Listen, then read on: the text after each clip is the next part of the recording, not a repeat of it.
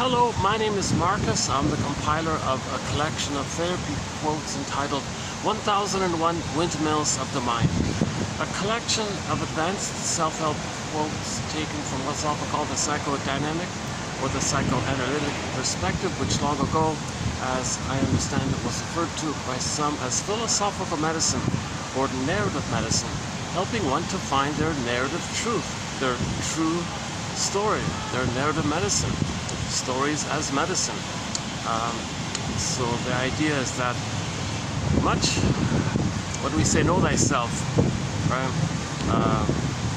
Much of ourself, okay, meaning the most important part of us is called the real self, the authentic self, or the true self. So we're all born with it. But the issue is, with attachment trauma, relational trauma, arrested development, betrayal trauma of some form or another, the child freezes up his authentic self. So when you say know thyself, you want to know your adaptive self, how you dealt, how you lived, following the loss, quote unquote, or the freezing or petrification or feeling numb, unreal of the real self, the arrested development of the real self, and then how you coped with that. You developed some kind of false self or persona or mask or something like that. So that's a part of us, of course. So we have the famous gap or the famous split that people like to talk about. We don't want there to be too much of a gap between our real self and our sort of functioning adaptive self. And see, you want to bridge the gap and include more and more and get back that original authentic self that we had in the beginning. We lost, we want to get it back. That's called the hero's journey with midlife, right? And the more you get back your real self, the more you're connected to your sense of self, your authentic self, how you make more sense, you feel at home within more. There's a feeling of a natural pleasure comes by this connection to your real self because you feel real and you feel alive and you feel real. So that's so myths and fairy tales. The symbolism of all this is when, for example, Miss Core on the field there in the Greek myth K-O-R-E, Miss Core, the maiden, the earth opens up, she gets pulled down into underworld. Wow, so the authentic core, the word of the year, by the way, by the Merriam-Webster Dictionary Company last year, 2023, was authentic. So we're all born with this authentic real self, know thyself. Well, we're meant to kind of come from this, like where do you come from? Like within, right? So we lose that coming from within kind of feeling, and that's when this core gets pulled down. So that's called repression. It goes pressed down into the first brain. So we all have three brains, the famous triune brain, the 3-in-1 brain, first brain, second brain, third brain. It kind of gets pressed down into that first brain called repression.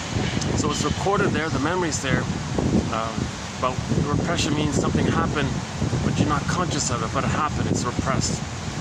The memory you don't, it was unknown known or something like that, right? And so that's quite painful to be born with our authentic sense of self and having our inner home, and then the natural feelings come from that. Joy and sadness and the distant feeling inside out, so it represented the spectrum of feelings of our embodiment, our sense of self. Joy runs the console, by the way, the main normal animating emotion that comes from our sense of beingness, our ontological self, our sense of self, is the joy character, the serene, inexhaustible fullness of being. So if you have your beingness, you have that kind of calm, pleasurable kind of feeling. If you lose that kind of authentic beingness, okay, then the image is the golden ball goes down the well. So you got Miss Core going down, that's your embodiment, and the feelings, okay, the vibrancy of feelings, the aliveness of feelings.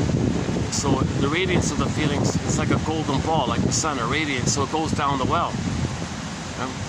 So that's two aspects of the same phenomenon, that our real self has a sense of embodiment and the feelings that come from it. Or simply, I feel, therefore I am. No amness, where's your feelings?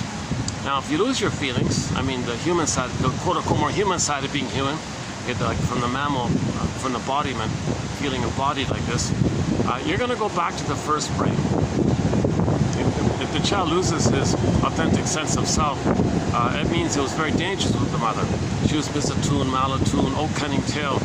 Maybe the mother, maybe she resented the idea of trying to give love to a baby when she herself had never received it. And now she's supposed to give it. Oh cunning tale. Maybe the mother feels entitled to use the baby to take care of her because she never got her needs met as a child. So she figures, well, she could brainwash the child to take care of her. Oh cunning tale. Maybe the child's crying. Mother thinks that's his mother rejecting him.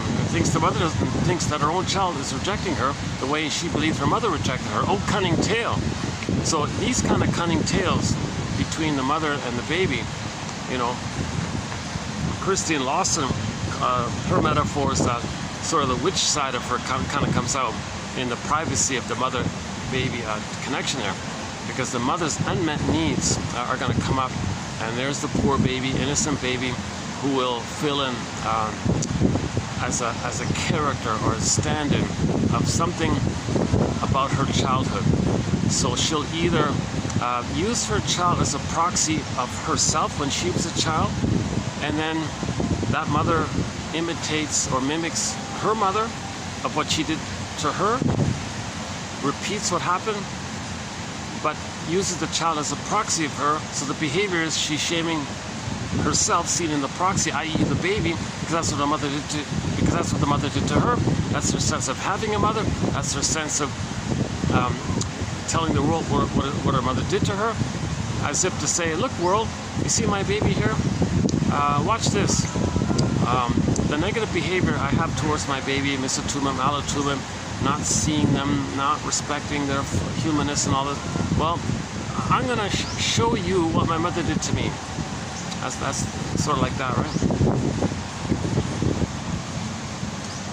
And then, oh cunning tale, shall I compare thee to an onion? And then the mother has unfinished business with her mother. She has an ongoing struggle with her mother. So when she first shames her own baby, okay, meaning the mother sees her baby as a proxy of herself when she was a child, that mother imitates her mother, okay, replays what had happened. So what had happened? What happened? So her mother shamed her, the middle one. The oldest shamed the middle. Now the middle has a baby and replays the whole thing, restages the whole thing to know what happened. So places her own child in the role of her as a child, as the proxy phenomena, and then that mother in the meantime had already identified with the aggressor. So that mother is the mother, the grandmother. New situation. She's gonna be the mother who shames herself, too painful, so finds the child as a proxy for her and shames the child. Oh cunning tale. That's just part A. There's double think, hocus pocus, auto-hypnosis, double focus. Okay? Because of the fusion that's still unresolved, and because the mother feels badly for hurting herself, even though she hurt the proxy, her own child, she's still hurting herself. Just because she hurts her own baby because the mother hurt her, doesn't mean it's not hurting herself. She's doing both. She's hurting herself and the baby. She's hurting the baby herself just to distract her from feeling how she's hurting herself. Now she feels pain by what her mother did to her, replaying it. Now Alice in Wonderland, okay, flip-flop and all this. She'll say that her own baby that she just shamed, suddenly, flip, okay, is now, she'll think, is the mother who hurt her back in the nursery. Now she feels justified to try to control the baby, thinking she wants to control the mother. Now, the original state was the baby was enraged at the mother. He really wanted to aggressively try to control the mother. Come on, mother, be a normal, be a functioning mother. Don't shame me. Don't do these oh cunning tales on me here. You know, don't blame me for what your mother did here. Be a loving mother here. You know, so that baby in the original time, the mother as a baby herself originally had a very strong anger towards her mother, with the fantasy that she could control the breast. So we're talking about the breast mother. Control the breast, devour the breast. So that's still going on. That's still going on. So then she has her own baby. This middle one has her own baby. First, she sees that baby as a proxy of her innocence, shames herself because she's the aggressive mother. Then flips it, and now the mother plays her victimhood state and sees her own baby as the ill mother that she had in the nursery, and wants to control this ill mother and make her be, and demand her to be a loving mother. Oh, cunning tale. I don't know how well I said it here this time. I did it better in the last video, so I'm covering a lot of material here. It's called identification with the aggressor. So let's just clarify this point here, identification with the aggressor. One of our mentors in our collection here, William Fairbairn, says the more the mother's love is unavailable, the more that baby's like searching for her. Come on, mother, where? I have needs with you. I need a safety with you. I need your attunement, your reverence, your acceptance. I need to feel safe so I can grow and blossom and all this. So, but the mother's hurting him the mother's hurting the child with her misattunements, malattunements, and old cunning tales. So the child is sticking to her even further. Even though the mother's hurting the baby's clinging to her even more.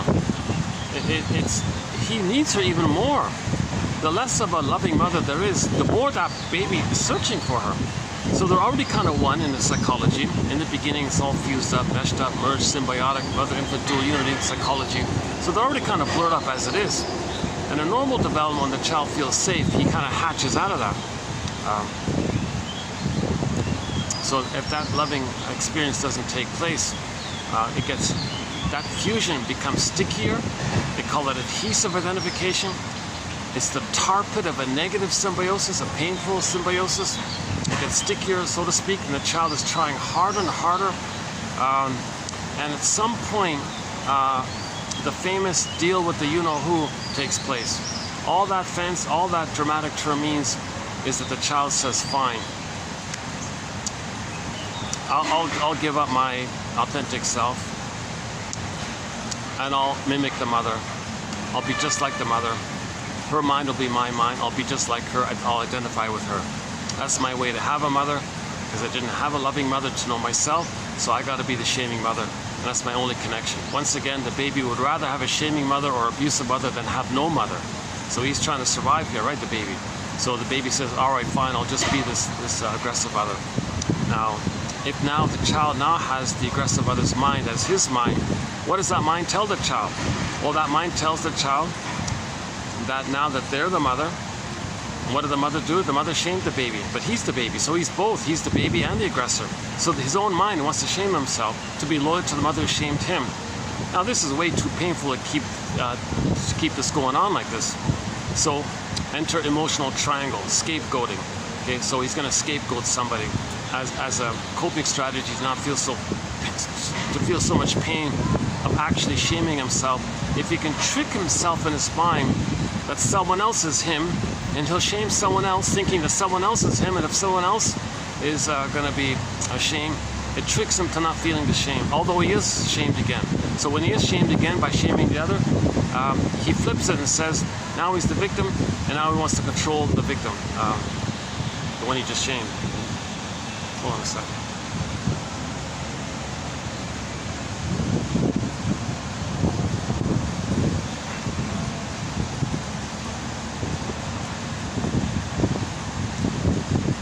Okay, let's back up a sec. Identification with the aggressor. So in the beginning, in the uterus, the baby's one with the mother. It's called a blissful oneness. Now it's considered a happy time. It's considered in paradise and oceanic. They call it oceanic feeling, meaning like a relaxed, blissful oneness kind of feeling. One with this big, powerful mother, and thinking that the mother's his power. It's all one like that. This is called infantile megalomania. He feels like he's on the throne, like a little king like this. Not knowing that the mother's a separate person, he's a separate person. He only thinks he's some kind of little god-like entity, and everything's for him, or he is everything, or everything's for him. He's sort of in that kind of one-like solipsistic kind of place in the beginning. So he's one with the mother, put it that way. Now this is normal for growing and all this. And this gradually, slowly dissipates and resolves itself naturally in normal development at ballpark 18 months of age, post-birth. So it continues and slowly dissipates, and finally is more or less resolved at the age of 18 months. So the conclusion of the last video we just completed, that was a pretty good video, one of my better ones, I thought. The conclusion,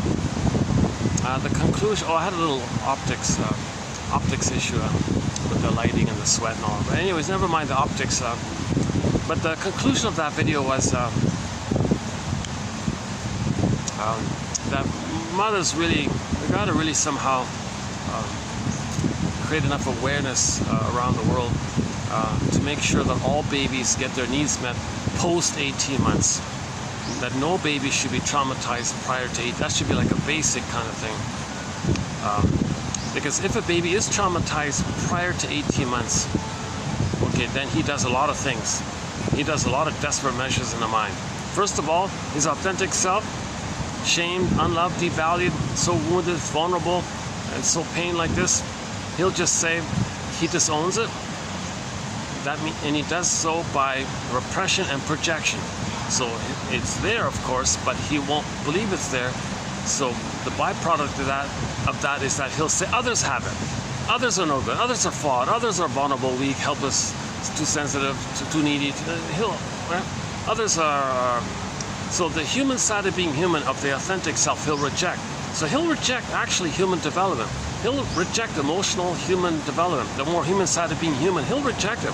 Trust, empathy, play, reparation, kindness, sharing, being an elder late in life, the warmth, the creativity of daily life, and just like the joy, pleasure of being embodied. He'll reject all that stuff. And there's a whole long list of attributes and traits to describe being connected to ourself and all this. He'll reject it all. It was so because it was rejected in him, and it's too painful to admit that he has it. So the trick is, others are no good. That distracts him from feeling no good. So what does he have left if he's so emptied out like this? If he's so hollowed out, emptied out like this, what does he have left? The illusion. He has an illusion. Now, once upon a time, prior to the arrested development, he was at some point, even if it was just in the uterus, he was on the throne. A huge irony, because the baby was not no baby in the uterus was literally, technically, a king or a god or something, but they think that kind of thing. So he'll take refuge in that. He'll search for that. He'll believe that. It's an illusion. That's why narcissism is named after that little white flower that gives people illusions. That's quite interesting about that. That the psychology of narcissism is named after that little white flower that gives people illusions. The baby's considered an illusionary kind of state, that he's a magical being or something. He's this all-powerful magical being kind of thing, infantile, like a little god, a little king, and all this. So if the baby is traumatized prior to 18 months, they're going to go back to that. They're going to regress to that and take refuge in that. Now the real self, part of the self, that's shame. Others have it. So there's the real self that he rejects, and then he regresses back to that old archaic primitive fantasy image that he was on the throne. So now that'll be a sort of illusionary mind. He's still empty. He still feels empty inside, but he has this addiction-like feeling. That's why the white flower is a little addictive, they said, because he's in a blissful oneness with the mother. So while he regresses back to the time in the uterus when he's on the throne, self-sufficient, superior, little god like that, related to that, what's so blissful about it, or what's so happy about it, is that he's one with the mother. Now, babies feel this blissful feeling, the blissful oneness. So that's the theory. They have this blissful feeling. Robert Bly jokes, oh yeah, times were good, ecstasy. People joke about how happy he was. Now, we don't remember that, but apparently babies have that kind of phenomenon. It's not an addiction, it's just a natural occurring thing.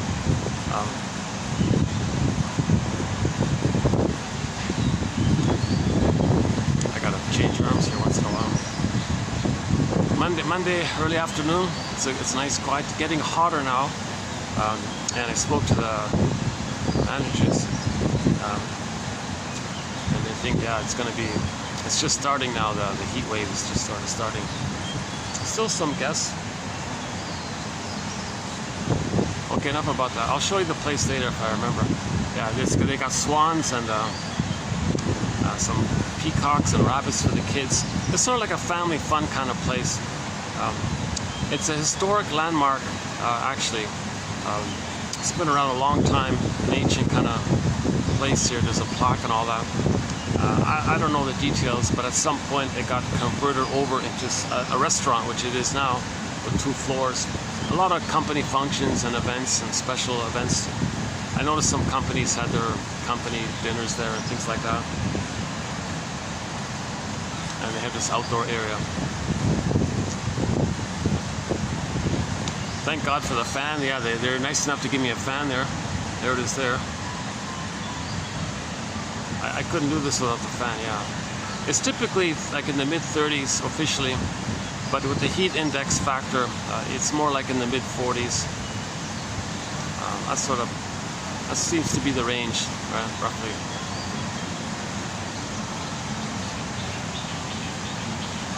Sometimes it feels hotter, yeah. Okay. So if the young child or baby is traumatized prior to 18 months, they're going to have a mindset, a memory, internal working model, like a model in their mind, a mind model, schema, script, blueprint, working model, some kind of model, right, in the mind, based on their memories, based on their experiences, based on interaction with their mother. They create some kind of mapping by that. Human connections lead to neural connections. So the neural connections is going to need some kind of working model. They call it IWM, internal working model. So he'll create a model where he's going to take refuge in infantile megalomania. So he'll have this illusionary, I'm a little self-sufficient, superior. That's why people like the catwalk at the Starship place. I do some of these videos in a hotel. And it kind of looks like I'm in a starship because there's lights on the ceiling and there's a circle on the roof.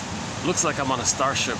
One time I was there, and on the TV screen below me, they were doing like a catwalk thing, and all the young ladies on there had this real look of self-sufficient superiority. I don't need you. I don't need anybody. I'm above it all, and I have everything I need. I'm an infantile goddess. So like I'm just I don't need anybody, that kind of thing. I have it all myself. This solipsistic kind of thing. So I think that's taking refuge in the pleasurable feeling of not feeling the pain of not being loved. So it's a defense mechanism. A way to not feel the pain of not getting mother's love is to regress to that kind of place. It's like huge contempt and sour grapes. Didn't need myself anyways. Didn't need my human feeling anyways. It wasn't important. I don't need it all. Who needs it all? Who needs trust and empathy, trust, love, care, play, tenderness, relationships, making eye statements? Who needs all that? I can play self-sufficient, superior being kind of thing. And look at me, and she kind of has that tone, and maybe they even coach these ladies to kind of think like that or something. I don't need you. I don't care about you. I don't need you. Maybe, and then all the voyeurs, all the people taking their clicking with their photos, maybe they have it as well, and they're using the model as a proxy for how they feel, and taking vicarious fantasy identification that they would like to be like that they take that as a defense against the pain of not being loved. So if the baby's not loved, he'll regress to that kind of place. So in the internal working model of somebody traumatized before 18 months, there may be that kind of image, like that catwalk lady inside. There may be something like that, or maybe it may be like dreamy, trapped in a mirror, illusionary, unclear, like watery or something, kind of like a fantasy kind of thing. Translucent, watery, glassy kind of character.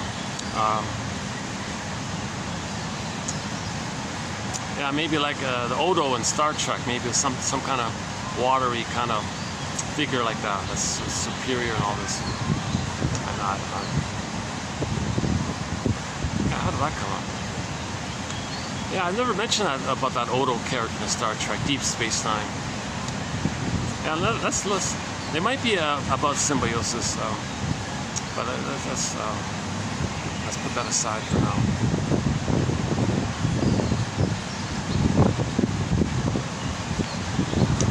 Okay, so the way to maintain it, the way to maintain this belief, okay, the way to maintain this illusionary belief that you're superior and don't need anybody and it's all about you and don't care about others. And the way to maintain it, the way to establish it and kind of maintain it is to go through life with that timeless looped model that's looping around.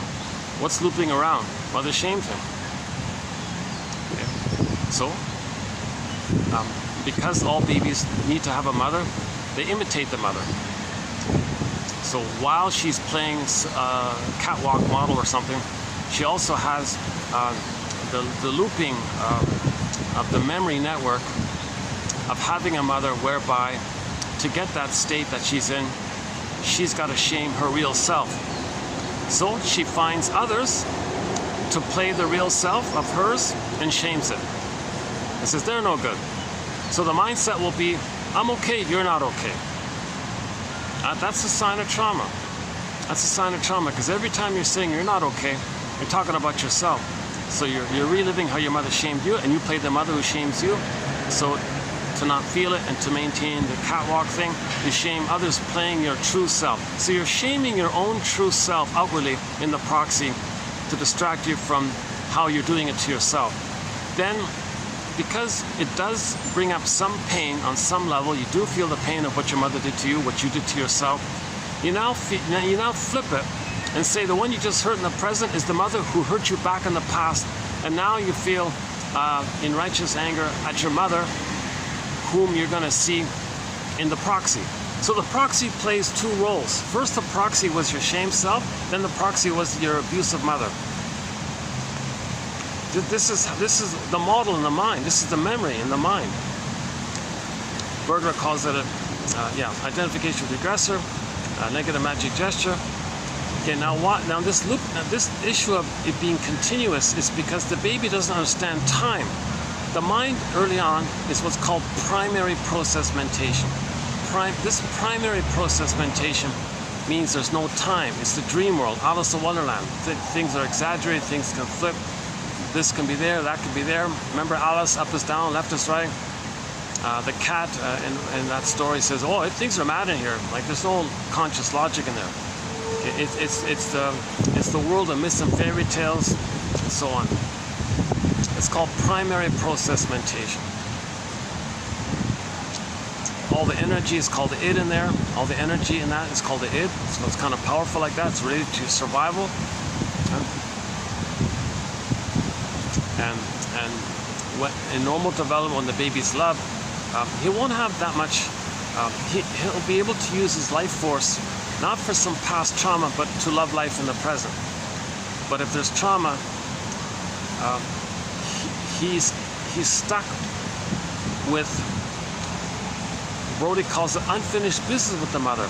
Janoff calls it this struggle with the mother. And the struggle is, the child can't know himself and have his authentic self if he didn't get mother's love. All babies need a primary, all babies have a basic primary need called a secure attachment style. If the mother doesn't offer it, old cunning tale, for whatever reason, he's stuck with that pain of it, and he can't love life in the present. And because that past trauma is in a state of timelessness, then all time is that time emotionally. Now the false self can function in life. So the false self that we create, a scaffolding of defense mechanisms, we call it like the persona, the mask or whatever. And it's kind of dreamy, we sleepwalk with it, we go through the motions of life. Hey, we can still get 10 PhDs, 10 medals, 10 awards. You can write, one guy wrote 10 books and all this. Boy, was he really a hostile, really a mean hostile character, although he wrote 10 books, So we can still function with the adaptive self. But we live to the extent that we feel, meaning from the mammal side. Not the fear and anger stress response, the visceral stress response. Hold on a second.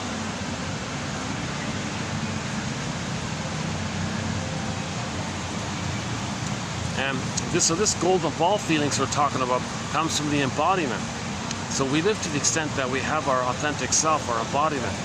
Kristen Wilson says, yeah, if you're not in your body, if your embodiment is frozen up, turned to stone, petrified, feeling unreal, feeling numb, feeling unalive, and all this, lost or vacant or whatever, and you're coming from there, you're not making sense. Literally, sense. If you don't have your sense of self, you're not making sense anymore. Literally. And now it's all of this disembodied discourse that causes all these confusions and problems we see everywhere. Because with disembodied discourse, people are grasping to find mother's love, not knowing it. Either to search for symbols of mother's love through materialism and fame and books and money and all this. The guy writing 10 books didn't do it. Preserving infantile megalomania or status and fame and prestige and money and materialism, it's not going to do it. Or you treat others the way you were treated to tell the world how you were treated, still living in the past. So transferring the struggle with the mother in the nursery to the present, we're not making sense. That's what he means like that.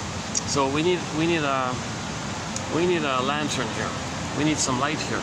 These 10,000 quotes, so one offering here is 1001 Windmills of the Mind offers 10,000 quotes to give us a lantern so we can see what's going on with ourselves, giving us night vision. Our Miss Core was pulled down. Okay, it's dark, we need night vision, we need a lantern. And then Miss Core came back, she was Persephone. So we do get back our embodiment. Okay, that's the hero's journey, the second journey in midlife. Okay, Odysseus got back his embodiment called Ithaca. So in the Odyssey, Ithaca was a metaphor for embodiment. Embodied, like a land, it is a land, right? Inner land. We all live in a psychic house called the soul castle. The castle is a land. So Ithaca was that land with the castle. That's your embodiment. And then Penelope came back. The feelings came back. Okay, so Penelope, Ithaca. Okay, golden ball, Iron John. Okay, and so there's the embodiment.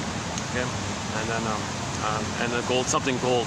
Okay, the polar bear and the golden reef. So the polar bear is like the embodiment. The golden reef was like the shining of your feelings, the shining of your feelings.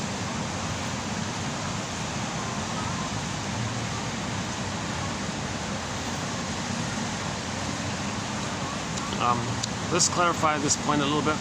In myths and fairy tales, the metaphor to describe the loss of our authentic self, okay, and our golden ball is one just mentioned, Miss Core getting pulled down, and the golden ball going down. Another one is the child does the desperate measure of trying to save himself somehow. So he puts his authentic self into cold storage. Cold storage. That's called emotional coma, emotional hypothermia, emotional catatonia. The one image we've been using, I borrowed from one quote, is the woolly mammoth in the block of ice up in Siberia somewhere.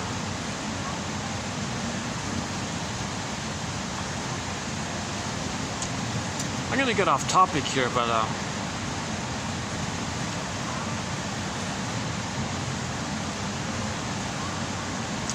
I don't usually watch news. I try not to watch the news just before coming out.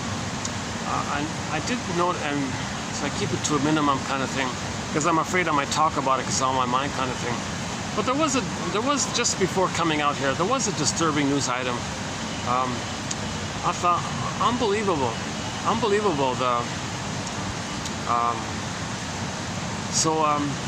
This is a Dene man, indigenous. So on Turtle Island, there were 70 million of us people, human sapiens, us. There were 70 million indigenous people living on Turtle Island for 100,000 years or whatever it was, 50,000, 100,000, whatever it is. No one really knows for sure. People keep arguing, is it 20,000? I think it's more like 50,000. Theoretically, it could be 100 or more. We don't know. So people just sort of settle on 20,000 years. I'm going to assume it's longer, but so for 20,000 years, even that one. For 20,000 years, there were 70 million people living on Turtle Island. So on Turtle Island, for 20,000 years, there were 70 million indigenous people all over the place, and they all had their own quote-unquote nation, right? Like the Mi'kmaq Nation and the Algonquin Nation or something, just meaning hundreds or thousands of sort of like little cultures, not little cultures, culturally advanced cultures. Because these advanced cultures, the temperament was loving and caring. There was no schadenfreude, there was no envy, there was no sadism, there was no really over-the-top kind of things. Just some little squabbles about relationships once in a while, or just some little things. There were nothing really over the top. So for 20,000 years, these 70 million people lived in very relative harmony. And I think we're exaggerating some of the tribes' arguments between different groups like that. There were like little things. It wasn't big. It wasn't major things. Anyways,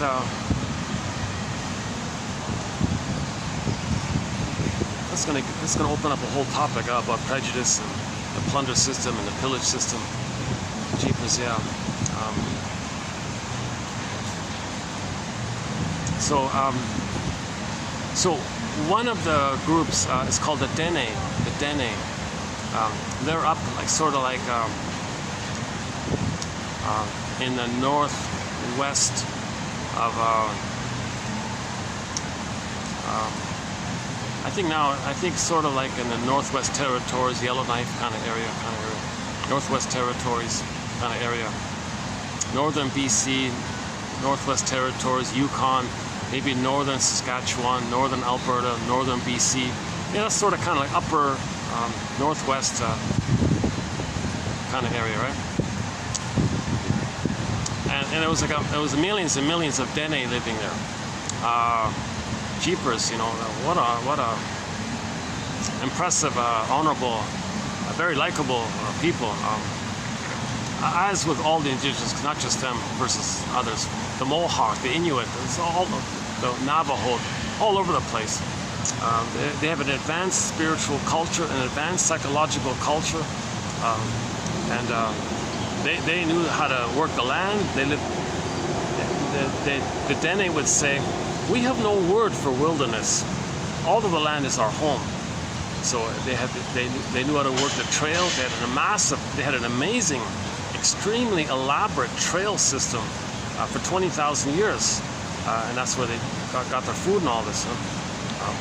So they had a very sophisticated, advanced culture where nobody was punished.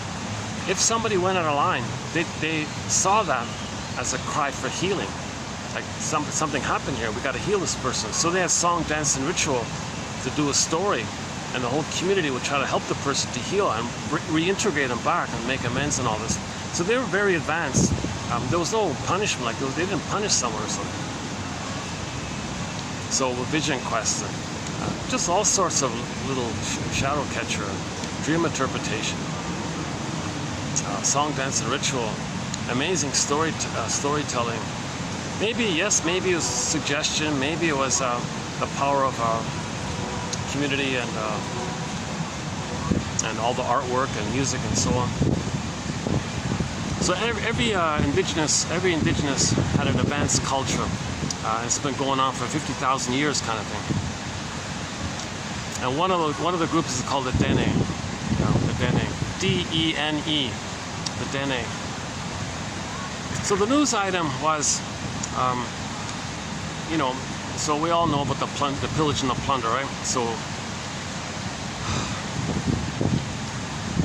okay, so most of the 70 million people. So we know about the slogan. Well, the slogan was, well, if we who are more traumatized than you, then when we find something, it belongs to us. So that was the slogan called the dogma or the principle or the doctrine of discovery. So they make it sound kind of impressive, right? The principle of discovery. The principle of discovery says if we, like the invaders, find something, here's all this land here, this massive turtle island here, oh, big powerful land here, wow, big amazing land here, a whole continent, 2 continents even, North America, South America. Turtle Island was mainly North America. I don't know what they call South America. Anyway, oh, look, all these 2 continents here. Well, we found that it's ours. And the 70 million people in Turtle Island, let's say, well, they didn't understand this. We're all like loving family. We're healthy. We're psychologically healthy people. We love and share and all this. They didn't understand this kind of thing. So they were easily fooled, easily tricked, easily robbed. And the slogan was, and the ones doing it was, well, we're more traumatized than you. So, meaning, the ones who were more traumatized, meaning, if the mother stole the baby's inner land, the soul castle, remember the soul castle, inner land? If the mother short sold the baby's soul, she got some benefit by using the child to comfort her. So she short sold the baby's soul by stealing the child's land, gave the child emotional poverty. That baby identifies with her. That's timeless. When there's trauma, we repeat with the hope, with the fantasy to change the past. So you got a whole bunch of people who, over a period of time, became more traumatized because for some reason, I don't know what, or why, or how, a lot of people changed the way they raised their babies. So instead of loving their babies were removed and traumatized. So this took place simultaneously where there was less sun, and over time people lost the tan. So it's nothing to do about the tan. It's about the way child rearing practices changed, and which led to some people becoming more traumatized. So the slogan was, we who are more traumatized than others. Now it just so corresponded that the more traumatized ones had less sun, so they lost the tan. So the slogan is, well, if we with a shade of beige, so the cloak shall I compare thee to an onion. So the superficial is they would say, well, if we with a shade of beige tone of skin find something, well, it belongs to us. And that's the slogan, and they call it the principle of discovery, the dogma of discovery, the doctrine of discovery. Oh my God! And I remember last year, 2 years ago, some indigenous people were trying to say, could you guys, enough with this? Oh no, we're still more traumatized than you. The way babies are being raised, we're being more traumatized. And, well, yeah, you're traumatizing us. Well, we're still more traumatized. So then, if we find something, it belongs to us. So what is that? Repetition compulsion. We got a couple points here. I didn't mean to go down this road, jeepers. Hold on a second. We got a couple coming up here. For more information on this point, go to 2725 part 3 of 3. It took me 7.5 hours to cover this point. 7.5 hours to cover this point that I kind of accidentally dipped into here. I wanted to process the news item I saw this morning about this one Dene guy.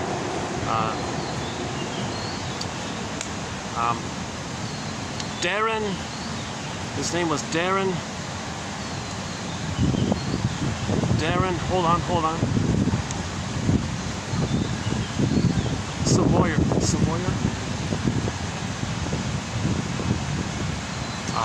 Darren something. Darren. Oh, I forgot his last name. Oh, what a pity. Darren.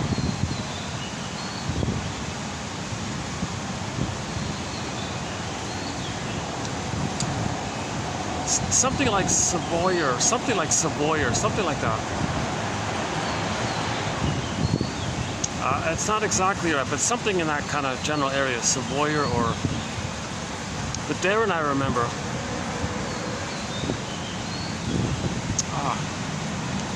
Okay, the next video I'll get his name. Because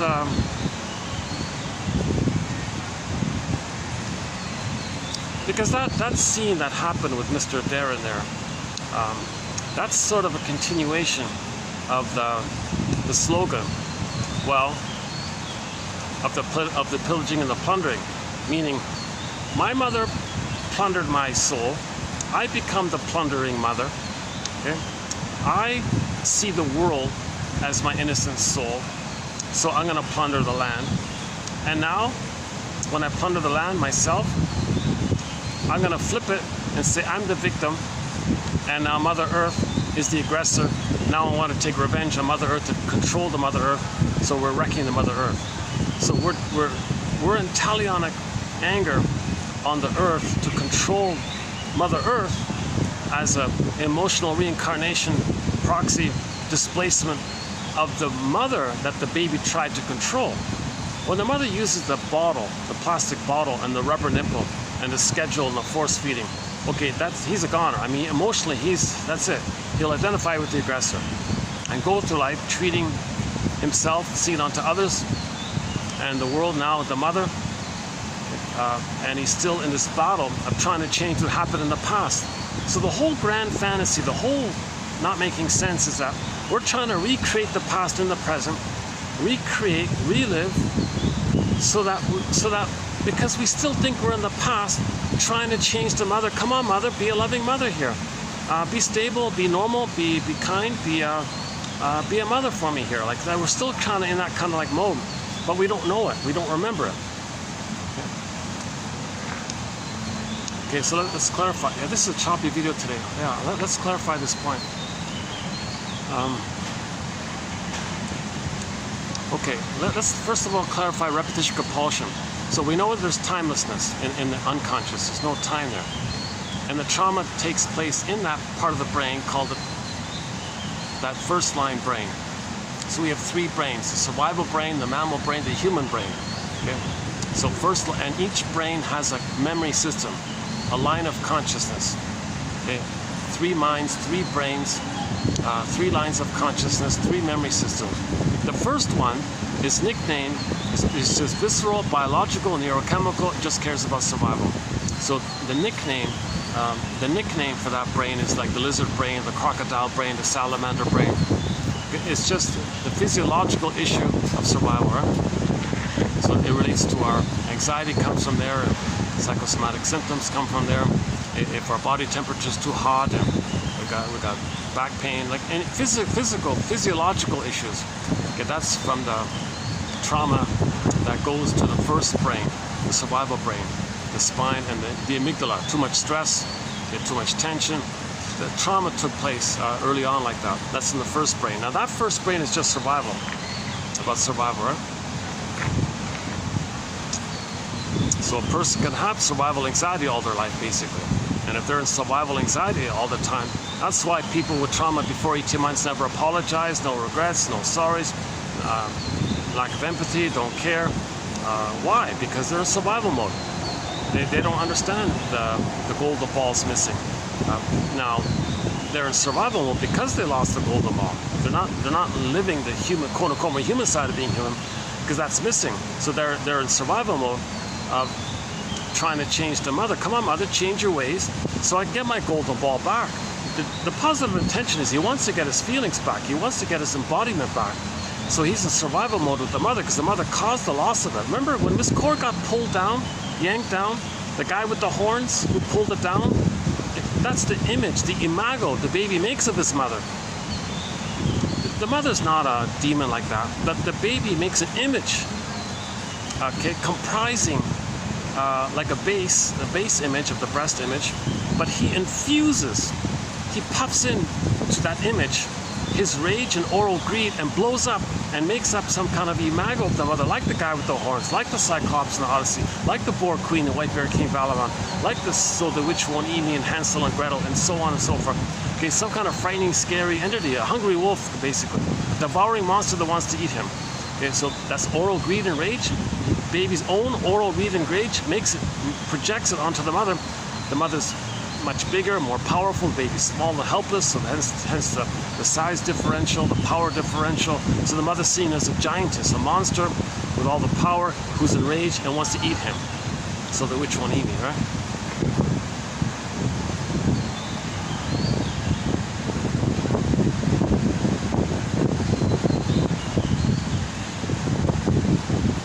not too bad yet. Yeah, there's a bit of a breeze. I got a fan.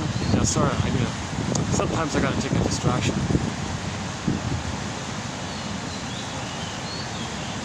I'm just noticing the swan flapping his wings, but you're not gonna see it. He's too far down there. I need to take like a 5-second break once in a while. So you might see me turn the camera. Sometimes I gotta take a breather kind of thing. Plus I forget where I was going with the topic, right? I gotta get back on track.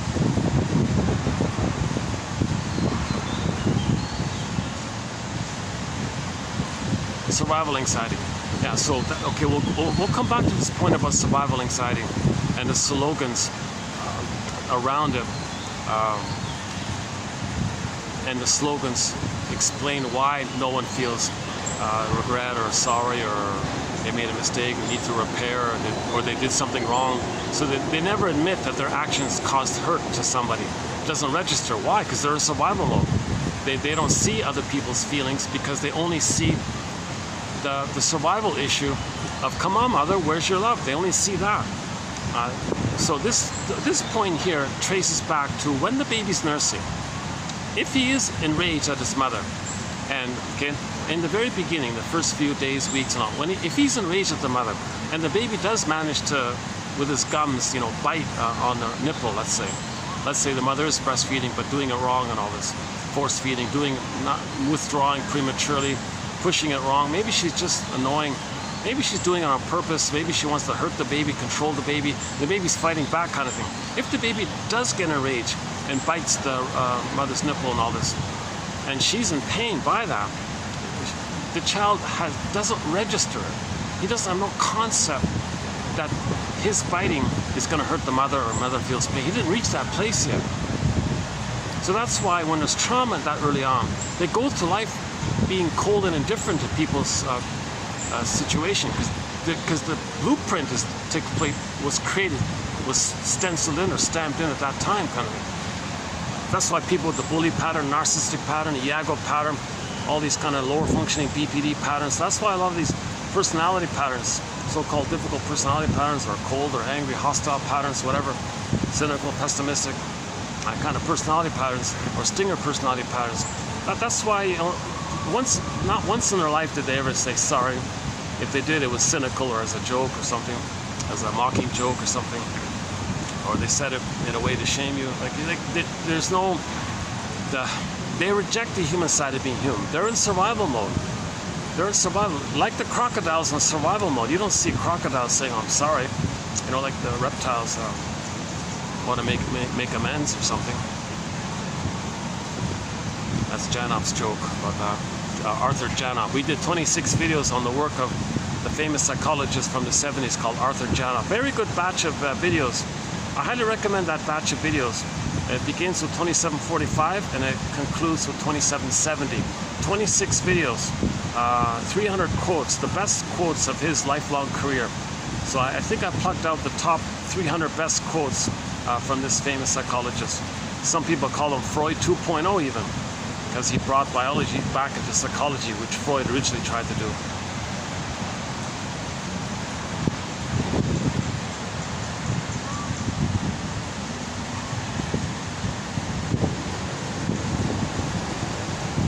How's the lighting? The lighting's okay? Let's get the lighting back. Let's go back to so it seemed that in the place where there was less sun, that means people lost their tan. So the melanin, less melanin. So the melanin, everybody has a quantity of melanin, right? Which is responsible for the shade of the skin tone and the color of the eyes and the hair, kind of thing. So in places where there was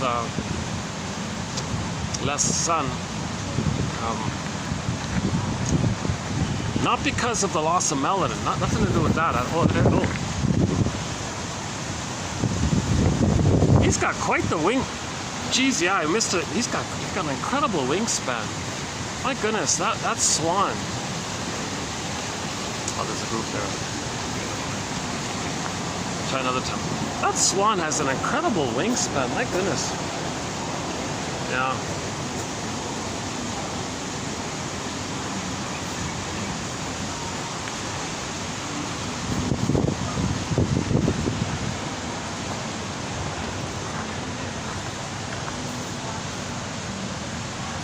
Just give me one second here. 1 second.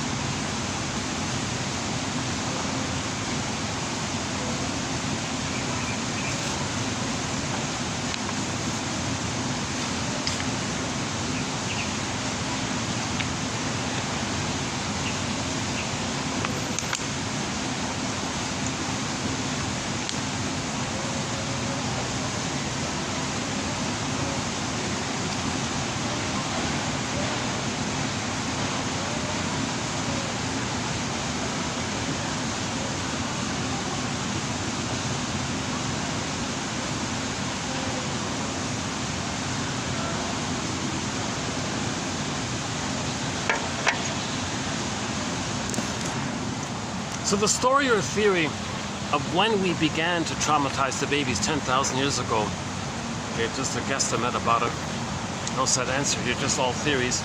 It was discussed in 25 part 3 of 3. So roughly 10,000 years ago, we became a traumatized version of ourselves. So there's a story about that.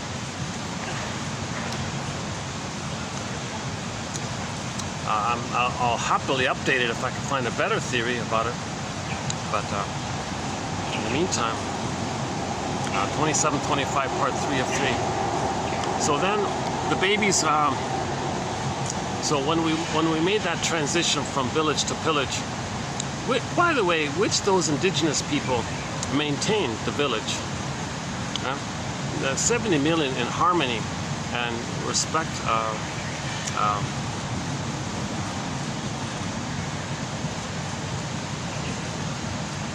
You know, he said in the documentary about the Dene, he said, you know, like if some people wanted to settle there, there was a kind of a cooperative spirit about it.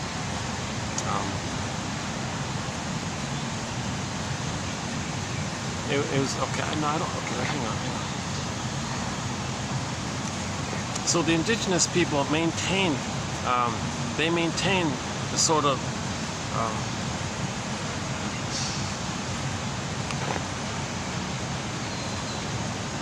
attitude of knowing that they need to live in harmony with the land, with nature, and not mess with that.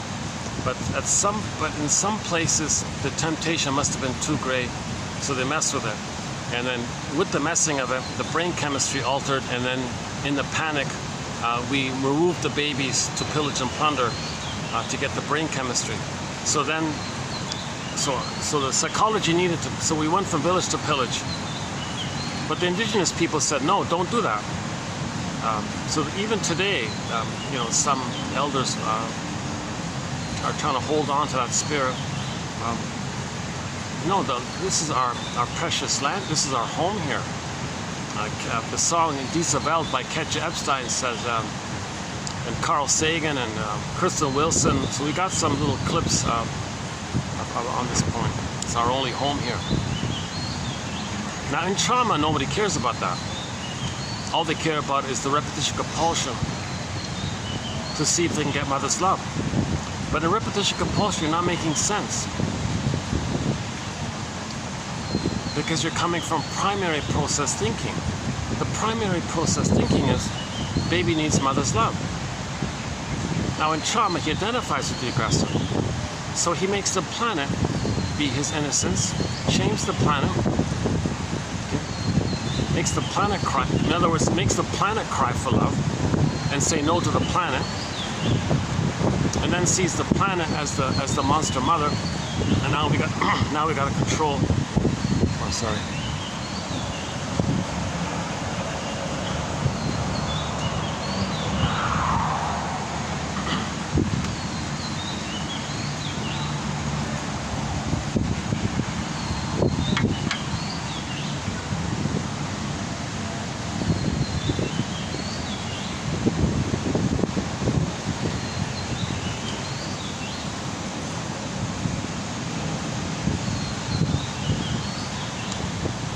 You know that experience when you eat some, some cashews or something, and a little bit gets stuck and broken.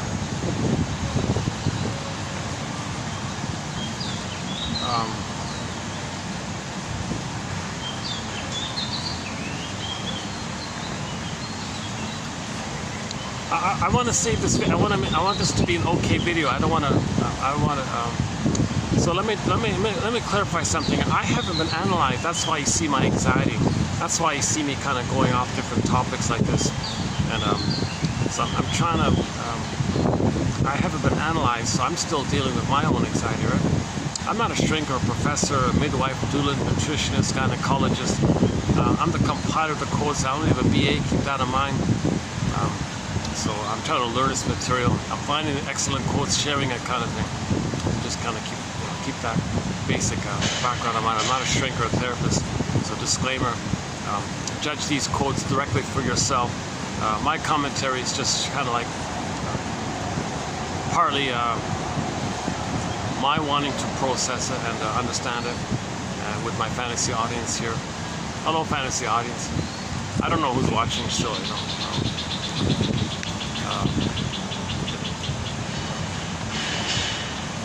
You know, the main gift here is the quotes. So judge your mission, should you choose to accept it, is to judge these quotes directly between you and the quotes yourself, and use these quotes as prompts or clues for your investigation. Okay, so you got to be a psychological detective, existential detective, emotional detective. Oh, jeepers Christ! Yeah, I didn't know this about Raymond Burr, the Perry Mason guy. Oh my goodness, that's quite a hidden secret story about that guy. Yikes, eh? Jeepers, eh? First, Gordon Lightfoot has such a. We learned more about Gordon Lightfoot. Now all this stuff about Raymond Burr. My goodness.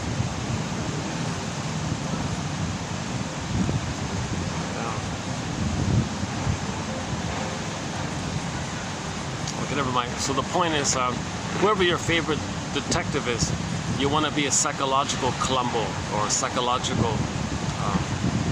In the Drop Dead Diva show, there's Jane Bingham, psychological Jane Bingham. Whoever your favorite detective is, you want to be a psychological detective. I like the character Judd in the TV show Judd for the Defense, starring Carl Betts. Carl Betts did a great job.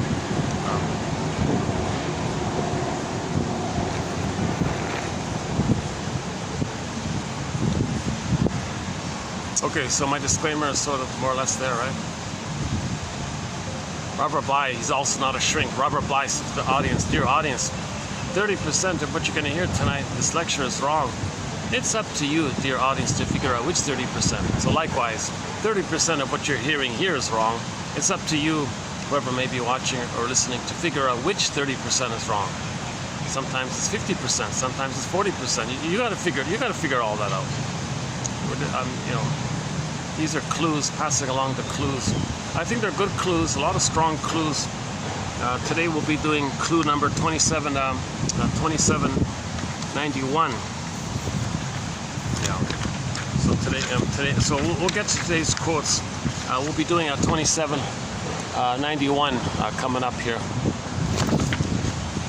on the BPD pattern, personality pattern.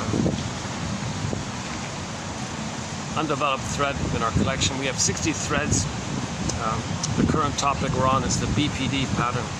So needs a lot of work, that one. So we'll add a couple of good quotes on it. Yesterday we did some very good quotes on it. Oh, I think yesterday we did some very good quotes on it. The one by Gratzstein and the one by P. Judd and T. McGlashan. Those two in particular, I think, are excellent quotes. I'll review it later on when we get to the topic.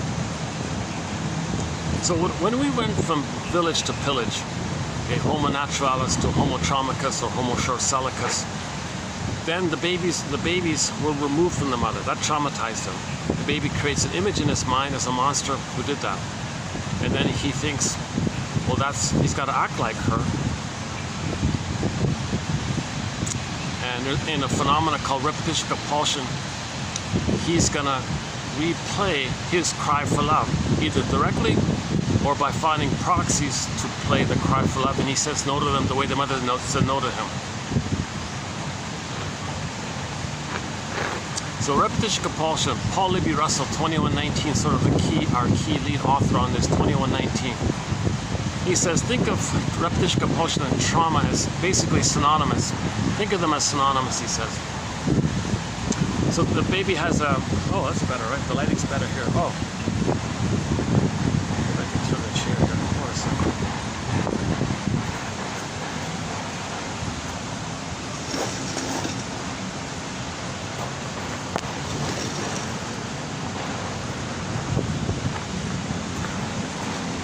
Am I still getting the fan? Make sure I still get the fan.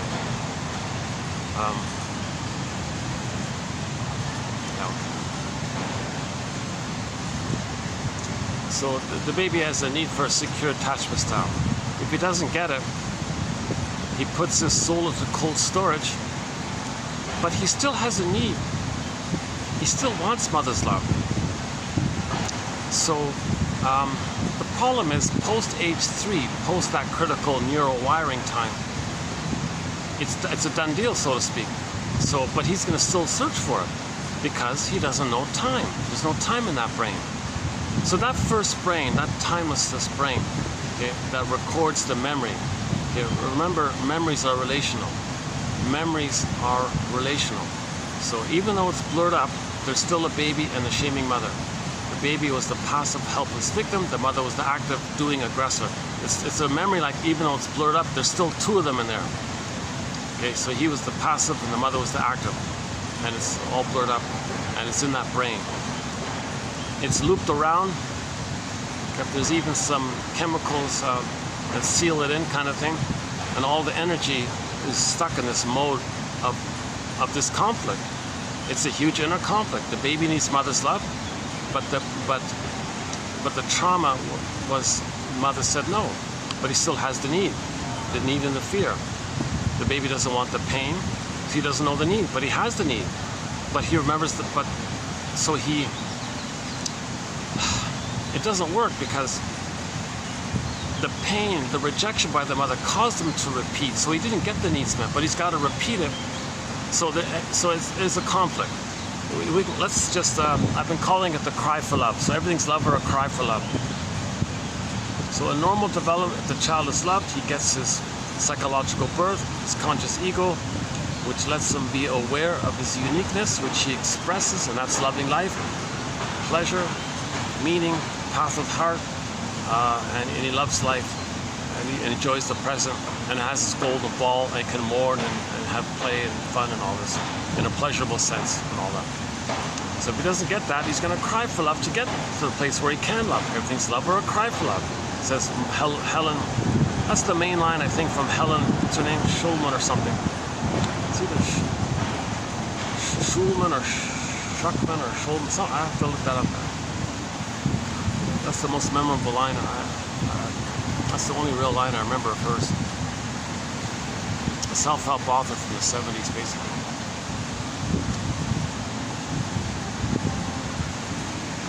So imagine this as a song called The Cry for Love.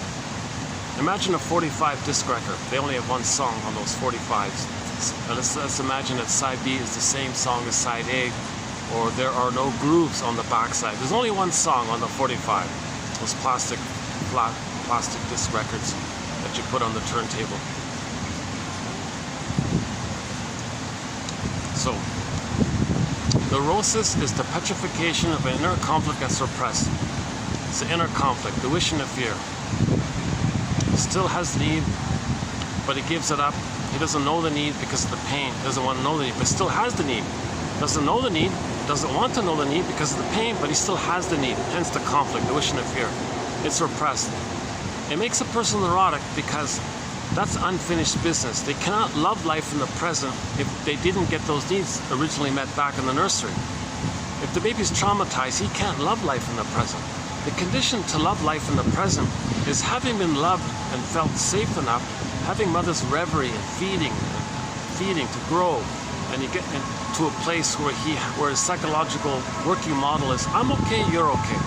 Differentiation, a sense of self as a person in his own right, mother's a person in her own right, three-dimensionality. Every coin is, every story has two sides. The third side of the coin sees the other two, holds the other two sides. A more richer, fuller human dimensionality of.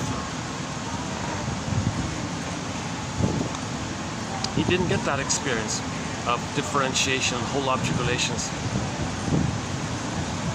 So he's not going to love life in the past. If he's so emptied by not getting mother's love, so emptied he becomes the mother, and he rejects himself in seeing himself in proxies, and rejects himself by rejecting the proxies who's playing him. He's very empty by doing this. So he's not loving life if he feels so empty inside, right?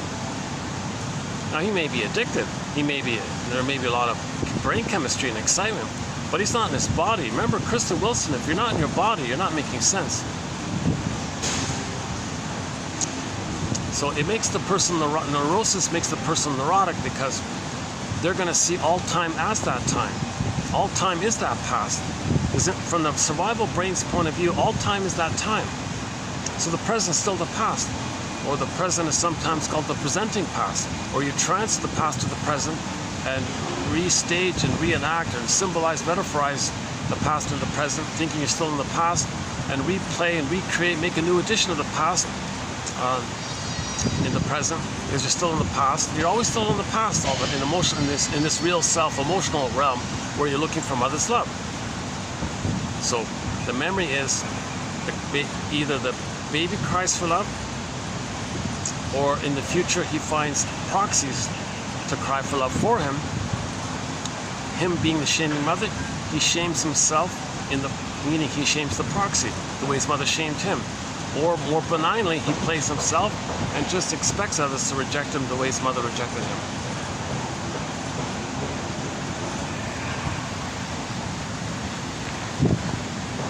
Okay, so Edmund Berger, one of our mentors, puts it this way. Every neurotic, so neurotic means you coped with your mother in the past in a certain way. It helped you to survive, great. But to still use it all your life, it's going to hurt you. That's neurotic. For example, one baby,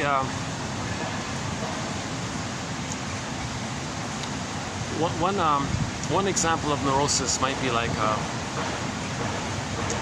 when the baby was coming out of the canal doing his thing, the mother took massive anesthesia, and the brain, that went into the baby's brain. So he kind of like went into a dreamy state or something. That's the first experience of his, right? So that's what happened. Nothing you can do about it. But later on, he's not in the uterus. He's not coming out of the canal. But later on, when he tries to do something for himself, his brain releases endorphins, and he says, I give up, I quit, I don't know why, I don't understand. He gives up. Because originally, the prototype was he tried to do something for himself, and then because the mother took painkillers and all this, that went to the baby's brain, and he went into this whoosh-like, dream-like feeling, the swoon kind of feeling. So later on, he tries something, it triggers the first response. So when something in the present triggers your original response to stress, that's called neurotic, because you're not in the past. A more kind of a vivid, maybe a more vivid way of saying it is Janoff's example about the asthma kid. The poor kid in the uterus was so stressed out by what the mother was doing that he had to constrict his bronchioles. Can you believe it? The mother was abusing the baby. There is a thing called child abuse in the womb. Child abuse in the womb. Some mothers are abusing their babies while the baby's in the womb. If she's smoking, drinking, too much caffeine, etc., the baby's suffering by all this stuff. Even with her meds, the baby's suffering. That's child abuse in the womb. One example was the baby had to constrict his bronchioles while he's in the amniotic sac like that. He's in the water world. We begin as water people. We're in the water world. He was so stressed out. Not enough oxygen coming down through the center vein, because if the mother's smoking, the vein that sends the oxygen constricts too much, not allowing enough oxygen to enter into the child. and the child couldn't breathe almost. He had to like tighten up his bronchioles or something. So that's the prototype. That's the imprint. That's like the stamping and like the psychic stamping like that. So neurosis means later on, when the child feels some kind of stress of some kind, he's going to go to the default. Well, what worked before? He constricted his bronchioles. So in the present, when he felt stress, he had an asthma attack. That's considered a kind of neurosis, because neurosis by definition means you're applying defense mechanisms that you used way in the past that helped you to survive, and to use them again in the present, whereby the present isn't the past, but the present triggered the past. And when the present triggers the past, and then you use that old original prototypical response to stress, and you use that in the present, that's considered neurosis like that, right?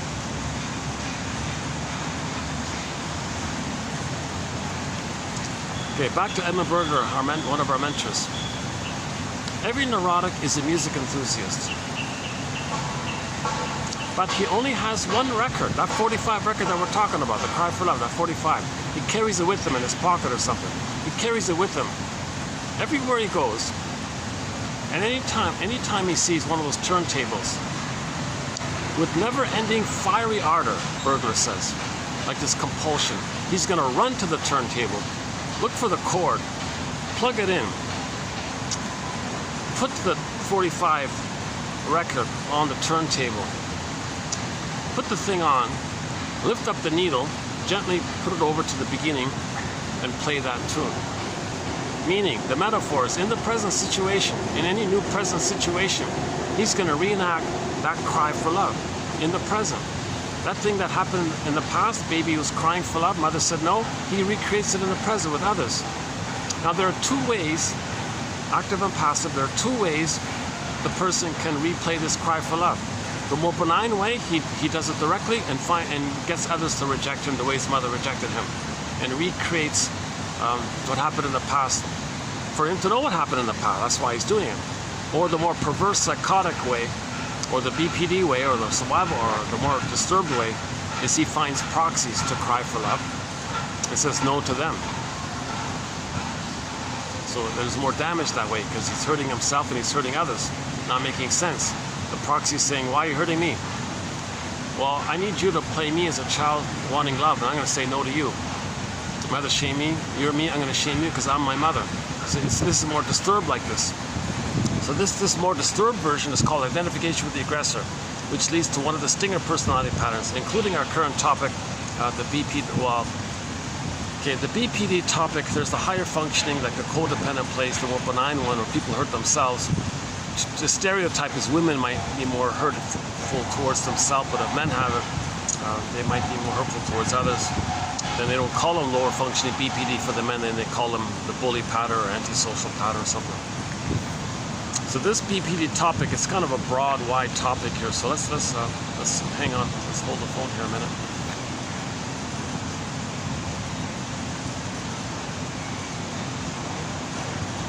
I want to run over to show you the swans flapping their wings, but there's a table, there's a party just near them. So.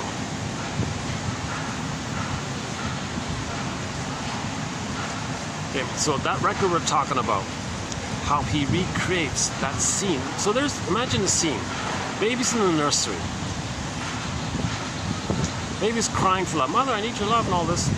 I need reverie. I need blissful oneness. I need attunement. I need to be seen. I need to feel safe with you. I need your presence. I need your warmth. I need skin-to-skin contact. I need your tenderness. I need your maternal sweetness. I need your loving kind of like warm kind of mammal, like the way a mother, mother animal nurses the puppy or whatever. Like I need that kind of loving. We're mammals, right? I need that kind of response with you. I need like a maternal. I need your maternalness. I need your motherliness. You're a mother, right? And breastfeeding is sort of the essence of mothering. So and the skin to skin and loving gaze, that's just part of it. She puts in the plastic bottle with the rubber nipple. No, mother, not that. And he's crying. Mother says, what are you crying about here? And mother dips honey on the rubber nipple. There you go. And the baby's very shamed by this. He's very shamed and rejected by this. No, mother, that's not what I wanted. I didn't want some sugar thing on some rubber nipple. What are you doing to me here? He's very shamed by this. There's hundreds and hundreds of ways mothers are shaming their babies. Why? Because some mothers are taking their own abusive mothers to the baby. That's the secret here. A lot of mothers who are traumatized themselves actually relate to their baby as if the baby is an emotional reincarnation of their own mother. Now the mother, not knowingly, is doing this and saying, I'm gonna get back at you, baby. I'm gonna control you. I'm gonna reject you and brainwash you. And I'm gonna make you take care of me because her mother didn't take care of her. She continues that struggle with the mother by transferring the mother to the child, and continues that struggle with the mother by seeing the child as an extension of as a continuation of the mother battle. Because there's no time in there. There's no time in there. So that baby is her mother, in other words. So now he's fighting with the baby mother. And so she's parentifying the baby. I know it's hard to believe. A lot of shrinks are talking about this in lots of jargon. That's sort of, if you take away the jargon, that's sort of what they're saying, I think. Yesterday we had a good quote about it. We'll get to it. I think I still have it here. We'll get to it. So the key transition of how the person replays that scene in the nursery in the present with others is going to depend on whether or not the child is traumatized before 18 months or after 18 months. If it's before 18 months, when they replay that scene, it's going to be the perverse psychotic way. Meaning, new situation. The record said mother shamed the baby. If he was traumatized prior to 18 months, okay, the mechanism is he rejects himself, proxies can play him, others will play him, and he plays the shaming mother. So new situation, mother shamed him, he's the shaming mother who shames him. Wait a minute, that's too painful, hence the need for a proxy. So the proxy is it's like Murray Bowen talks about the emotional triangle, where when somebody's scapegoated like that, it's to deal with all the pain that the person's feeling. If you externalize it somehow, someone expresses your pain for you, or plays a role for you, or does something for you. So proxy means you see someone else who's feeling what you're feeling, or who is who you are that you don't want to know.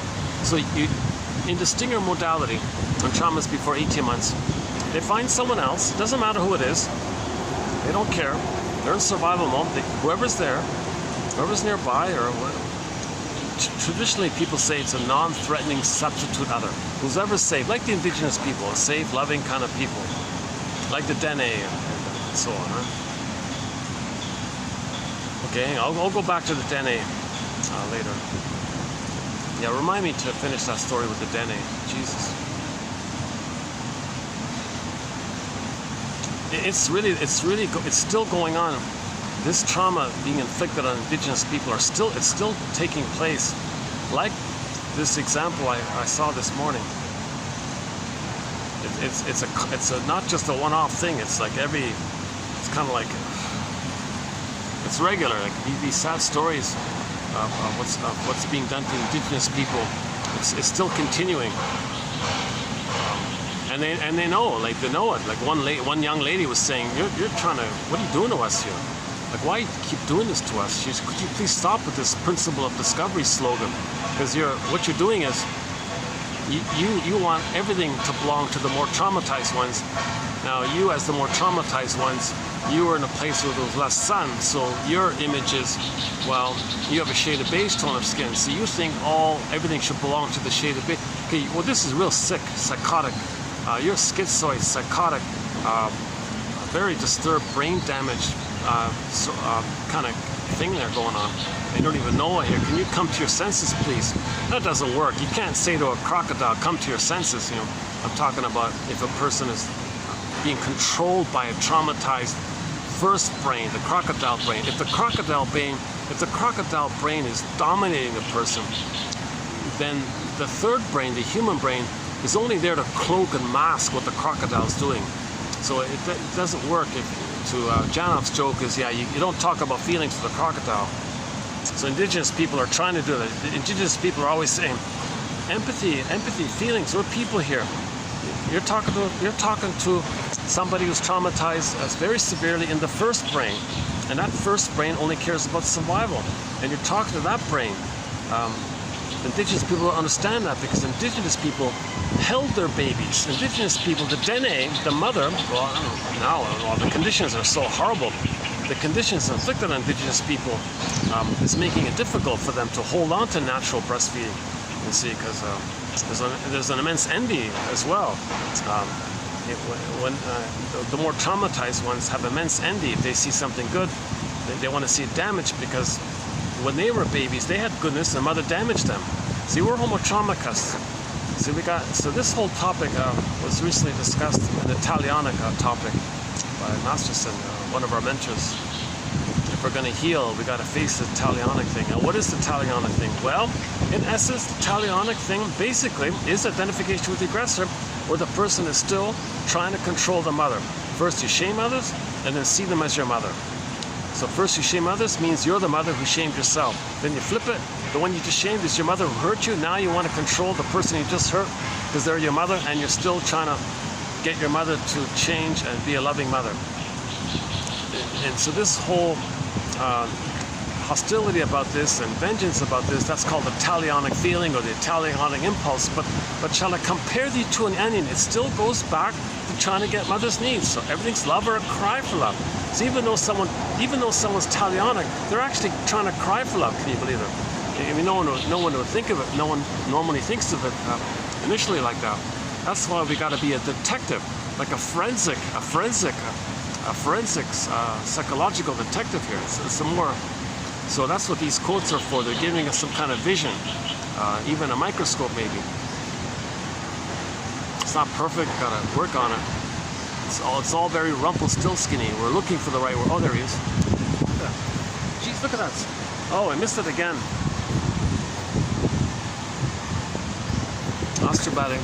That's the third time he's flapped his wings. Usually he just does it once. He's been doing a lot of flapping. That's flapping. I'm searching.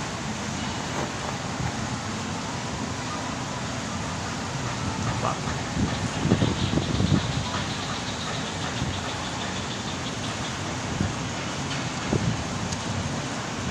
The last time I was here, we played. A week ago I played "Borderline" by Ann Shell, the band Ann Shell. They have a song called "Borderline." A very good song. Go to Ann Shell. They have a song called "Borderline." We've got about 10 of her songs on our soundtrack. She's a major musical voice to our soundtrack. Ann Shell. That's the band's name from Switzerland. Yeah. Sort of an indie pop rock band. A lot of great songs on there. Betty's Garden is my favorite CD of them. They've got 8 CDs. 8 CDs. My favorite is Betty's Garden. Yeah, one of the songs on there is called Betty. That's a fun song. That's a great song. Yeah. When Betty came to town. But on that CD, there's Turn On. There's Crossroads. Oh boy. Yeah, Betty. And there's other. We've got Hayfield is on. We've got Hayfield. Castle by the Sea is a good one. Jeepers, and a few others. I gotta confess, her most recent CD. I think she's. I think they kind of.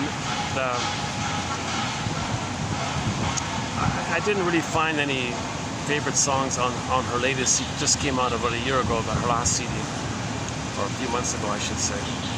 She's trying to promote her song. What is it, Dreamers or something? The Dreamer or something? Dreamer or Dreaming or Dreaming or something. He's trying to promote it. She's got a CD with it. It's okay. It's listenable. It's okay. But I think her earlier stuff. There's a lot of great songs in her catalog. She's got a great catalog of songs. One of the most underappreciated pop bands of all time is Ann Shell. What a energizing, fresh. She's got like a loud, clear kind of voice. Try Borderline. Try that one, or Turn On. This song called Turn On. Turn on your radio. I got a message for you. there's love in this world. And some of the songs are kind of like general self-help messages kind of thing. In the Hayfield song, that's not a bad one, where she wants to find a peaceful place to soothe her nerves. She goes to this hayfield, this nice place in nature. For her, it was a hayfield. The castle by the sea was a fantasy of having a safe place where anybody who's wounded and lonely and orphaned can come to, and they can have a castle by the sea and heal their wounds and be happy again. Just some rescue fantasy, some fantasy songs, a couple of love song types. But she's a power vocal. She's got a strong voice. She's got a great voice.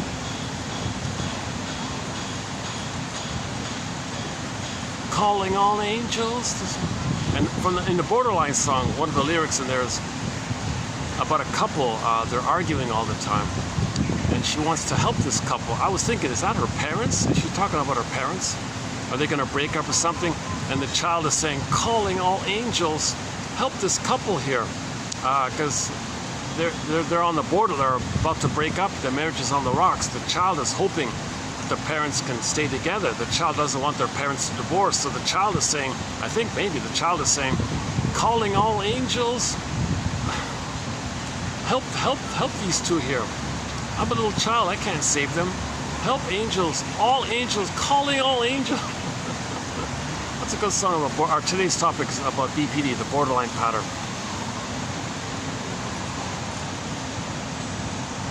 The song Borderline is not about BPD, but the word borderline is in it. So repetition compulsion. Okay, this 45 record that we're talking about, Edmund Berger's metaphor. Every neurotic is a music enthusiast, but he only has one record, this cry for love. He carries it with him everywhere he goes, every time, in every new situation. He recreates what's that cry for love in the situation. If the person's traumatized before 18 months, they find proxies to cry for love.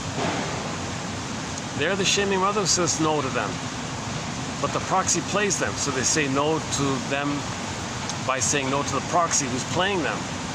So it's more disturbed, it's more perverse, it's more psychotic, it's more harmful, and they're addicted, because when they do this, it keeps them in a blissful union with the mother, the little white flower.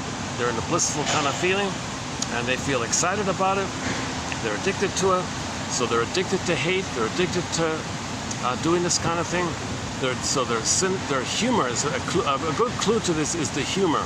Their humor is dark humor, put down humor, shaming humor, pessimistic humor. Okay, all this put down humor, and it can take whatever form it takes, more bluntly or more with the bitter banter, with the veiled, sophisticated, covert little stinging like little comments to put others down, and they feel one up because they put you down. So their only identity, they're dependent to have an identity. They're dependent to exist in their mind.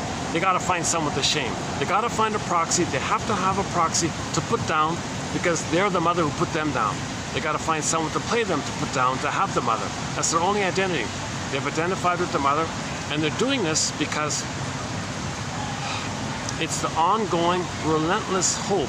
It's a hope. There's an actual twisted hope here. The hope is that when the proxy cries for love, and they play the shaming mother who says no to the proxy, the hope is that by doing this exercise, somehow magically, the hope is, it's a psychotic, schizophrenic hope. The hope is a magical poof, a magical time machine will appear. And the two people, the proxy and the projector, will hop in the time machine. They'll travel back to the nursery,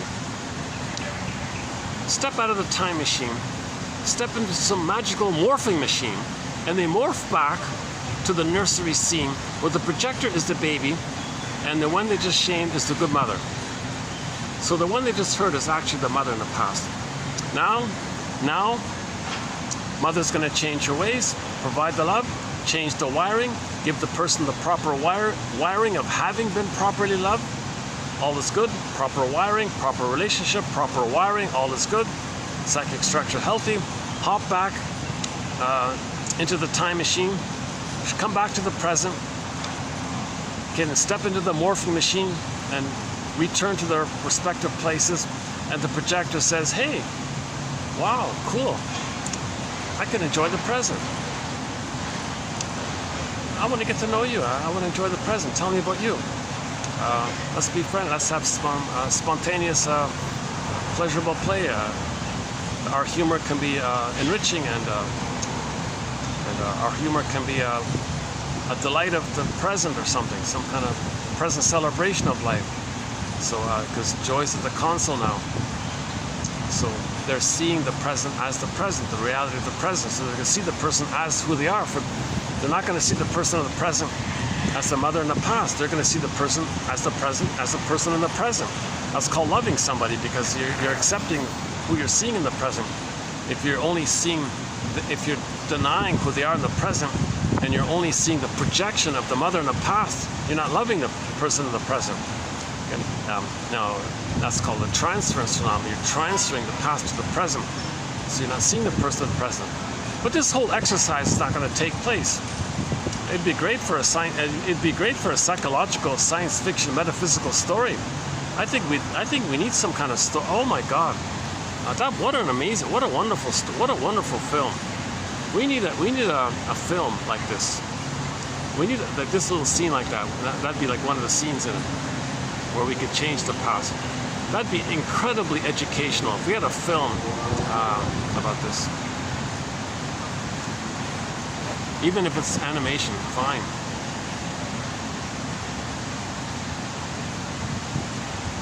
That'd be a fun film. That'd be a classic. That'd be an instant classic. That'd be an enduring. It'd be something like a fairy tale, or it'd be like the Odyssey. It'd be some kind of. It'd be like a. You know. See, this term, this concept that came into our awareness is now in our awareness thanks to Sandra Ferenczi back 100 years ago, who came up with the concept and the term, as Elizabeth Howell explains in a recent quote. Although we know it by inference through our stories, it's now more refreshed by Sandra Ferenczi, a shrink from Hungary 100 years ago.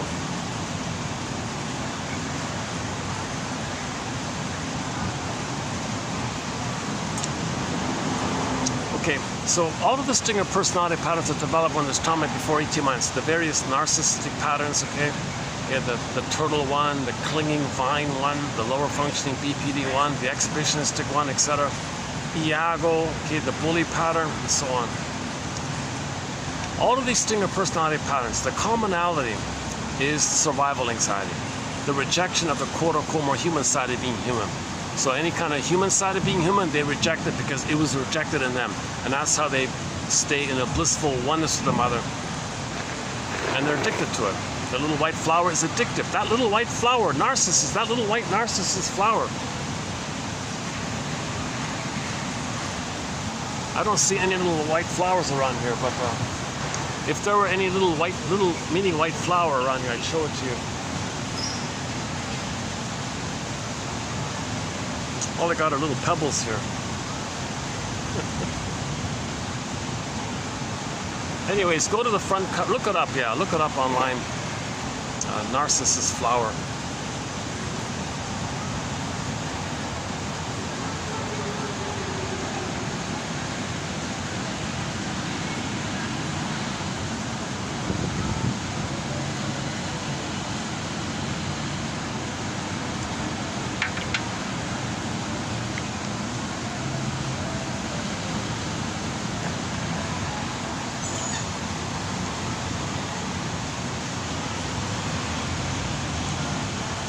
So the common emotions for the stinger personality patterns are hate, greed, envy, grandy, spite, vindictiveness, schadenfreude, grievance collecting, Bergman calls it injustice collecting.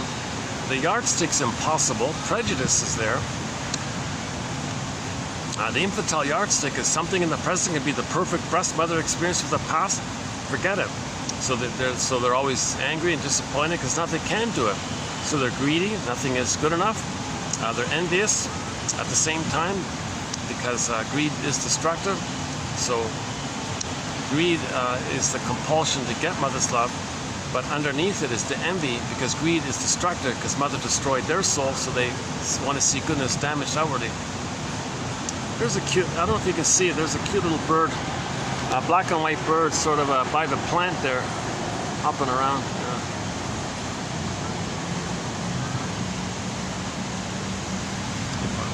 If you can't see it. Got some nice little birds here. There's actually, I saw a nice little, I saw like a bright yellow bird, like all yellow. The whole bird was basically yellow, like a bright sort of, like a sandy kind of yellow or something, like a dusty yellow color. Yeah, cool, in-depth, dusty kind of yellow color. Interesting, like almost like a mixture of yellow and maybe like a little brownish or something. But bright, like a bright tropical bird. Yeah, it's just once in a blue moon I see it when I'm flying.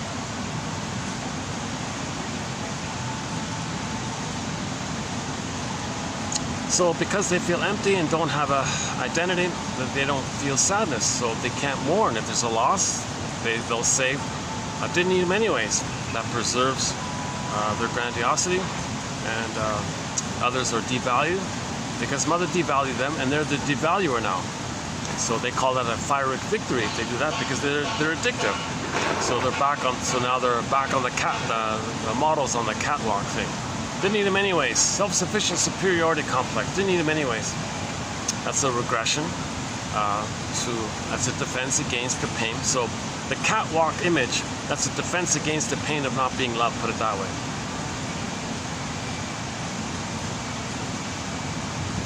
See, that catwalk, those models of the catwalk, that cold, aloof, arrogant, superior, that kind of thing, it does,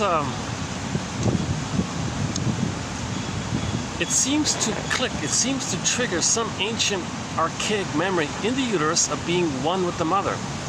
And you're in this, like, you're in that kind of mode like that. So maybe they're trying to evoke that kind of thing. Or maybe they're getting a glimpse of it or something. Or they're trying to trigger it in themselves. Well, there's that bird, yeah.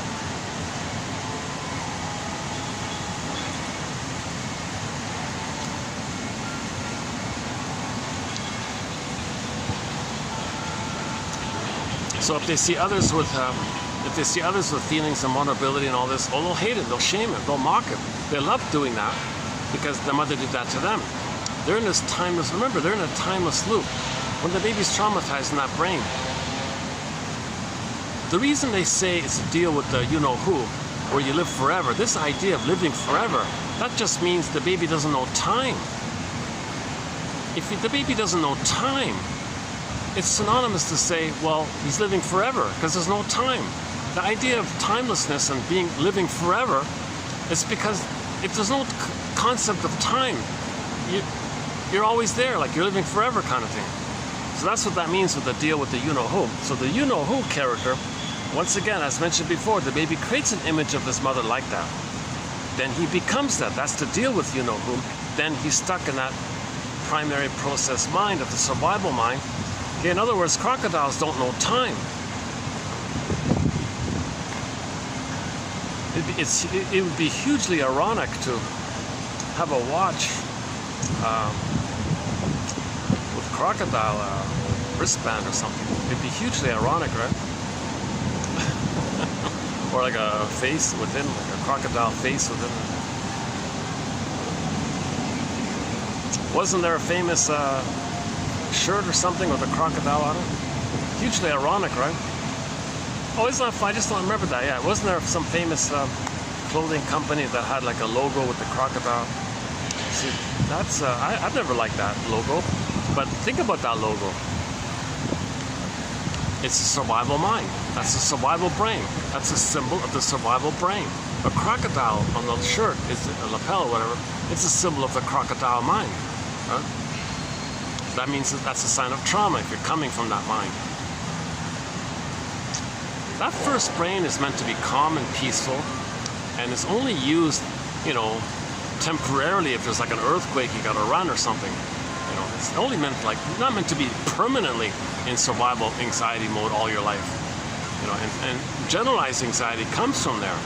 So if somebody has general anxiety, you see, all of the pain of that disperses into their life, and they're always a little anxious, right? Like your humble compiler here, yours truly. So I don't remember my birth trauma or prenatal trauma or perinatal trauma, but I make the inference that it's there because I have a kind of anxiety in my speech. I sweat easily, kind of thing. My posture isn't the greatest.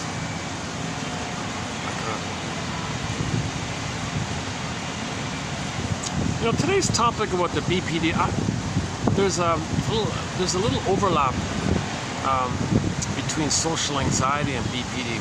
But when they talk about the BPD thing, I got a feeling maybe some of this social anxiety might be like a BPD trait or something.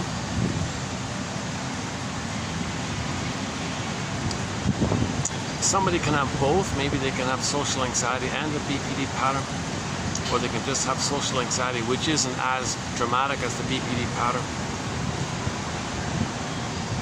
But one of the quotes about the BPD pattern is that it resembles social anxiety, but the BPD pattern is a much broader, in-depth kind of category, where social anxiety might be just sort of a more easily dealt with, like a habit you learned later on. But the BPD is trauma way more in the brain like that. Okay, we'll get to the BPD because we'll get to the BPD topic coming up here. So yeah, I want to emphasize this point about why you hear a lot of people's slogans like "never regrets," "never apologize," "never admit you're wrong." That's survival anxiety. They're coming from the place of the baby screaming at his mother, "Come on, mother!" And why should the baby be apologetic if he's got to bite the rubber nipple? If he's got to bite the mother's nipple, why is he apologetic? The mother's there to meet the baby's needs. It's her duty and her role to provide unconditional love. So if the baby's angry like that, why is the baby sorry? He's the victim here. No baby should say, "Sorry, mother. You know, I'm letting you know you're doing it wrong here." The mother should say, "Oh, sorry, baby." The mother's the one to say sorry.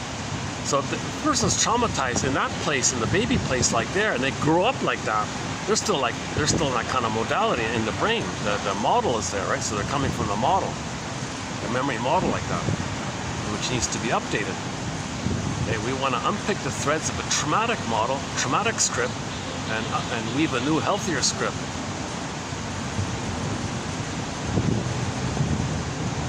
The problems people have, we may say, that our script is doing it. So we want to look at this script. So we need a lantern to identify the script, the schema. We've got to identify it at least. So these quotes are giving us a lantern to see the script, know the script, identify this internal working model. So at least we know what you're dealing with, kind of thing. And you go from there, kind of thing. It makes you more mindful, it gives you more empathy, it makes you more understanding.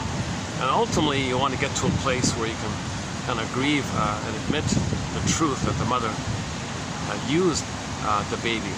That's called getting the key out from under mother's pillow. So part of the healing journey, the metaphor is we got to get the key out from under mother's pillow. So in the Iron John story that Robert Bly likes to tell, one of the key scenes in there is that the person's soul was lost in the forest and it was locked in a cage. So Iron John for the embodiment, the golden ball for the feelings. They were both locked in a cage. So the character, we want to get it back, but it was locked in a cage. Where's the key? We learned that the key is under mother's pillow. See, so think about the image. Okay, it's kind of dark under the pillow. That's the shadow. That's her unconscious. So the key to getting our golden ball back and our embodiment back is we got to get the key, meaning the link or the knowledge that the mother used the baby to meet her unconscious needs. And that's why our golden ball and our embodiment's locked in the cage, because the mother did that. The key's under mother's pillow. Again, her unconscious. So mothers are using their babies to try to meet their unconscious needs. Many mothers have what's called unconscious hope. for the fulfillment of old unfulfilled needs. They get a baby and they still go on with that. So they're using the baby in their unconscious hope to meet their old unfulfilled needs, parentifying the baby, etc., or trying to coerce the baby to be a good mother for them. Oh, cunning tale. This phrase, oh, cunning tale, comes from Emily Dickinson's poem about trauma. Baby had a great hope. You heard? Hold on a second. Some guest. I'm right by the parking lot at the main entrance, so I'm distracted a bit. Emily Dickinson says, a great hope fell. You heard no noise. The wreckage, the trauma was within. What's the trauma? The soul became frozen, emotional hypothermia, petrification, like the petrified frog image from the Many Loves of Dobie Gillis sitcom from the 50s, whereby one of the characters there, a guy named Maynard Krebs, had this kind of strange hobby of collecting petrified frogs, holding up the petrified frog as if to say, hey world, I feel like this. I feel like this petrified frog, a metaphor for how he feels. Or commonly it's the turn to stone image. In a myth or fairy tale, when there's a character that's a personification of a person's embodiment, and that character in the story becomes a statue. Echo becomes a statue. Faithful John in the Grimm's tale, Faithful John representing a person's embodiment. Faithful John became a statue. So when a character becomes a statue, turns to stone, that's the metaphor of trauma. That things froze up inside, or turned to stone inside, or petrified inside. Then the person feels unalive and unreal. Unreal, the Velveteen Rabbit. Remember the stuffed rabbit saying, what does it mean to feel real? Okay, and not feeling fully alive. That's the story about the woodcutter who took a block of wood, carved out this little figurine of a boy, and was praying for this little figurine to be alive. So we want to feel alive and real. Joseph Campbell says that's the hero's journey. We had our aliveness and realness, we lost it, we want to get it back. That's the universal common monomyth. We had it, we lost it, we want to get it back. So we had it, okay, and we lost it. While it's lost, we're still living in the past. When you realize that, okay, quote, the death of unreal hope is the birth of new life. When you realize that, that's called the pregnant virgin motif. So again, metaphor, pregnant virgin. Now there's a potential. Now you're pregnant with this new potential. Okay, now from that point, you want to get back your real self. Like the return, you had it, lost it, the return of your real self. That's all it means. So most religious stories are also metaphors for psychological dynamics. John A. Sanford. Check out John A. Sanford, Healing and Wholeness, etc. Once again, whenever we make reference to religion or religious stories, it's only sort of in the context, well, no, it's strictly, yeah, I don't know how to say it. It's only, whenever we talk about the psychoanalysis of religion, it's only when religion is specifically being used as a tool of the pillage and the plunder, because religion blocks healing. Religion prevents you from healing. Okay, when babies are traumatized, we're trying to heal. Religion says don't heal. Because the psychology is if the babies are traumatized and they don't heal, they'll keep on pillaging because mother pillaged them. But if you're healed, you stop pillaging. So we want to heal. Wow. That swan, that's the most active. I wonder why the swan is so excited today. He's been flapped. I've only seen him like once, like if I do like a 3-hour video, he may once flap his wings, but I've seen him do it like 5 or 6 times already. There's a group just right beside them, so I don't want to run down and show you.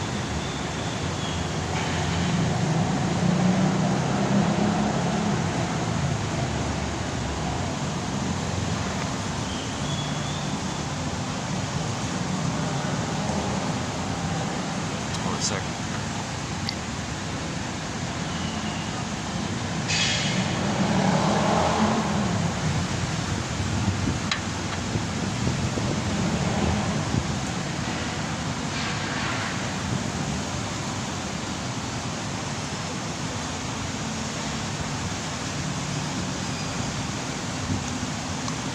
Okay,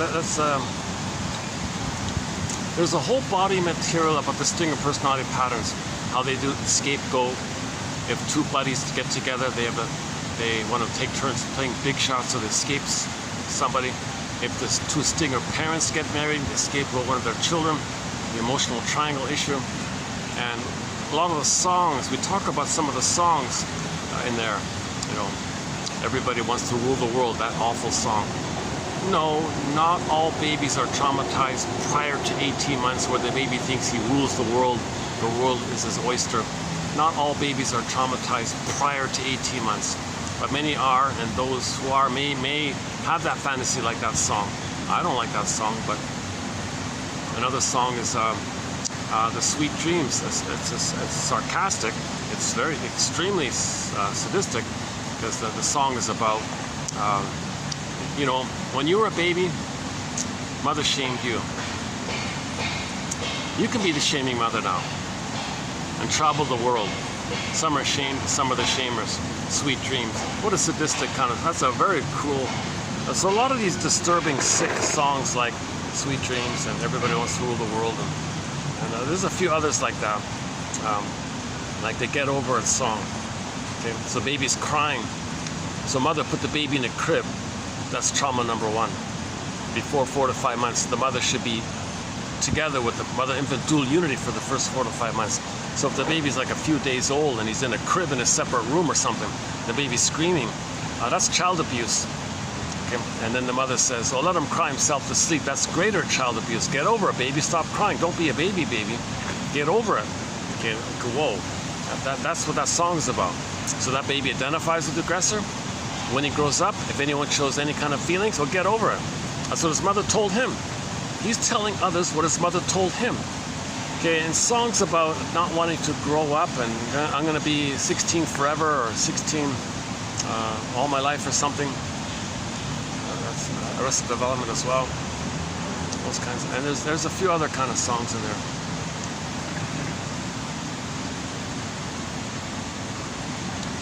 Okay, but the newest point, the newest trait of distinctive personality patterns is the idea that they are, since they are in survival anxiety, that's why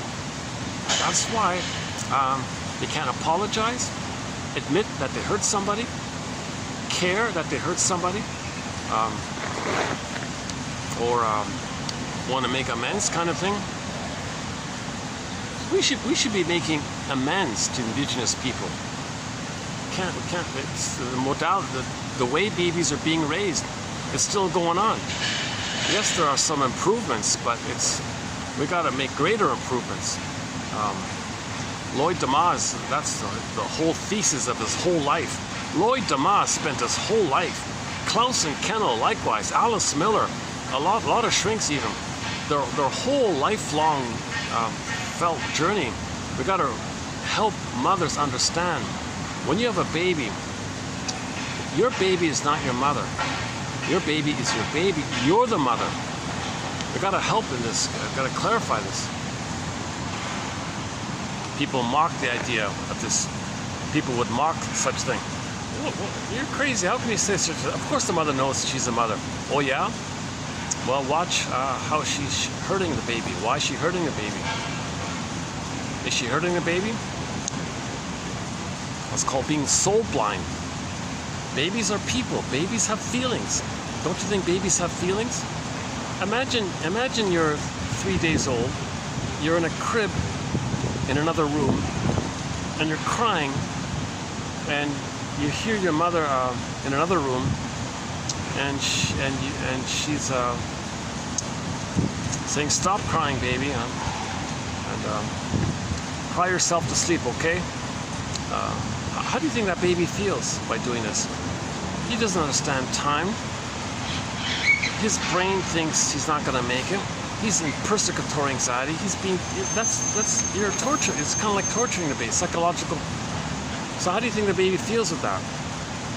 I don't know. No problem. They're not going to remember. They're not going to remember. You really think they're not going to remember? Really? That memory goes into the first brain, into survival brain. and they're stuck there. Then they go through life treating others the way they were treated, recreating the present, what happened to them, and in the process, we're short-selling the planet for a quick buck, trying to control the planet, destroying the planet, because the baby's enraged at the mother. So if the baby's enraged at the mother, he wants to gobble up the mother like a hungry wolf. So we're gobbling the planet like a hungry wolf. Really? Is that going to change what happened in the nursery? It's survival anxiety. They don't understand. That's the power of this first brain. This first brain thinks like a crocodile. It's kind of powerful like that, right? Maybe it is a good metaphor, the crocodile brain.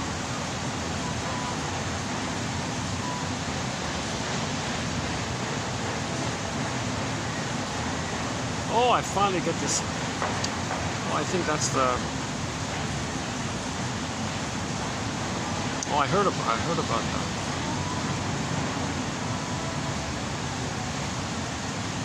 Oh, no. Oh, they came in a taxi. Oh, okay. There must be. They're always preparing for some event.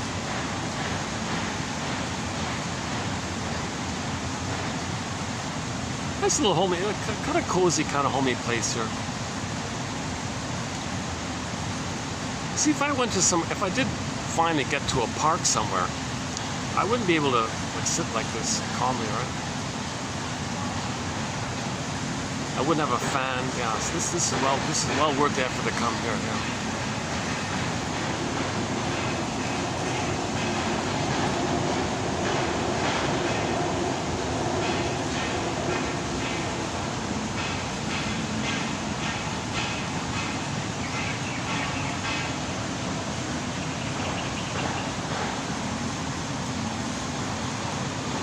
So understanding leads to empathy. So if you're confused of why people don't feel badly for hurting, who cares? A lot of these slogans like "Who cares?" Looking out for number one, never regrets, no apology, no sorry. No, what's your problem? Shaming, mocking. That's survival anxiety.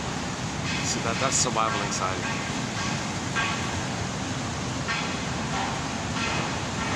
And it's cloaked over with the third brain creating sweet slogans, like principle of discovery. So back to the Dene, right? Example. So when people who are more traumatized repeat what had happened to them, what happened to them? When the baby was removed from the mother, to create a phenomena where the baby has an image in his brain of a hungry monster and all this, and they got to act like that. So one of the slogans is, my greedy, your greed. If I'm not going to be greedy, my mother's going to eat me. So people who came to Turtle Island said, if we're not going to be greedy, the mother in my mind's going to eat me. The psychotic stuff, right? Indigenous people don't know what you're talking about, because indigenous people, the Dene for example, the mothers held their babies in their arms. They nursed them properly. They had attunement. There was music there. There was music between the mother and the baby. They were attuned. She had reverie and consideration and a loving acceptance. Welcome, baby. Sang the baby a lullaby or something. Let the baby feel very safe in a blissful oneness. In more traumatized, in places, I guess, where there was less sun, that didn't take place maybe so well. So babies were more traumatized. They were removed. Hence, there's a greater image in their mind. So they're more aggressive to think, well, I'm terrified here. If I don't plunder, steal your land, my mother's going to gobble me up. My mother's going to eat me. And that's survival anxiety. So we'll use the left brain. Hey, left brain, can you create some nice sounding excuse to hide it all? Okay, the left brain says, let's call it the doctrine of discovery, or the dogma of discovery, or the principle of discovery. Okay, oh, the principle of discovery. It's a principle. It sounds good. Yeah, principle. So that's why they're plundered. Well, it's our principle. It's our doctrine. It's a principle. If we, the more traumatized ones, find something, well, it belongs to us. That's called the doctrine of discovery.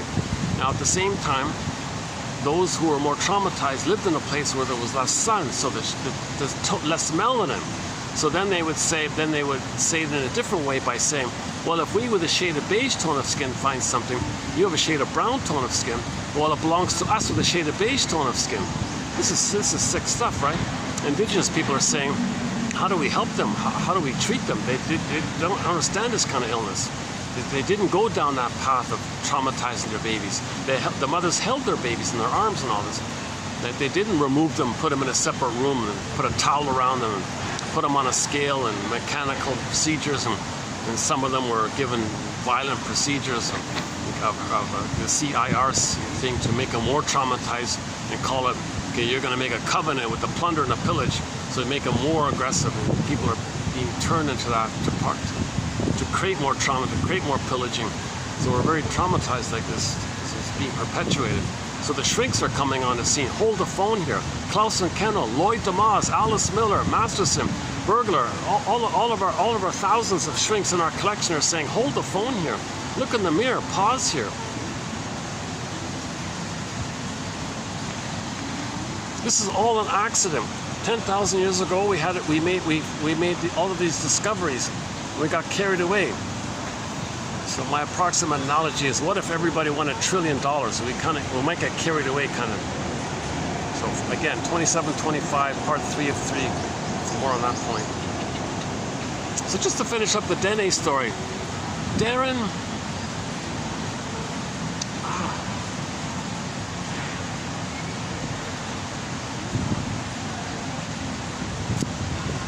Poor guy, Darren. Okay, I'll look it up tonight. I'll do it in the next video. Darren something. I got a feeling he's a typical guy at midlife. His culture was destroyed, right? And it's part of the plundering and pillaging. Indigenous people, okay, they were. It's hard to talk about, right? So there's only a few of them left. There's only a couple million left or something. Used to be 70 million, only a couple million maybe. So they were destroyed. So their cultures were destroyed. The elders, all their traditions, all their languages, all their rituals, So if a young guy, if a guy midlife doesn't have this community around, the elders are not around. And that's what this Darren guy was like. He was in his 40s, I think. Savoyer? No.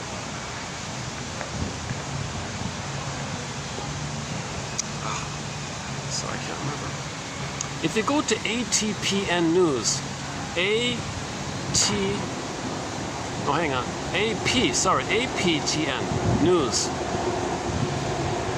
Oh, Jesus. It's either APTN or ATPN, Aboriginal People's T, I'm not sure what the T is, News, I think. I think it's APTN News. On YouTube, go to ATPN News. It's an indigenous news channel. So indigenous people are reporting the news from their point of view and their stories, right? And a lot of these stories on their news channel, zilch anywhere else, only on that channel. Like this Dene guy this morning. So there was this Dene guy. I'm gonna guess maybe he was having a midlife crisis, a midlife struggle, mid-40s. And I think he was a good guy because they interviewed his family. And the kid, the middle kid, they had 4 kids. One kid was crying and all this, and my dad's gone, and he was a good man. He gave me advice, and I missed him so much. He was crying and all this. The oldest kid, he was 16, and he was trying to be strong about it and say, I got a lot to do in honor of my father. And they were good kids. Like I think these kids, I think this father did the best he could, but he was going through a midlife crisis.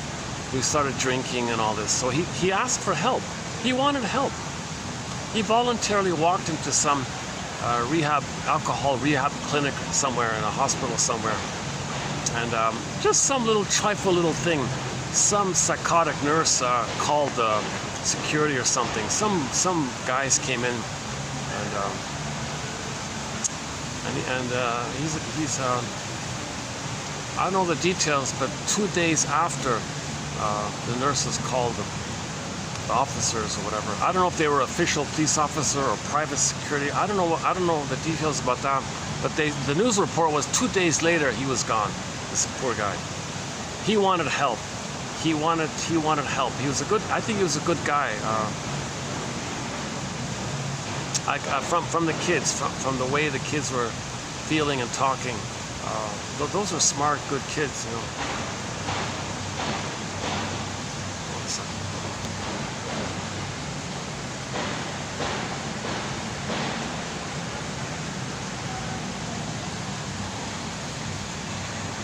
And I looked, and this was in Ottawa, Ottawa. Yeah, this was in Ottawa. This took place in Ottawa. And I looked at the Ottawa newspaper, nothing. I looked at all the regular channels, nothing, zilch. The only reference to this item was in the APTN news.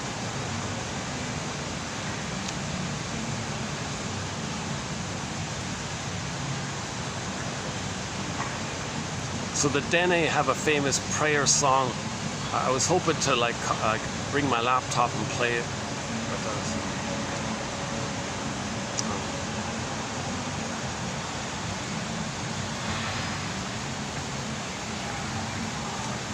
But you know, someone should look into this kind of thing. This shouldn't just be brushed off. But well, that's what they do. You see, it's part of this campaign.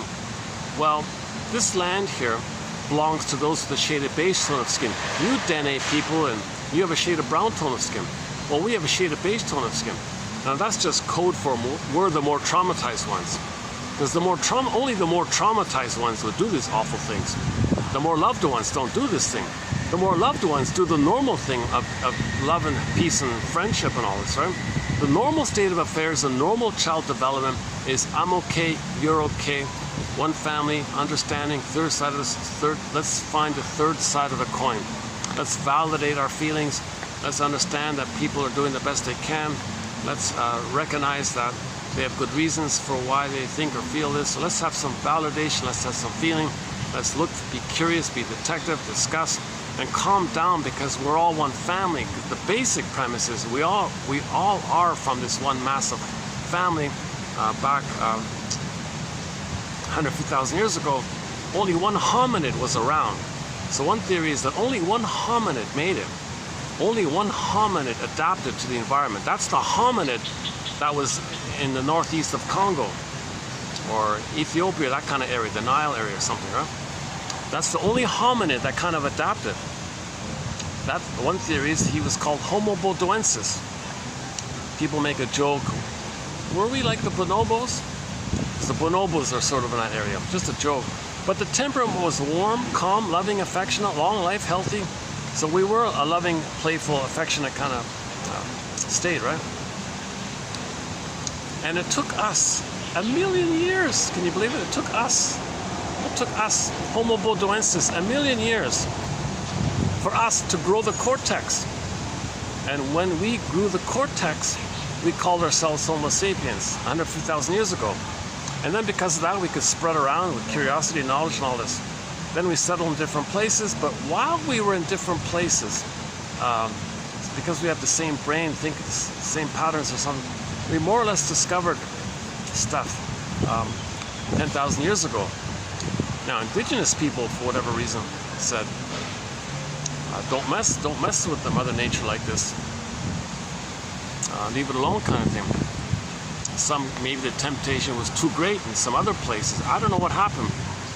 So 10,000 years ago, farming and agriculture was discovered, and then the brain released the person an immense amount of serotonin by the surplus food like this. It's like winning the lottery like this. But that surplus serotonin comes from an outer source. That means it's going to dissipate in a few hours or whatever. Then dopamine for the chase, serotonin from the catch. Now get more, because when you get the serotonin, the chemistry of safety. So the theory was the food, the sugar, the extra surplus food made the person, the organism, made the mammalian part of the brain perceive that the person is safe. So when you feel safe, the chemistry is serotonin. But that's from the food. That's over and above the normal serotonin of the memory of being loved. It's like a surplus. So you got a baseline serotonin, and like a surplus serotonin. So you got the surplus. When that goes down, you compare it to before. Wait a minute, I'm not as safe as I was before. Before I was super safe, now I'm less safe. You panic. Well, go get more land. So now enter pillage. So how do you pillage? We're all family. We don't. This is strange here. Well, in the panic of it all, not realizing. So in the panic of it all, somebody must have got the idea. If the babies are removed from the mother, that'll be trauma. That'll trauma never done before, never happened before. So they removed the babies from the mother. Those babies had a monster image in their mind of doing this. They identify with him, and then do to others what was done to them. So very soon, the image in the mind stole their land, meaning their soul castle, their soul land, identify with the monster that did it. Then when they see land, that symbolizes it. So there's land there. They take it because mother took their land. The mother in the mind took their land. The mother image gave them poverty, give others poverty. Now if others have poverty, they do all the work to hand over the stuff. Because the baby believed he had to hand over his soul to the mother who did this. And so on and so forth. And we ran through this topic in 27-25, a challenging topic, very emotionally draining topic. It takes me 7 hours to run through that topic.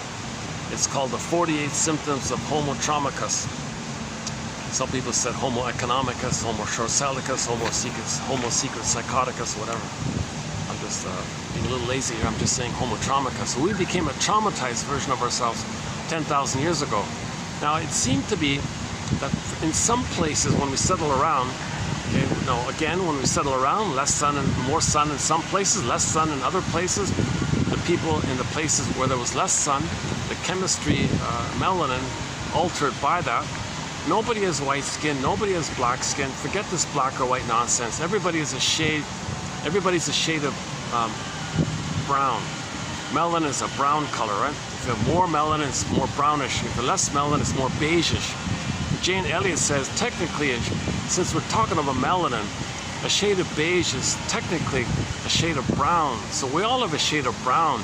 And if somebody has a shade of beige, but they look kind of pale, well, that's maybe because in trauma, the blood went to the organs, so there was less blood in the surface of the skin, so they look more pale like that or something.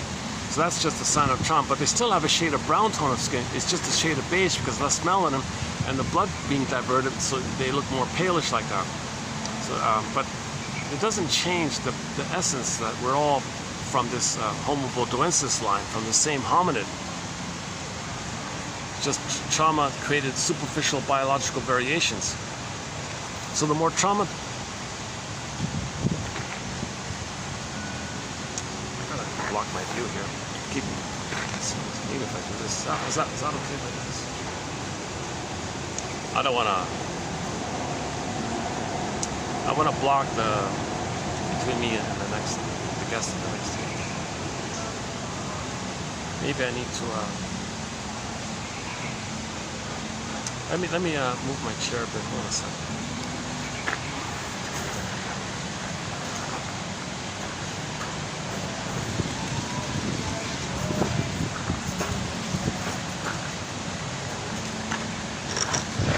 Does that work?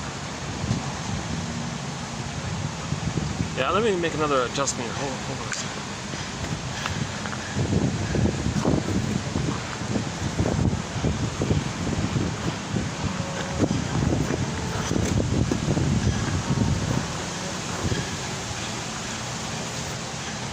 Let's try this.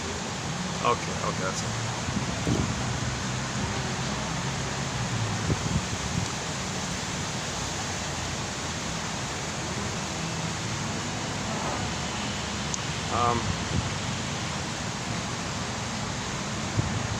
Yeah, so that's it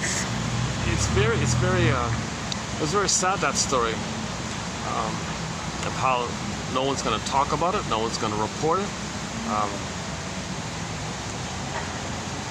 You see, why? Because they have a shade of brown tone of skin. the Dene have a shade of brown tone of skin. So it's still kind of going on like this. Or the attitude is, well, you're on this land here, right? You've been here for 50,000 years, but we found this land, so it belongs to us. So if you said something to one of the nurses, she complained. We're very enraged by this because we need an excuse to see our traumatized mother onto a proxy. So now you, nice indigenous people looking for help, you're vulnerable. Well, you're looking for help. When I was a child, I was looking for help, and my mother murdered my soul. So basically, these two guys murdered this poor guy. Basically, there's no excuse for that extreme behavior. I don't care if he was drunk or in a bad mood or something. They could have easily have handled it in some other way too. Because he was looking for help. He wasn't trying to make trouble. He was looking for help. He voluntarily went in and said, I've got a drinking problem here. Can someone help me in all this? So in the red tape bureaucracy, I guess he got upset or something. And then, see, I guess the nurse who would, assuming it's the nurse who did it, she would say, oh, okay, well, I'll let the guys be the proxy for me. You indigenous person, you're my mother. I want to control you, my mother. So she calls the proxy guys to play for her. So she's using the two guys, security guy, whatever, as an extension of her. Now what does she want? She wants to control the guy to be passive and compliant and obedient and all this. So she's still in battle with her mother. So the nurse who called saw her shaming mother onto the poor helpless guy looking for help. Number one, she feels enraged that someone's asking her for help, because when she was a baby, she asked for help, and now someone's coming to her for help. Now this is only done with people with a shade of brown tone of skin. Now she won't do it with a shade of beige tone of skin, because there's this splitting mechanism of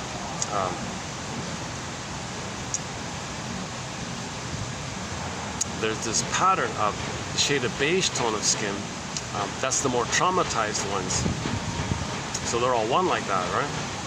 And the shade of brown tone of skin, they'll stand in for the shame self of those with the shade of beige tone of skin. Then they'll flip it. The ones with the shade of beige tone of skin will be seen as the mother who abused them. Now they want to get back at their mother, i.e. seeing the mother in the shade of beige tone of skin. Okay, the Dene man is now the mother, and now you want to get back at the mother. So she can't do it herself, so she enlists proxies to do it. And that poor guy who was looking for help is now 6 feet under or whatever. And those kids crying like that, that was quite a touching thing. APTN News, what is it? Posted today, right? What is today? What is today? March something, right? March, hold on a second. I'm filming this March 18th. So March 18th. So the news report for March 18 or 17, something like that. They do it daily, like a 40-minute news thing.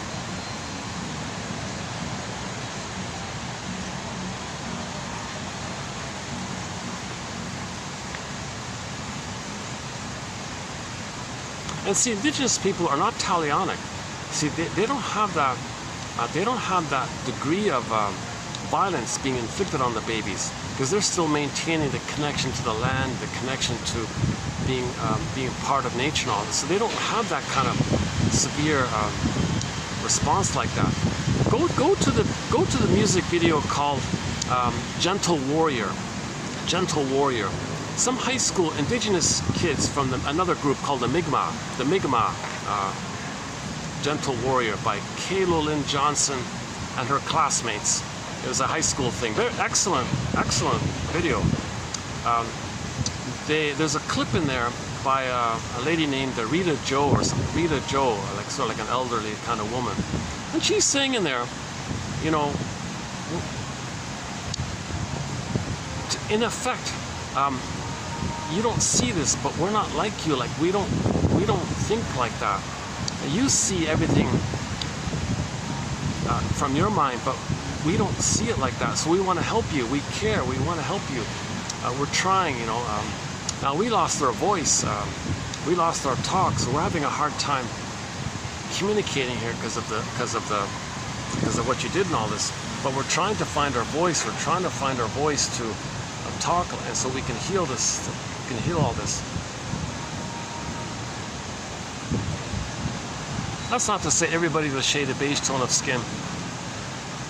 It's not about that. It's just about the overlap.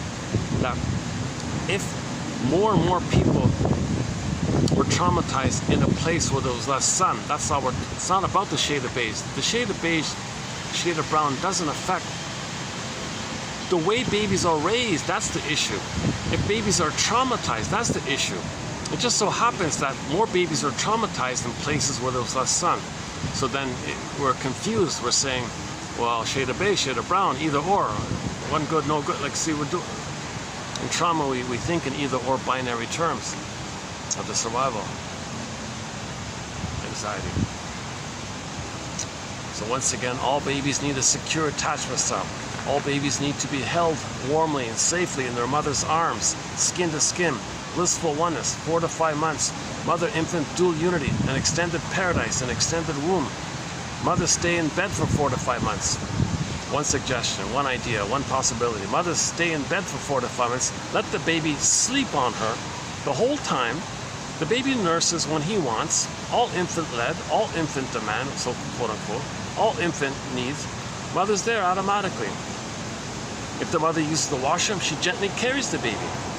Skin to skin to hold, no interruptions, don't remove it. Mothers clean the baby, you know, maybe with her finger, with her hand, like gently, with a towel or something.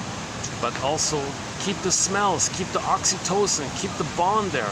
Mother-infant dual unit. Then at 4 to 5 months, when the child has a self-concept hatching out, then the child can crawl around and walk around, but still be in mother's visual range. So from 4 to 5 months to 18 months, the mother, they don't have to be skin to skin all the time. Because now from 4 to 5 months to 18 months, the child's going to run around. He's got motor skills. So during that time, the mother is meant to allow the child that phase of thinking that the world is his oyster, and admire him and maintain that blissful kind of feeling like that. And admire the child. Oh, wonderful child. I see you, child. Oh, that's awesome. Look at you. Yeah, that's awesome. Do these kind of things. Let the child think that it's all his. Everything belongs to him. So the mothers need to stay at home for 18 months. Mothers need to stay at home with the baby for 18 months at the rock bottom least. Okay? In bed for the first 4 to 5 months. No separation. Don't remove the baby. Don't let someone pick up the baby. So the role of the father would be, no, grandmother, you don't pick up the baby. It's a mother-infant dual unity. So the father can like block the grandmother. No, don't touch the baby. Leave them alone.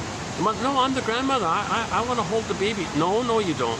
So the father protects this sacred mother-infant dual unity.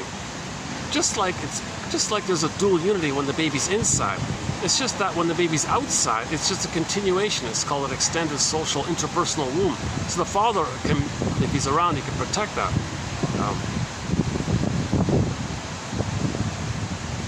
Or set it up that it's protected somehow in advance.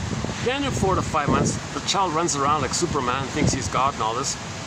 But mother's got to be around to say, oh, how wonderful, look at you, how amazing. And just gently distract him so he doesn't hurt himself, doesn't put a fork in an electric socket or something. Don't rebuff him, don't shame him in any way. Then at 18 months, okay, a huge accomplishment, a huge developmental result. He now enters into the quote-unquote more human side of being human, post 18 months. So the godlike attitude is gone, and he's a person, others are people. Now Voyager, seek thou forth, and what do you like? Find your curiosity. So ideally, from the 5th stage of the secure attachment style, okay, so inside, first stage 1, in birth 2, Like the natural birth is 2. The first 4 to 5, from birth to 4 to 5 months is part 3. 4 to 5 months to 18 months, part 4. Part 5 is from 18 months to 36 months. Then now, Voyager, seek thou forth and find yourself. So ideally, maybe now, at post 18 months, somebody's got to function as a secure base for the child. It's got to be secure. Ideally, should it still be the mother, or it can be somebody else, I guess. That's okay. As long as there's a secure base, what happens is from 18 months to 36 months, the child runs around learning about things. He's going to freak out at some point because he's not ready to be on his own yet. When he gets scared and all this, he'll run back to the secure base, getting the message that it's okay for him to learn what he likes, ask questions and all this, and not lose the secure base to do so, assuming it's the mother or someone else. This goes back and forth. It's called the rapprochement phase from 18 months to 36 months. It goes back and forth like this. The secure base figure, usually the mother, will do improv. The father can be there. Now the father can enter into the picture, of course. And they can be like a little improv, a little communicative matching like this, giving the child the message: you can learn, and you don't lose your secure base. You don't lose your safety. Because what some mothers do is, what happens sometimes is, when the child is being more autonomous, and the mother thinks, "Oh my God, little baby's not going to need me anymore," she stops it. The child discovers something. "Oh, I'm busy." "Oh," child thinks, "you mean if I learn something, I lose my mother? I don't want to lose my mother yet." So they're frozen there. If the child's frozen there, it's easier to heal afterwards. They'll be clingers, they'll be pleasers, they'll be childlike, they won't have their full autonomy, they won't know what they like and all that. At least you're still kind of on track like that. But if the trauma's before 18 months, the whole thing's whacked, it's all derailed. They identify with the aggressor and find proxies to play their child's side and shame the child's side in the proxy. It's way derailed, and they don't want to get back on track. They're addicted. Now they're addicted to the little white flower. They're addicted. That's why it's more derailed. It's more complicated. That's why in the Odyssey it took 20 years for Odysseus, because he went to Lotus Land. Remember Lotus Land, all that temptations to like that, to be childlike with Calypso, or to give up with the sirens, or the Circe, just to enter into Fantasyland or something. So there were so Odysseus said, "No, I want to find my home," because Odysseus understood when Poseidon, meaning his unconscious, said, "I don't like this. You're rejecting your real self. It's bubbling up." So Poseidon, I'm talking about the one starring Armand Assante, the TV series Armand Assante, filmed in Turkey. When the unconscious said to the person, "You've denied your feelings, I don't like this," Odysseus said, "Who are you?" "Well, I'm you. I'm your repressed self. I'm your denied self. All the energy of the trauma in the past, it's bubbling up like this." Finally, Odysseus understood, okay, I see. I've lost my home. I want to get home, Ithaca, my home. So first things first, what caused this kind of problem? Okay, Odysseus went into the unconscious, into the underworld, meaning he was shamed. The underworld, the hell scene, means shame. Hell is a metaphor for the emotion of shame, this burning, biting feeling, shame. Shame is a burning, biting feeling symbolized or metaphorized by the hell scene. So Odysseus went into the hell scene, and who did he see there? His mother, Jocasta. His mother shamed him. Who else did he see there? How he betrays himself, Agamemnon. A metaphor. Mother betrayed him, he betrays himself. And it's looping around. Why? Because he saw Sisyphus. Odysseus looked into Sisyphus' face and saw that it was his face. So he said, oh, I get it now. So now he began the journey. Okay, that's the pregnant virgin motif, where he's going to stop at the machismo and the denial and the infantile megalomania and search for his home. I want to find home, he said, meaning inner home, psychological home, embodiment home, feeling a home within home. So then he went, and then it took him 20 years to do so. And during that journey, a lot of temptations to give up, And we saw all the temptations that he had and all the confusion around it. And finally he got home. He got home. And during all those temptations, he said, no, thank you. So when the sirens were saying, give up, it's a sweet, tempting song. Oh, just give up. Why bother? Just give up. You don't have to find home. That's too much work. Just give up. What a sweet temptation that is. He said no. He tied himself to the mast. On the ship there, he tied himself to the mast, or he put wax in his ears. He said, no way, Jose, no way.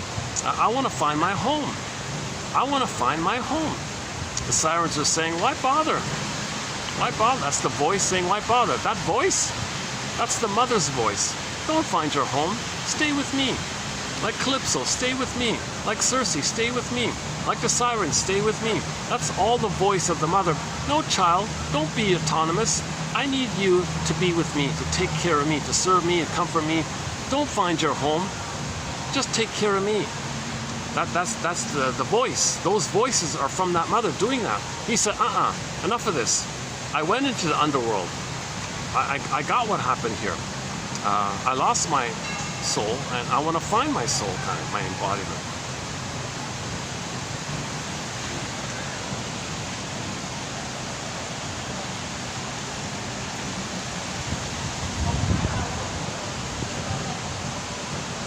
Oh, great, we're getting a breeze here, a little bit of a breeze, all right. This is the rare condition where I can do a video outdoors if there's a breeze and a fan. Otherwise, you'd see me drenched in sweat. You don't see it, but the heat index is 45, 46 here. You don't see it, right?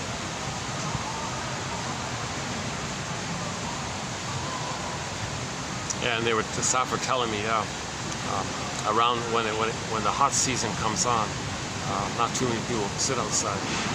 They'll sit inside.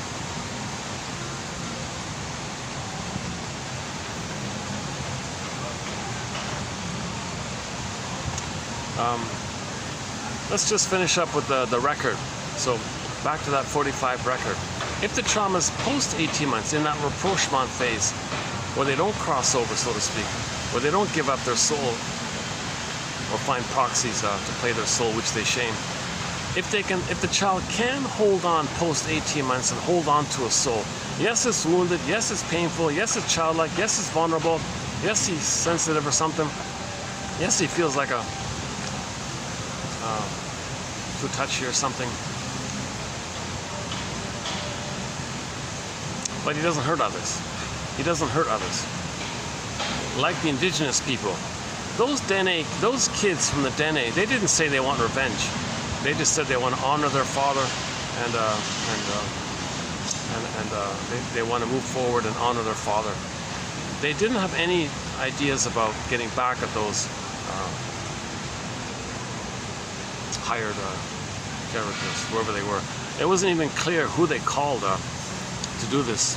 It didn't sound like normal cops. It did the way. That's not usual. Something's wrong. I think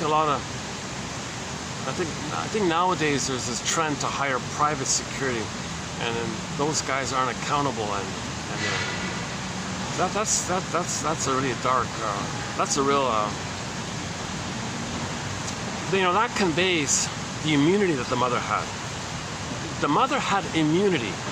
The mother had immunity. When the mother had the baby and shamed the baby, no one called her a criminal. No one said she did anything wrong. Even the father said, oh, mother knows best. Mother had all this power, exploited it, hurt the child, and she's seen in a good light, in a positive light. Oh, isn't she amazing? Isn't she wonderful? Look what she did. So she has immunity, kind of thing. So now, inside out, as above, so below. So we're creating this kind of immunity thing, to some degree, it seems. I don't know if that's the case in this case. And now there's nothing about it. Those characters basically murdered an innocent man looking for help. And they did it because that man could be seen first as their lost innocence, attacked their lost innocence, the way the mother attacked their lost innocence. Now they see the victim as the boogeyman. Now they want to get back at their mother, and in the process, they want to subdue the innocent person, thinking that how they as a baby wish they could have a placid, reliable, peaceful mother there. So they subdue this guy somehow, but they went too far, and he's a goner. Andre Green has a thing called that in the brain, the image is the dead mother. So inside out, as above, so below. As if to say, so maybe it's people like that doing that are saying, well, I have a dead mother image in my mind. So they murder that guy to say, look what's in my mind. I was fed with a rubber nipple. That's a dead mother. A rubber nipple is a dead mother. A rubber nipple is not a real mother. But that's the memory that you're internalizing of your first mother, this rubber nipple. Jesus Christ. That's Andre Green's theory of the dead mother image. Hold a second. Let's let these people pass by.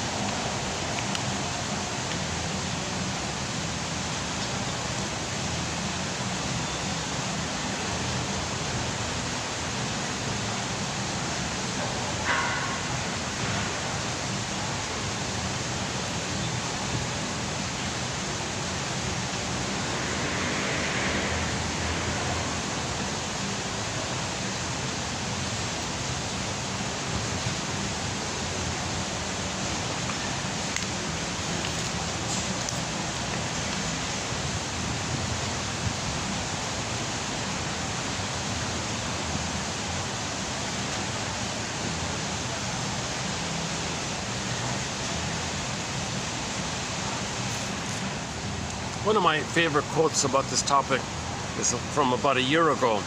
One woman was about to have a baby. She said, hold the phone here. Wait a sec here. Hold up here. She went to the shrink guy, the analyst, and he said to her, oh yes, you're letting me know what kind of childhood you had. She said, well, what do you mean exactly? You're letting me know what kind of mother you had and how it felt being with her. Go on, she said. You're putting me in the role of you, and you're acting like her, and I feel a kind of a tug or a pull to feel what maybe you felt with her. She clicked, she got it, she understood it, she wept, she recognized the story, the truth that she was doing to the shrink what the mother did to her, and she recreated it to know it. That's why she's recreating it. That's why we recreate the thing, to know what happened in the past. So she did it with the shrink guy. And his job is to put words to it, Rumpelstiltskin, to put words to it. So then she got the story. Okay. And then a little while later, she had the baby, and the report was she didn't need to repeat it. She could be a mother for the baby. She was able to be a loving mother for the baby because she got the story beforehand. If she didn't know the story, if she didn't have her own story, if she didn't have the narrative medicine, then she would have just repeated it with the baby. But the baby can't say, "Hold the phone, mother. Are you shaming me to communicate that you were shamed by your mother and you're imitating her?" The baby can't do that. It's because the baby can't do that, the mother's going to keep shaming her own baby. That's intergenerational trauma like this. We stop this intergenerational trauma with self-awareness. When we heal the man in the mirror, look in the mirror, self-reflection, know thyself. So this know thyself is not just psychoanalysis, of course. All good psychotherapy models are helpful. Every psychotherapy model offers like a little piece of the puzzle, maybe. I think psychoanalysis is the most rigorous, I guess. But you got literature people, like literature is divided into escapist literature, just get you away from your problems for the time being. It's called escapism literature. Most TVs like that, obviously. And then you got interpretive literature. Interpretive literature, kind of like a psychoanalytic reading. So like Peer Gynt and Goethe by the Faust story, Peer Gynt story, and even in some films, like the Pied Piper of Hamelin, like a fairy. Films that are based on myths and fairy tales, if they're done well, that's interpretive, that's helpful. I think that Pied Piper wasn't bad. It wasn't a great film, but it was sort of not bad. And the Odyssey I mentioned, starring Armand Assante, for sure.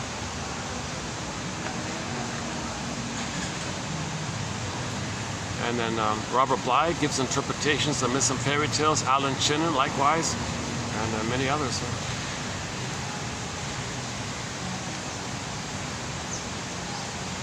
The beauty of 1001 Windmills of the Mind is that I believe I've plucked out the top 10,000 best quotes from this tradition. They're clear, relevant, on topic, friendly, warm, helpful. Now my sincere hope is that 1 out of 10. So for each in each video, let's see. So we post on average 10 quotes, something like this, 10 minutes worth of reading in each video. Now this is pretty typical, something like this. Let's see, 1, 2, 3, 4, 5, 6, 7, 8, 9, 10, 11, 12. 18, so the 18 here, right? Oh no, 17 here. So sometimes there's more, sometimes there's less. On average, 10 quotes, let's just say. My hope is that 1 out of 10 you'll like. I think that's gonna help build a catcher's mitt. If you have a catcher's mitt, you can catch the ball. In baseball, the guy behind the home plate, he's not gonna catch that speed ball. He needs a catcher's mitt. We need a catcher's mitt. This is helping us to build a catcher's mitt, a nest, or a catcher's mitt. To catch the speed ball or any fastball, we need a catcher's mitt. This is to help us build a catcher's mitt. It's to help strengthen the ego. We need a strong ego.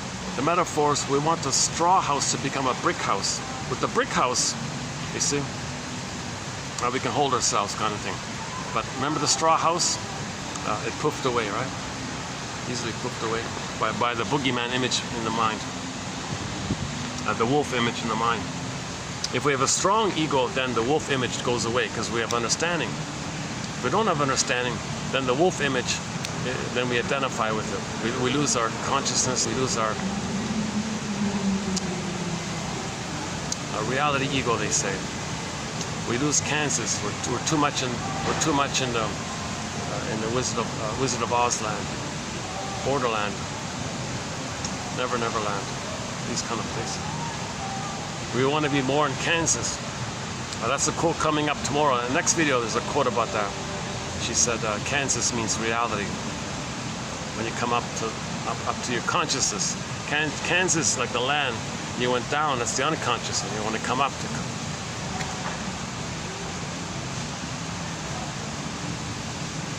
That was not a bad quote by her, yeah.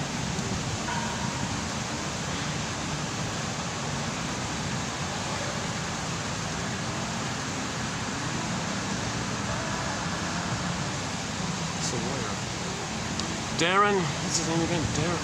I keep trying to remember his name. I had it in my mind. I looked it up. Funny, I couldn't even find any other news items about it. Nothing.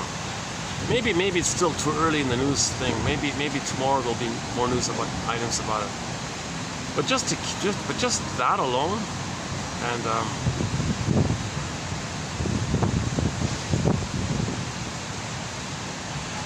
every indigenous voice that says, "What are you doing to us here?"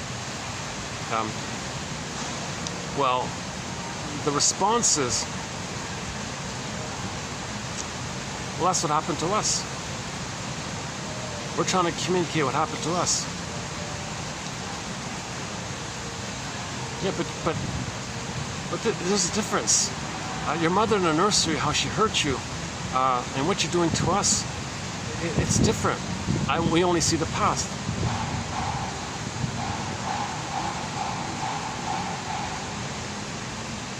So the theory is the more traumatized ones are more in the identification aggressor mode, repeating what happened to them, doing to others what was done to them, because they've identified with the aggressor to have a mother. The babies who are loved don't hurt others, they're just maybe undeveloped still, or still trying to find their autonomy more, but they didn't cross that line, so to speak. So Sandor Ferenczi gave us one of the most important terms. It's called identification with the aggressor, and Masterson links it to the talionic feeling or phenomena. So we covered that recently. All of the quotes this year, 2024, are excellent, and last year, 2023. I would say, what am I talking about? Even from day one, these are all excellent quotes. They're all excellent quotes. Right from day one to present, they're all excellent quotes. Maybe we should get started. Let's see, what's the time? Battery's holding up. 250.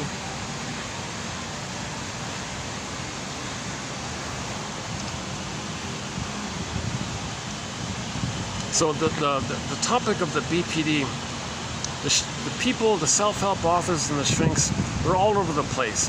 Sometimes they refer to it in the clinger mode, the pleaser mode. Okay? Meaning, I'm not okay, you're okay. Some refer to the stinger mode. I'm okay, you're not okay. Again, I'm okay, you're not okay is the more traumatized one. The I'm not okay, you're okay, believe it or not, is actually the healthier one, because you're accepting yourself. When you say you're not okay, you're rejecting yourself, because you see your rejected self onto others, and you're rejecting yourself by the proxy mechanism.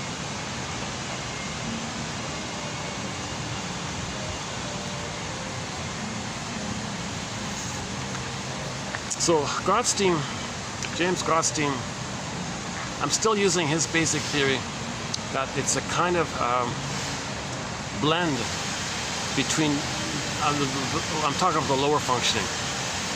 So the lower functioning BPD is the stinger mode. The higher functioning BPD is maybe more the clinger, the pleaser, because they're self-defeating towards themselves. They don't hurt others. But the lower functioning BPD, the more dramatic, intense one that we see, they're going to be more hurtful towards others, right? They resemble the bully pattern, basically. But the chaos of it is, it's a kind of a fusion between the narcissistic pattern and the bully patterns. That's why it's a little unique in a sense. Now, I found yesterday we had an update about this. Gratzstein updated that. Here. So yesterday, very good one from yesterday, 2790. BPD is characterized, in my opinion, okay, James Gratzstein speaking here,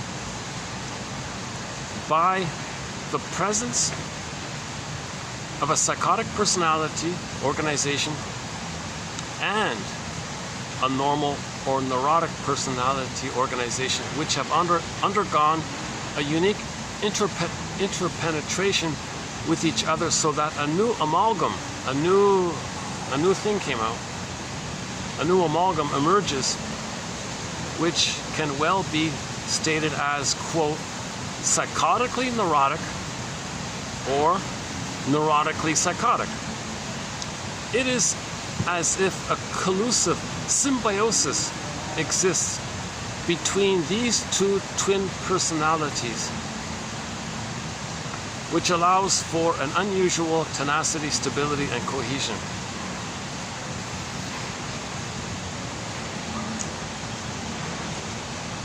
So,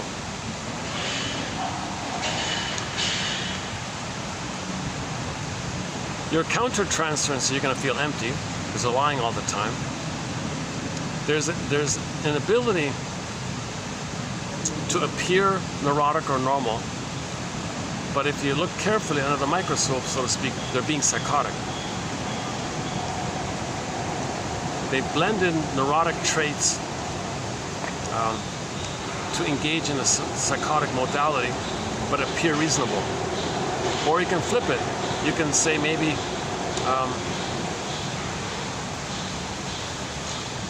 it's overtly a little bit confusing, but not totally. like they're not in a hospital, right? So it's a unique kind of mind where they can, in one moment, play the victim. In one moment, they can say they're the victim while they're being the aggressor, but think and feel that they're the victim. They can flip. There's a fusion there. They can flip it around. They can say that the thing that you just said, they'll believe they said it. And the thing they said, they believe you just said it. So there's a chaos like this. They can flip things around. Okay? The emotionalities and the moods, the mind states, the opinions can slip and flip easily and quickly. The emotions can likewise. And there tends to be, with the lower functioning, more intensity and drama involved. It's one quote is about, you never really know where they're coming from. There's a now you see it, now you don't, catch me if you can quality. And shrinks don't want to work with clients with this because they don't want to stay anywhere inside because they're always flipping around like this. So what can cause this survival modality? Okay, another quote from yesterday is this one here. BPD, internalized PTSD. Think of it as relational PTSD, a kind of PTSD. So PTSD is like a situation, you identify the trigger, and you got the stress response. BPD is sort of like a dispersed relational one. BPD, a kind of PTSD, the emotional dysregulation inherent in BPD may result in part from a PTSD-like generalized stress response pattern of hyperarousal and or numbing, but the trigger is not a specific traumatic memory. The traumatic trigger is recreated in the context of a current relationship in which closeness exposes the BPD client to actual or feared abuse in the form of emotional neglect, abandonment, or attack. The trauma is thereby recreated and relived rather than recalled. Okay, these two quotes are the key ones from yesterday there. So it's a form of, what do they call it? How can I get the lighting back? If I go this way. But maybe I can just turn around. Hold a second.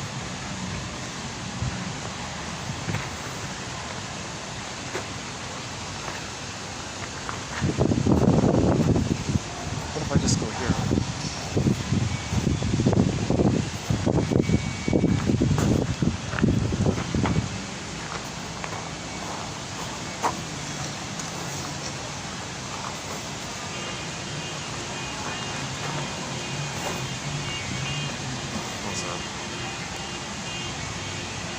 Oh, yeah. When it's sunny, it's hard to get the right angle. What about that one now?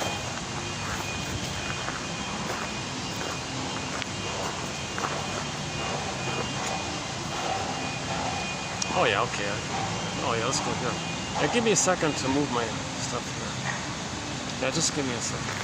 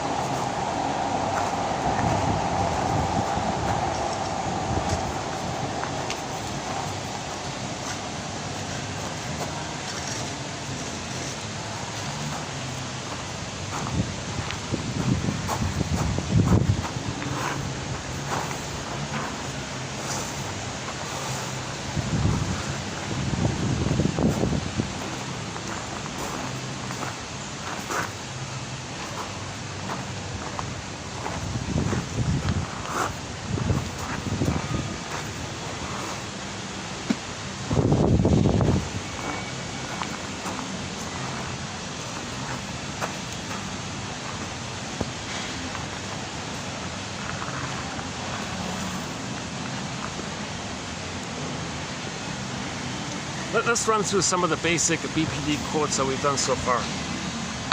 Hold on a sec.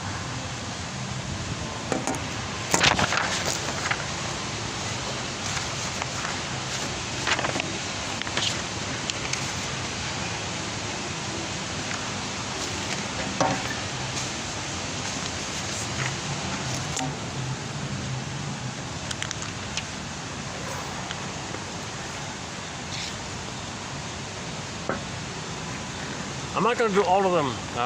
In the last video I did a survey or a summary. Yeah, in the last video I did a sort of a summary of the main quotes we did. So BPD causes problems in 4 main areas. Intensely varying mood. So a lot of mood swings, a lot of sudden changes in the mood. It's intense as well. Okay, difficulties in relationships. So usually these are dramatic, short-term, intense relationships, or no relationships. Okay, acting out on self or to others. If they're hurting others, that's the stinger mode. If they're hurting themselves, that's the clinger pleaser mode. Poorly developed sense of identity. Okay, and there's a lot of splitting going on in the internal working model in the mind. It's a splitting. They see things in binary terms. Okay.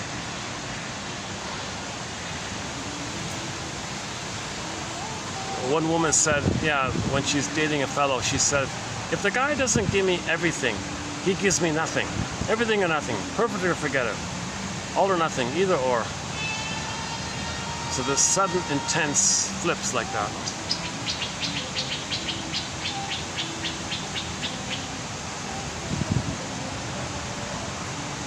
And this guy here, he says, the counter-transference is you don't feel better, you feel empty. So the borderline person's neither yes nor no rarely has the fluidity of paradoxes. Don't think this is paradox.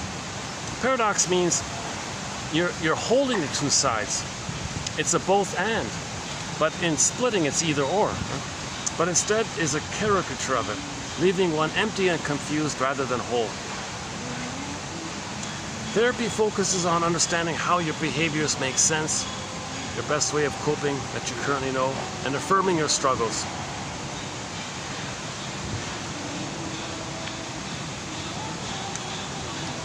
Okay, this term, a lot of people complain about the term BPD or borderline. You got to remember that they're human beings first with this mindset or psychology kind of thing.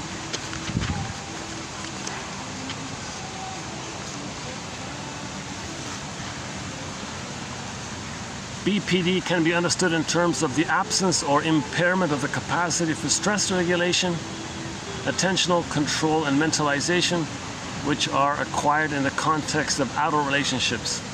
Mentalizing refers to the capacity to understand one's own and others' mental states, empathy basically. Mentalization-based therapy will aim to increase our capacity to not lose our minds, okay, Kansas and others don't lose Kansas, when experiencing intense emotions, but to remain mindful of ourselves and others. Mothers with BPD can struggle to quote-unquote mentalize their baby's experiences. So that's mother's reverie and consideration for the baby, recognition for the baby. I'm here, baby. I see you. I recognize you. That's mentalized. She can have it in her mind, kind of thing. People's descriptions when encountering hysterical or dramatic or eccentric, that suggests BPD. Yeah, the soap opera stuff, basically. In people with BPD, certain sets of schemas known as schema modes, internal working models, are active at a given time, and flipping between these modes is the reason that the BPD appears so chaotic.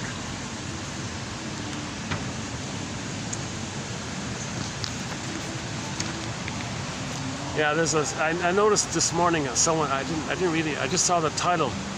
It was raised under mother's gaslight.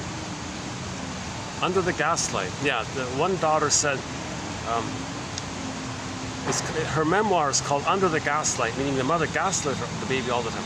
So a lot of mothers with the BPD psychology gaslight their children in an attempt to control them.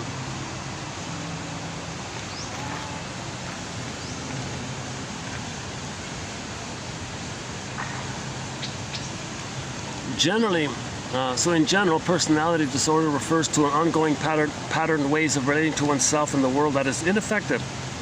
It causes distress to oneself and refers to current aspects of the person. It is not who the person is.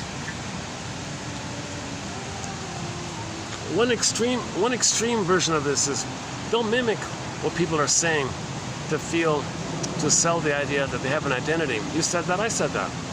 They don't know who they are, so if you said something, they'll say they said something. And now you think they have some identity. But they don't know themselves, so they're very dependent on co-opting what other people say, because other people have identity, they don't know their identity. Something like that about identity diffusion or something. That one I don't know too much about yet. Similar to ADHD, BPD entails severe problems with interpersonal relationships. Even though problems with impulsivity, that's the emotional part, right? Executive functioning, that's the thinking part.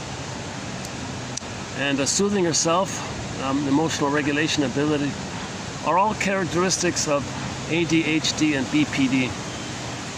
Okay, so there's a little overlap here. The shrinks are all over the place. Some say some cases of BPD are in the border of bipolar. Some say it's schizophrenic. Some say it's hysterical.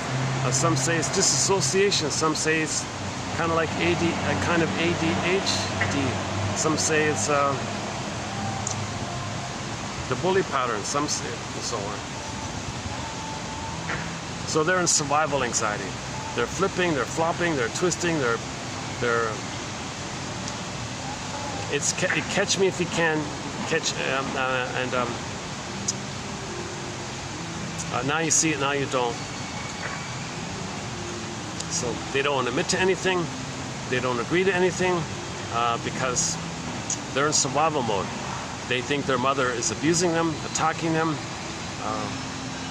so they don't want to be vulnerable, so they're always denying, flipping and blaming, stony silence, rhetoric, propaganda, lies, games people play, lies. So they're very good at lying, and they're very good at deceiving and deception and misleading and not care, and if it's hurtful, that was hurtful what you said to the child. She'll blame you. Oh, you're a bad mother. What, me? No, no, you are. Like she can't see the reality of the effects on her child because she's in survival mode. She only sees her need to get somebody in the present to magically be the mother that she needed. So she's running away from the mother.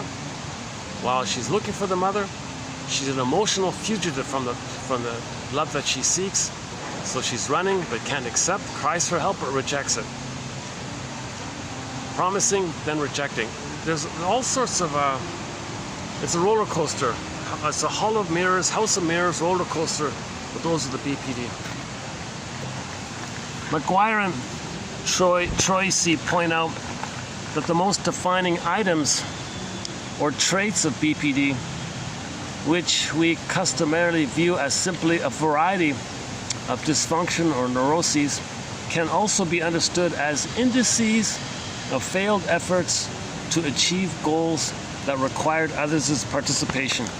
That's not bad. So every trait of BPD or every item of BPD, you can also say it's synonymous with, well, it's an index of a failed report of the baby to achieve his goal, a goal which required his mother's participation.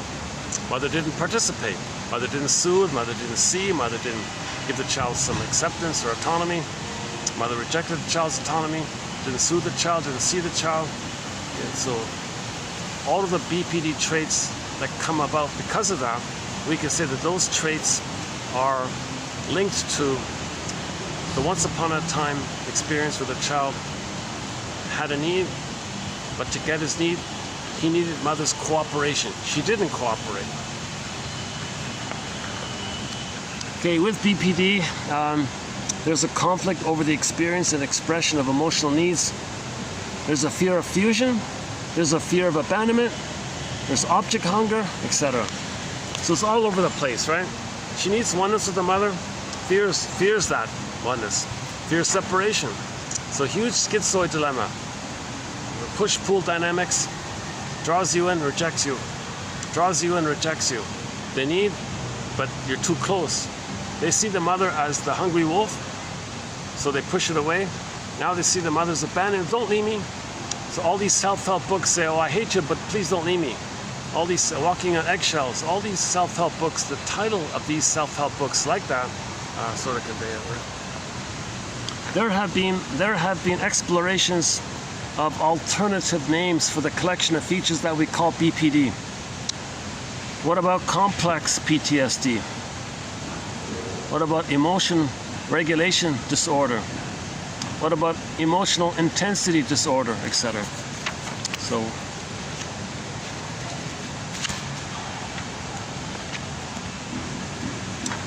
but to humanize somebody with BPD, Marsha Linehan says this: it is by making these individuals different in principle from ourselves that we can demean them, and perhaps at times we demean them to make them different.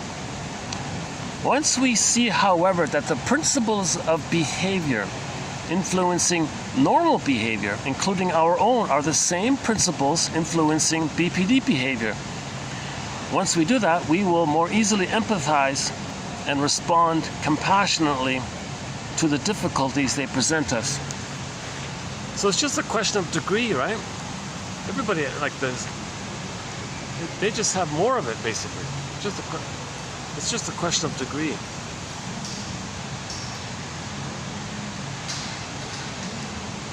So look for the dynamics, look for the principles of psychology.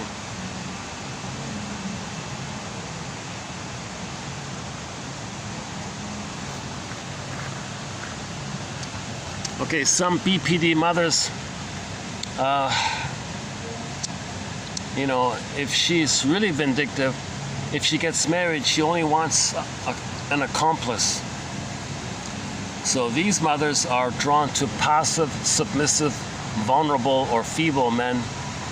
She denigrates those with power because of her fear of being controlled.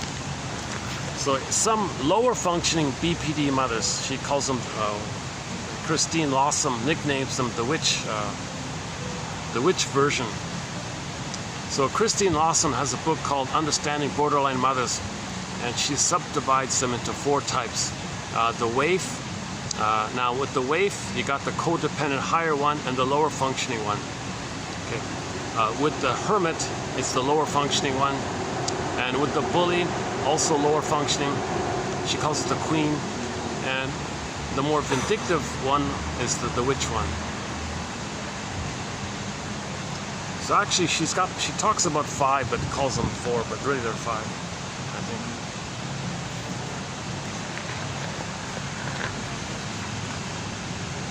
Yeah, and the fathers don't know what to do. A lot of talk about the father not being around here. So here's an example of a dialogue between a child and a mother with a borderline mindset. When children bring concerns to the attention of their mother, who has the BPD mind,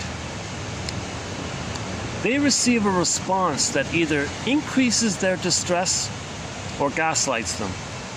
A child who is worried about not passing to the next grade might be told, quote, "And then you won't be with your friends your age, and you'll be behind forever. Why didn't you study harder this year?" Right? So just increases the child. How does the child feel by that, right? This mother absorbs and intensifies the child's fear, and then this could happen.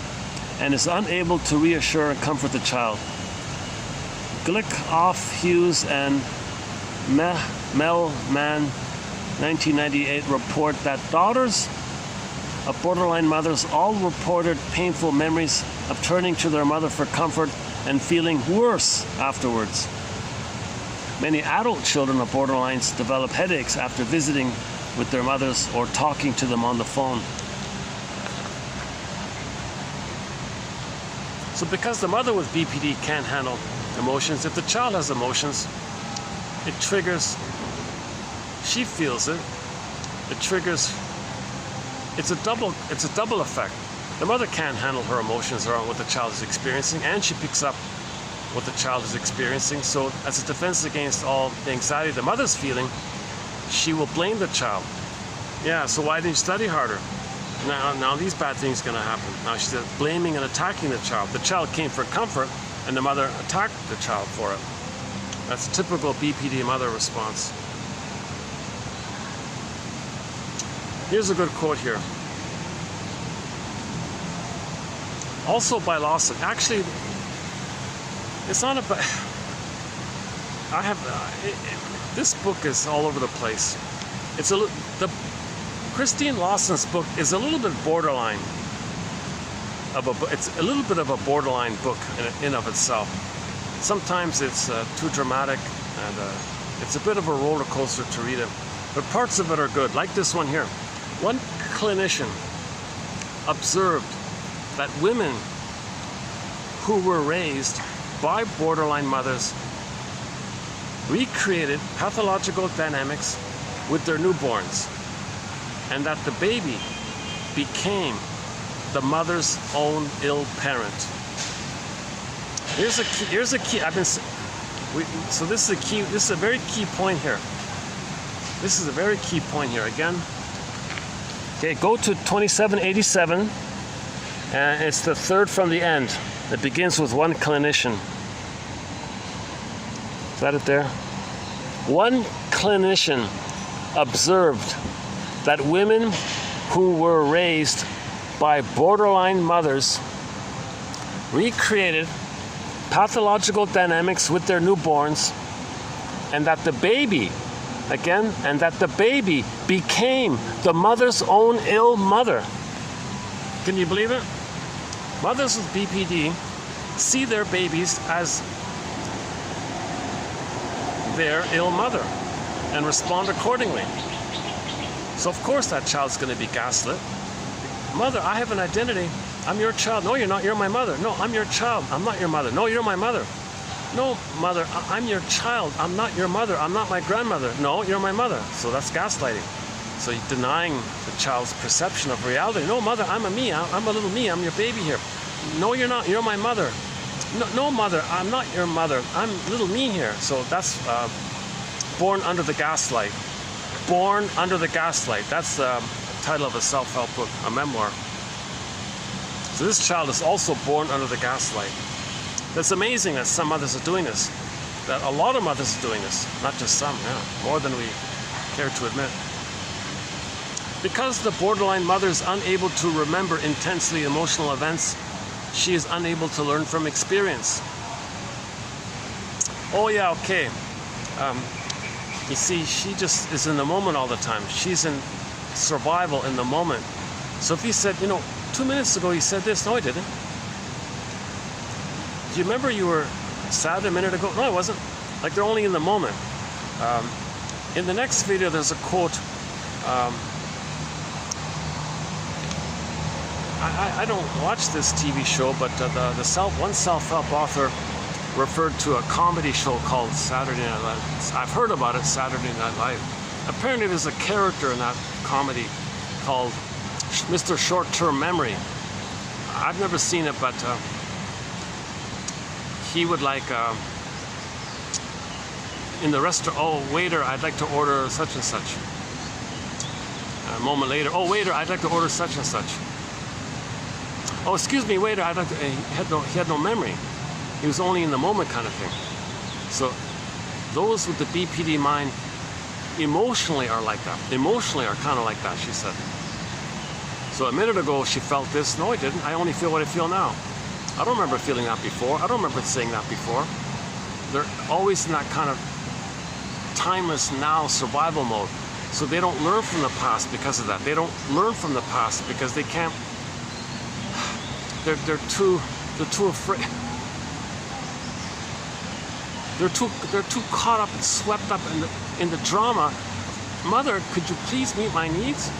And they're too swept up in this. So that's why they don't pause and reflect on it, because they're too swept up with those unmet needs. So the BPD pattern comes from this, basically.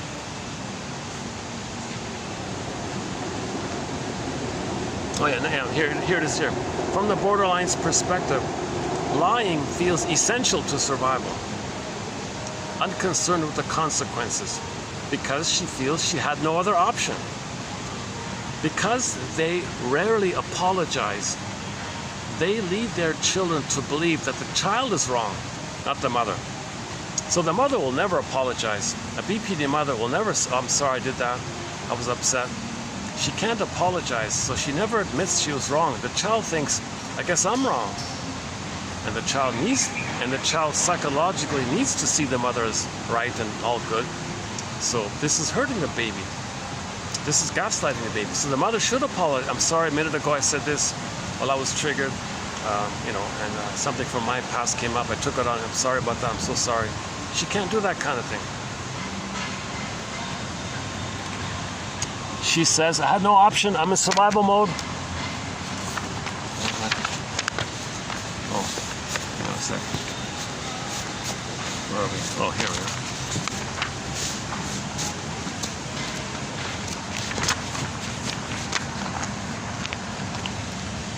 One shrink said, yeah, it's hard for you to let your daughter be a separate person and make her own choices without feeling rejected. Yeah, so one mother said this. One mother said to their child, look, we're one child. You're not going to be autonomous. You're not going to be yourself. You're not going to be who you're meant to be in all this. If you do, you betray me. You're with me or against me. That's where that comes from, right? That's the BPD mind. They're one. The mother needs the baby to shame, to control. If the baby's autonomous, she has nobody to shame. So she wants the baby to be not autonomous, dependent on her, stuck with her, stuck in the tar pit of a negative union with her. So she has somebody to shame all the time. So to do it, she does like an emotional blackmail or something. Well, if you're not with me and you're going to be you're betraying me. I reject you now if you betray me. And then the example was the actress Joan Crawford cut out her daughter in the will because she tried to find herself by writing her memoir called Mommy Dearest. There's a famous book called Mommy Dearest. It's interesting. A lot of people blame this daughter for doing this because the people doing that are protecting their mother because they have a psychological need to see their mother's all good. And the daughter being brave to call this out triggers the lack of bravery that those people criticizing her have of their fear of betraying their mother, because their mother said to them, with me or against me. So no, the child is not betraying his mother if he becomes his authentic self. No child is betraying his mother or his parents if he finds himself, his identity, his embodiment, his golden ball. Okay, but some parents are afraid of that phenomena because they'll be more autonomous and not need the parent. The mother squelches that and said, no, I don't support that. If you do that, you lose me. Many children say, I don't want to lose my mother. I can't lose my mother. Okay, mother, I'll give myself up. There's a self-help book entitled, Do I Have to Give Up Me to Be Loved by You? That's what mothers are doing. Sorry, baby. I can't be alone here. Because you're my mother, and if you leave, I don't exist. So I need a mother here. I never got a mother. You're going to be my mother. If you're going to be autonomous and be you and be your personhood, I'm alone here like this. I never had a mother. You're the substitute. I'm continuing the problem with my mother with you. So I'm going to keep on continuing the struggle until it gets resolved. But mother, I can't be your mother. I got to be me. Well, if you're gonna leave me like that, then I withdraw everything. I disown you, cold, stony silence. I won't talk to you. Oh, don't do that. That's too drastic, mother. I'm not ready to be on my own yet. I'm only 2 years old here. Well, make up your mind here. Okay, mother, what do you want? Fine. I'll give myself up to have an attachment to you. Do I have to give up me to be loved by you?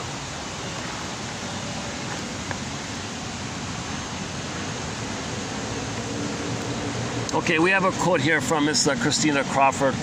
I'll let you read it here. It's in the past few quotes. And here's a key one here. The BPD mother witch emerges when the child and mother are alone. Now, see, when they're alone, when the mother and the baby are alone, the mother turns into a witch. From the baby's perspective. From the baby's experience, from the baby's perspective, when the mother and the baby are alone, when they're alone, the mother's going to hurt the baby, covertly, sneakily. The baby then sees her as a monster witch. Not all mothers, obviously. We're talking about BPD.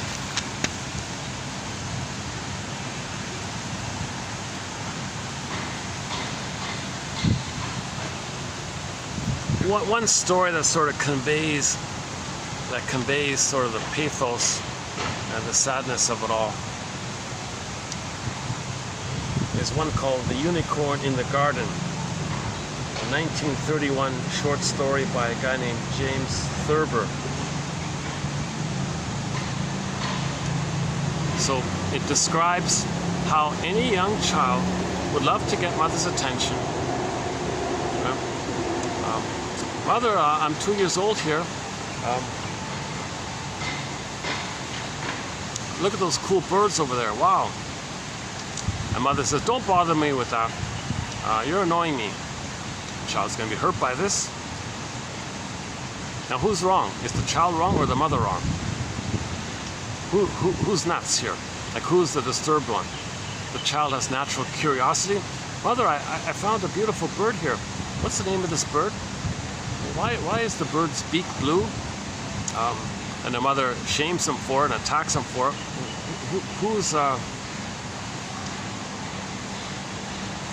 Who's the more disturbed one here? The child or the mother? So imagine that scenario. Okay, the story is, it's about a wealthy couple living in a mansion and all this. And one day the husband's in the backyard, this luxurious garden-like backyard they have. And the husband sees a unicorn, all excited. He runs inside to the mansion, runs upstairs to the bedroom where his wife was still sleeping. Wakes her up and says, hey darling, there's a unicorn in our garden. Oh, you're nuts. You belong in the nut house. You're crazy. This is awful. How can you believe such a thing? Are you crazy? I think you belong in the nut house. You belong in the nut house. You're nuts. The guy goes downstairs, disappointed, goes back to the garden, sees the unicorn once again. This time he feeds the unicorn, sees the unicorn eating from his hand or something. He sees the golden horn on the unicorn.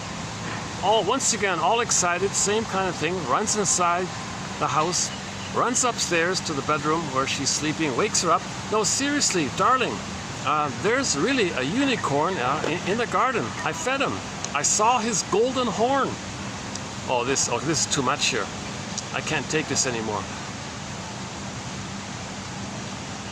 He goes away. She picks up the phone and calls the nut house. Hey, nut house, I'm scared here. My husband flipped here. A little while later, a shrink and a police officer appear at the door.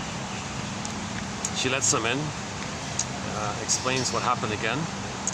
The shrink says to the husband, so did you really tell your wife that you saw a unicorn, is that right?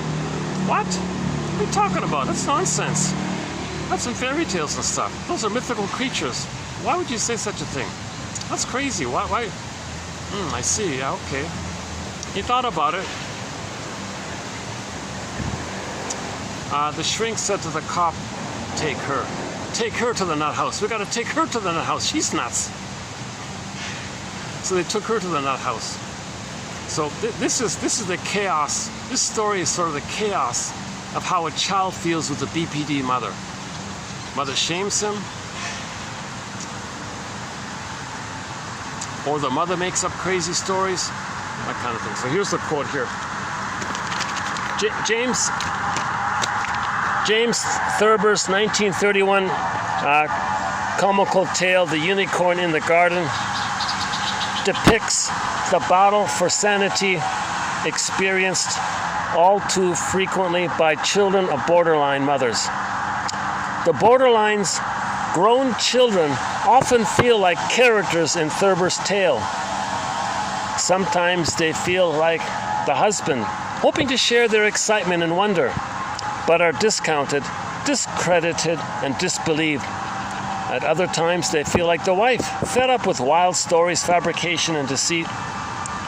Regardless of which way they turn in the emotional labyrinth, they end up feeling crazy, and so on. So the common feeling most people have is that after they interact with a person with the BPD, they feel kind of confused and crazy or something.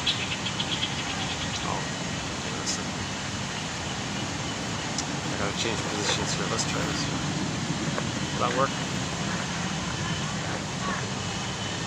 Oh, let's try this.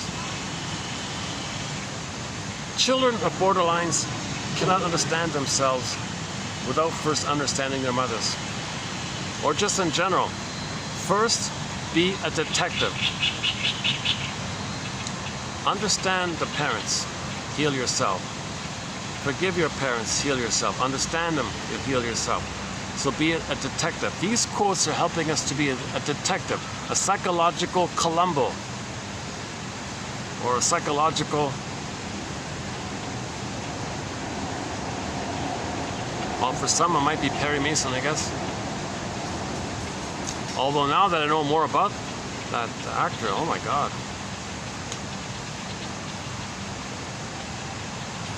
Yeah, we don't have a topic about that. We don't cover that topic at all. That's sort of out of my zone there. I don't really talk, there are a few topics I'm not gonna really, I'm gonna have to let the shrieks talk about.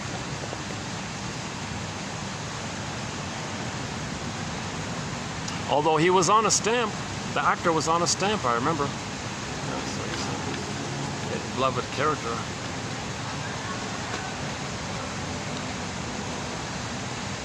But that topic about him, we don't cover that kind of topic. Yeah, we don't have a topic. We only have and there are a few topics which I hope maybe in the future we'll start a new thread on.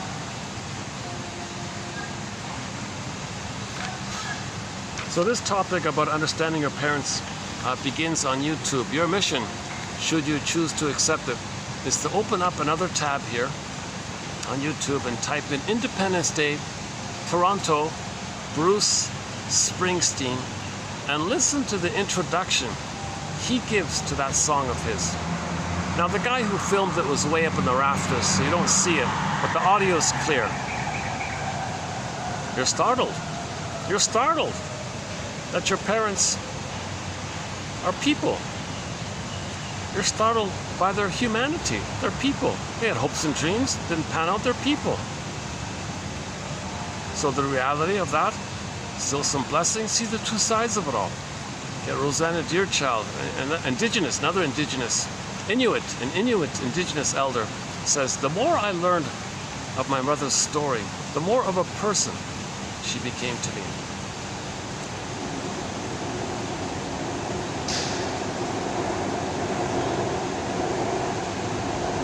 So the BPD mind is a kind of PTSD, but it's about relationships.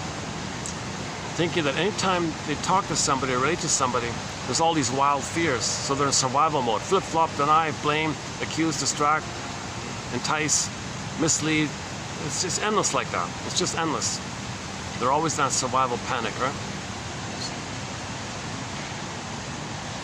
Gratz describes it as a fusion between the psychotic mind and the normal mind. and creating a unique amalgam of the two called the BPD mind. It's stable in its craziness, but they survive. But everyone else feels lost, confused, empty, now the person with the BPD mind, like all others who are traumatized, are trying to get to a place where they magically think they can ultimately recreate the past, change the past to get the love that was needed in the past. So they still have this unreal hope, this relentless, unreal hope of the fulfillment of old unfulfilled needs. And all the tricks and lies and all this is an attempt to create something in the present, thinking it's still the past, hoping to change the past. So we're not making sense. Like the people with BPD, they never make sense. Or if they do, it's a trick and they'll flip it. So catch me if you can, and then they won't admit it. You thought I said that? Well, that's what you believe. I believe this. Oh, I believe that. You do?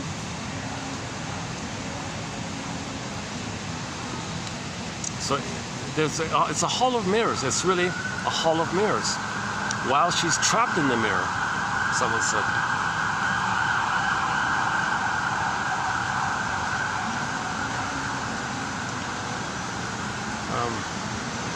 One shrink said,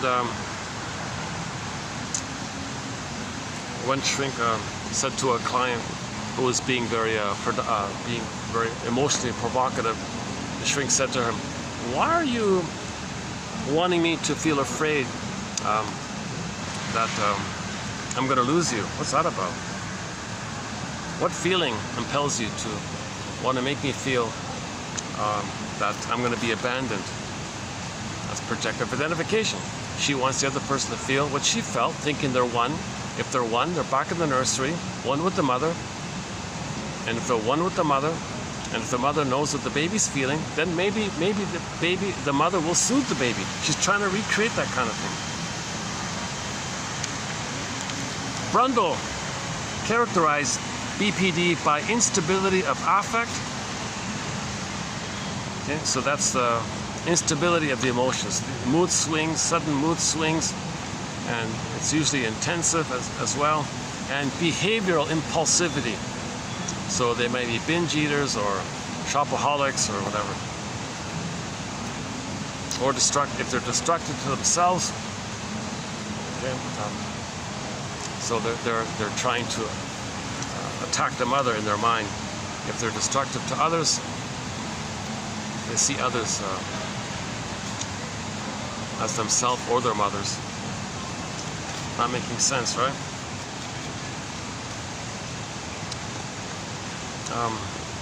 As a result of hypersensitivity to the attachment process, clients with BPD are vulnerable to losses,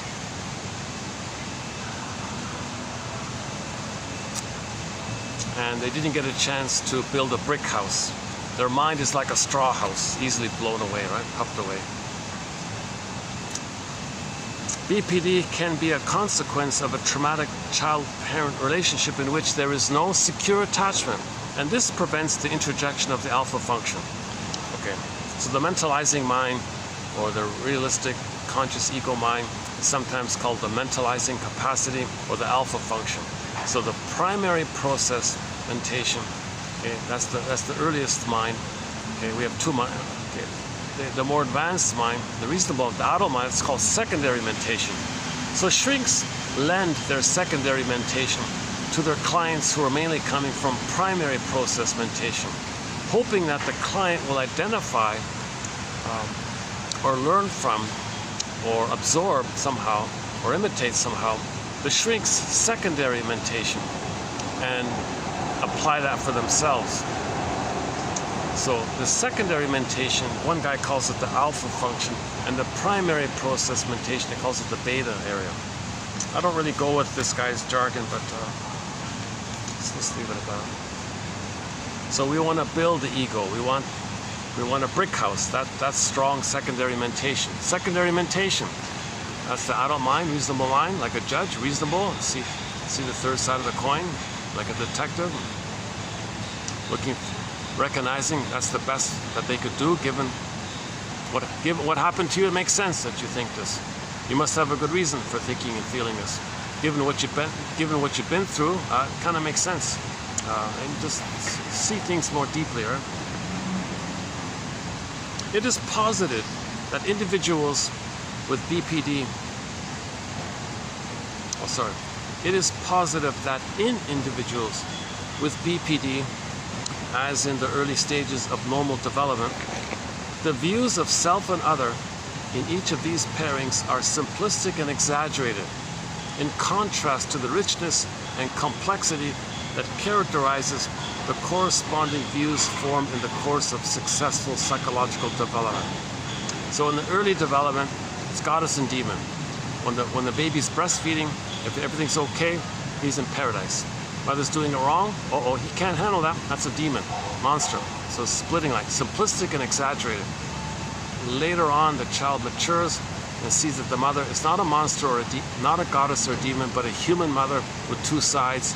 And he can hold that ambivalence that it's one human who's loving and frustrating, and he can handle that two sides of the one human. If the child doesn't get that experience, he's back in the fairyland, the mythological world of goddess and demon. Simplistic and exaggerated. That's called the splitting mechanism.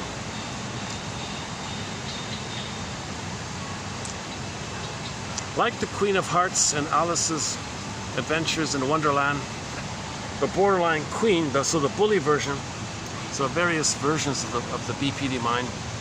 The bully version, Miss Lawson calls the queen. The borderline queen treats people as if they were cards, to be shuffled, arranged, and stacked so she can win. She exploits others without remorse, envious, competitive, longing for glamour, wealth, attention, fame, admiration, etc. The common denominator among borderline queens is emotional deprivation. As children, they felt robbed. Consequently, they feel entitled to take what they need. That's survival anxiety, the greed. Relates to others with superficiality and an air of detachment. Yeah, that's the catwalk model, self-sufficient superiority, right? Superficiality and an air of detachment. Survival energy, so they're greedy. You know, your greed was hurtful to that person. So don't know what you're talking about. They're in survival mode. If they're in survival mode, they did nothing wrong. You're always thinking like that, right? It's a sign of trauma to always be dominated by your crocodile brain. No, we have a mammal brain, a chimpanzee brain, a human brain. The human brain makes us aware of the mammal feeling brain. That crocodile brain is just, it's not supposed to be so charged up and revved up, but it does get revved up if the baby's traumatized in the uterus, if there's child abuse in the womb, or birth trauma, or relational trauma afterwards, right?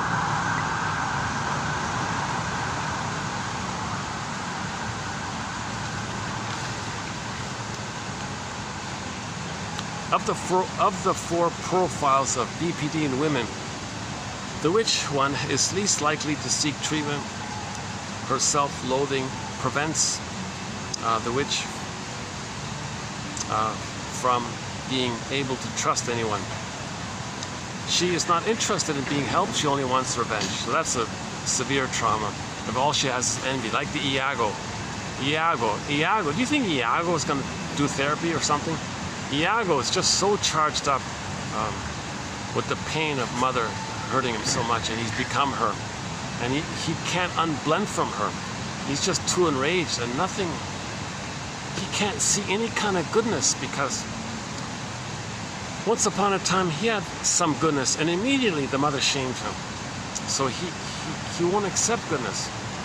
So there's no gratitude, and he can't feel any kind of gratitude, and he can't accept or see anything as good, because that would bring up the immense pain of once upon a time having some once upon a time original goodness that the mother destroyed. He can't feel that pain anymore. So he identifies as the aggressor and goes through life shaming other people's goodness. So she may end up with the Medea mother. Only cares about this, and is so blind to what happens to her own children even. Like the witch in Hansel and Gretel, the borderline has a keen sense of smell for human weakness. Witch mothers know what to say to hurt or scare their children and use humiliation and degradation to punish them. Because they're so in tune like this because of the sensitivity of the fusion. The mother and the baby are one. They're so fused like this. So they're hypersensitive. They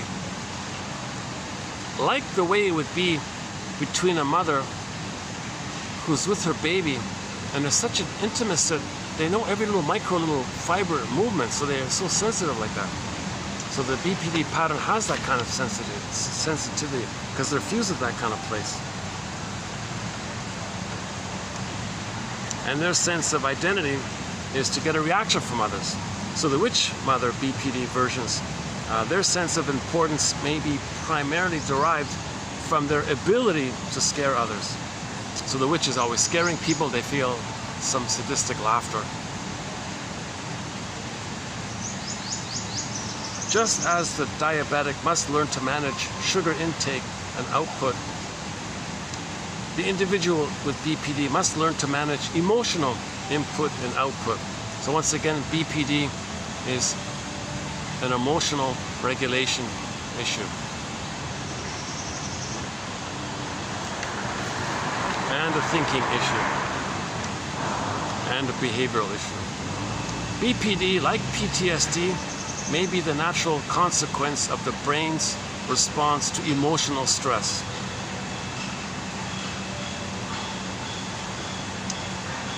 Trust, emotional stress. Although the mother may not physically hit the baby,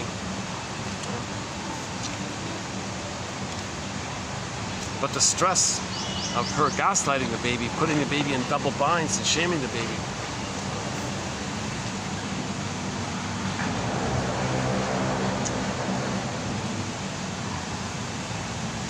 Okay. Trust is a major issue between borderlines and their children. Children cannot trust the borderline mother for many reasons. She is manipulative, distorts the truth, and may even blatantly lie. She'll just make up some blatant lies. Whatever it takes for her to feel that she's in survival mode. She's got to lie, she's got to make up, distort, twist, turn it around, pretend that others said what she just said, or act like she just said what they said. Just confused, twist, lie, cheats, unpredictable, overreacts, impulsive, poor judgment, unreliable memory, inconsistent, intrusive, lack of boundaries. So Christina Crawford would say her mother would charge into her daughter's bedroom while she's sleeping. She's only like 5 years old or something, and suddenly the crazed mother would jump into the bedroom, wake up the daughter. Daughter, wake up, wake up. Take care of me, comfort me. Did you know what your father said to me? Can you believe your father said such a thing to me? So maybe she had a fight with her husband and runs to the daughter who's only 4 years old, wakes her up. So she's impulsive, doesn't respect boundaries. Like Alice, who confided in the cat. Children of borderlines may learn to trust a pet more than their own mother. Children of borderlines never know from 1 minute to the next how their mother feels about them. Like a game of she loves me not, the mother's moods can suddenly change from kindness to rage, creating an uncertain and insecure emotional environment, which children need, right, for their development. Children with borderline mothers face an inherent conflict. Their attachment to mother is crucial for survival. Yet, if mother is a threat to survival, the brain must protect the child from recognizing this. So one example was the mother hit the child. The child looked to the mother who just hit them. Mommy, someone just hit me.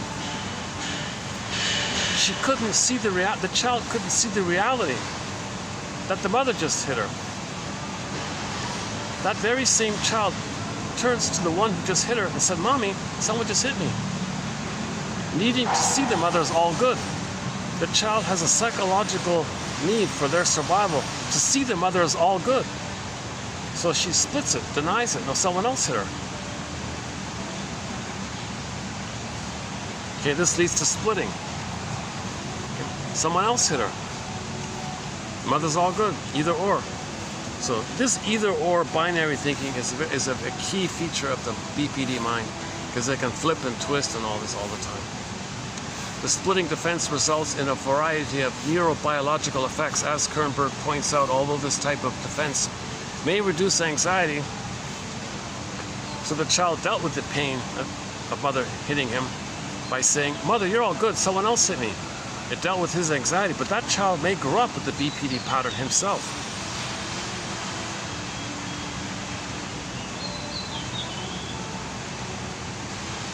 Okay, we've got some more quotes about the splitting so far. I'm talking about the past roughly 5 or 6 videos on the topic of the BPD pattern. It's sprinkled in with some other quotes, but if you check the quotes for the past, if you check the quotes in this video and for the past roughly 5 videos, you'll get all these quotes. I'm only reading a sample of them. Push-pull dynamics, yeah. Fluctuating between desperately wanting help yet rejecting help. In the song Borderline by Anne Shaw, there's a line in there about that. They are reaching out for help but rejecting it at the same time. Calling all angels. What do we do here? Paging Dr. Masterson. Paging Dr. Masterson. So he's an expert on this BPD pattern.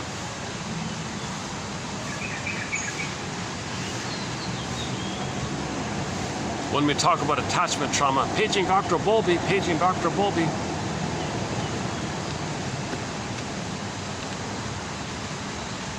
Fluctuating between desperately wanting help yet rejecting help. Borderline splitting creates push-pull dynamics that leaves everybody feeling sucked in and spat out. Don T. Adams and Morrison, 85, found that borderline mothers were reluctant to participate in their study because they feared discovering that they had damaged their children. Yet these same mothers expressed the belief that their children were damaged and needed help. So here's the borderline mother, traumatizes her baby, takes the traumatized child, to the shrink. "Hey shrink, my kid's all messed up here."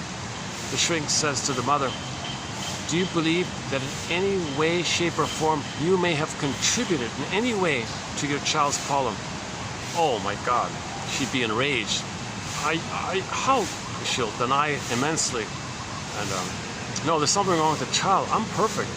The child, there's something wrong with the child. Could you fix the child here? So she won't admit or apologize her contribution to the pain she inflicted on her child. She won't, she can't. She's in survival mode. If she were to admit it, she'd have no identity. She'd have no mother. She couldn't do it, huh?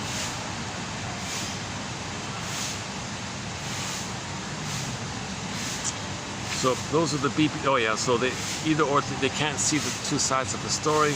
They only see one side of the story or one part of the picture. They have an inability to experience more than one perspective at a time. They only see the ends of the spectrum, heaven or hell. They don't see under heaven or over hell. A lyric in the song Storyteller by the classic rock band Streetheart off their second album, entitled Under Heaven, Over Hell. They don't see the middle. Messages from the BPD bully queen. Well, what's mine is mine and what's yours is mine. Never enough. Never good enough. I resent you wanting something from me. I'm a special exception. The rules don't apply to me. When I need you, I'll call you. That's the bully one, right? The borderline bully queen experiences what shrinks call oral greed. Oral greed. The desperate hunger of the borderline queen is akin to the behavior of a baby who has gone too long between feedings. Starved, frustrated, and beyond the ability to calm or soothe herself, she grabs, flails, and wails until at last the nipple is planted securely and perhaps too deeply in her mouth. She coughs, gags, chokes, and spits, eyeing the elusive breast like a wolf guarding her food. Similarly, the borderline queen holds on to what is hers, taking more than she can, in case it might be taken away prematurely. So the prototype was the baby's nursing. The mother read some magazine and followed the schedule, or she deliberately wanted to control the baby, to brainwash the baby. So she withdrew the nipple and made the baby starve now. That's a memory. That's a template. They go through life seeing the world through that template. So the template is they didn't get their needs met, so they're going to be greedy, oral greed, and hoard and grab in case, like what happened in the nursery, the nipple was withdrawn too prematurely. These memories go in the brain and they influence a person. That's called unconscious motivation. Unconscious motivation. Bergler calls it the puppet master. But observing our behavior, we make an inference to know what happened in the past. So if somebody is greedy in the present, if they hoard and they greed in the present, that's an inference that they weren't fed properly. That's an inference. Be a detective here. It's a clue. It's a clue. Be a detective. Be a psychological Columbo or whatever.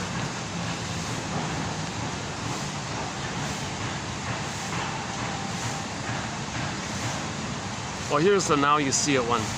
Early sessions with the client with the BPD pattern can be like walking through a house of mirrors in search of someone. There is a now you see it, now you don't quality. In the house of mirrors, right? Is that them? Is that the reflection? Now you see it, now you don't. That's the BPDs like that. Clients with this pattern may change subjects quickly, several times in a session. Their presentations will be laced with lapses, silences, premature conclusions, jumping to conclusions, seeing what's not there, unexpected intrusion of unrelated events, stony silence, flipping, etc. Therapists may have to endure a confusing variety of complaints. Now remember the complaints with the mother, but the pain of it disperses all over the place, so they're complaining all the time. So they've generalized the complaint with the mother to everybody.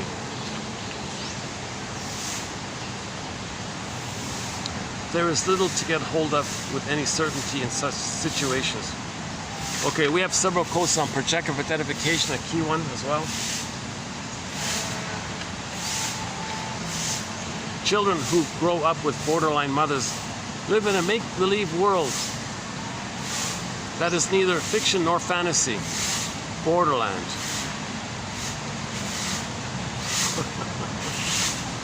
Like Alice in Wonderland, right? The emotionality of Alice in Wonderland is borderland.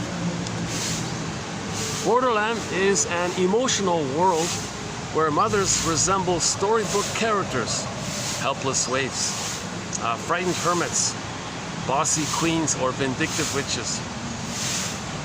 Like Alice in Alice's Adventures in Wonderland, children in Borderland are puzzled by the contradictions of their world. Borderline mothers use guilt and fear to control their children. The child feels emotionally imprisoned, unjustly accused. The no-good child is sentenced without a trial. Right? In Alice in Wonderland, always guilty. No trial, always guilty, automatic guilty. So what is that about? Once again, the baby thinks it's his job to save the mother, cure the mother, heal the mother, make a traumatized mother be a loving mother. He has to think that way because he needs to save the mother if he's going to have a loving mother. He's going to fail. He feels guilty. Maybe he's defective. That's shame. Unconscious guilt. The memory of this is constant unconscious guilt, hidden guilt. He feels like he committed some kind of crime. The crime was he was supposed to save the mother. He failed. No baby can save the mother. He feels guilty. Okay? Enter the Franz Kafka famous story called The Trial. One day a guy is told that he's guilty. The guy says, "Oh, of what?" They don't tell him. And the whole story is about him nervous about what it is. And that's the whole point of the story. Babies feel guilty and they don't know what it is. And they spend their whole lives nervous about it. Anxiety comes from trauma in the first brain. Anxiety is trauma in the first brain. So go to Janoff's quotes 2745 to 70.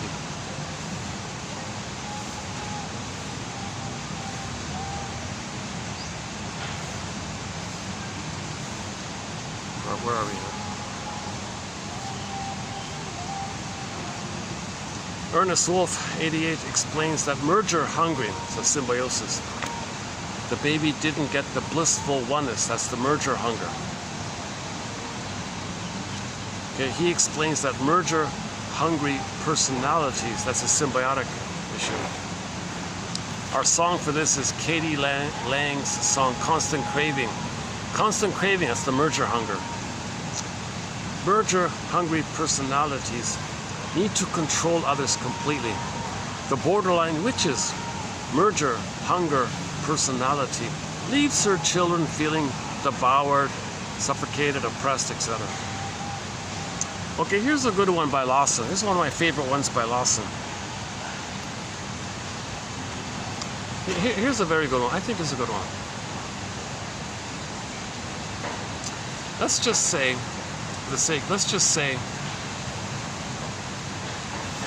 that all mothers love their babies equally. Let's just say something like that.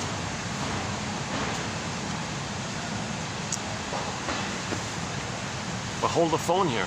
What's going on? Quote, although borderline mothers may love their children as much as other mothers, their deficits in cognitive functioning and emotional regulation create behaviors that undo their love. Borderline mothers have difficulty loving their children patiently and consistently. Their love doesn't endure disagreements, misunderstandings. They can be irritable, resentful, rude, jealous, arrogant, unforgiving, etc. Healthy love is based on trust and is the essence of emotional security. Their children, therefore, may grow up without knowing the meaning of healthy love. So because the mother is whacked in her thinking and whacked in her ability to soothe herself, not her fault, she didn't get soothed by the mother. She didn't feel safe with the mother to develop a healthy ego. So, and then acting out is to communicate your feelings with actions, because you don't have words, because the ego is a straw house. So first, give the scarecrow a brain. Upgrade the straw house to a brick house. The cognitive style seen in borderlines consists of a lack of focus or attention to the matter at hand. A balanced understanding of an event is impossible to achieve.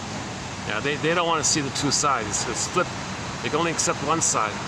They can't hold the two. It's always flipping. One or the other. Make up your mind. Either this or either that. Either or thinking. They don't do a both and. They can't do both and. They can't. They don't have the psychic structure. They don't have the template to do a both and. See? So when the baby's traumatized, his mind is in either or mode. Goddess and demon mode. That's either or thinking. And the anxiety around trying to see the two sides would be the anxiety that the child would feel if he were to admit that the mother's hurting him and he's got to make up a mother. He can't do it.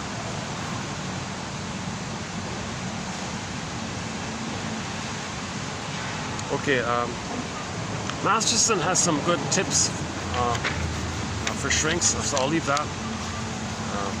It was discussed in previous videos. In 2784, there's a very good quote by Capex, J. Capex, in 84 here, yeah, 2784. I highly recommend that quote. Hold on a second.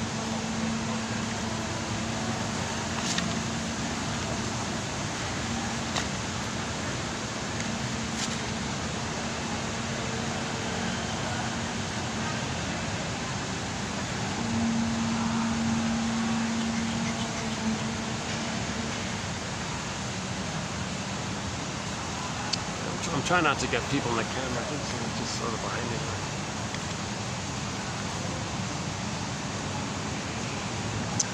Alice Miller writes that if a mother, here's another good one by Lawson.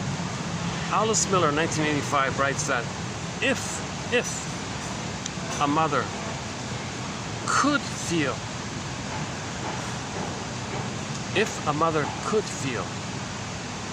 how she is injuring her child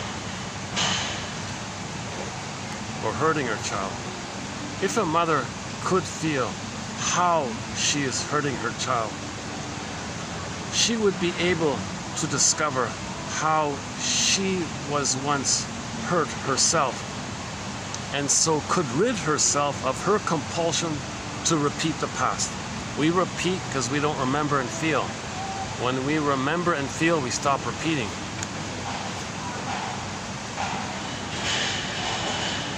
Parents should want to find out what they are unconsciously doing to their children.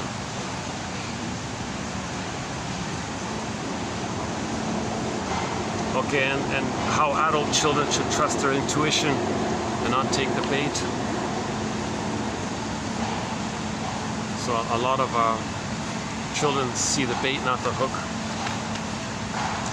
But if they're grown up and they're adults now, they gotta trust their intuition. Inconsistency, unpredictability, and inappropriate intensity.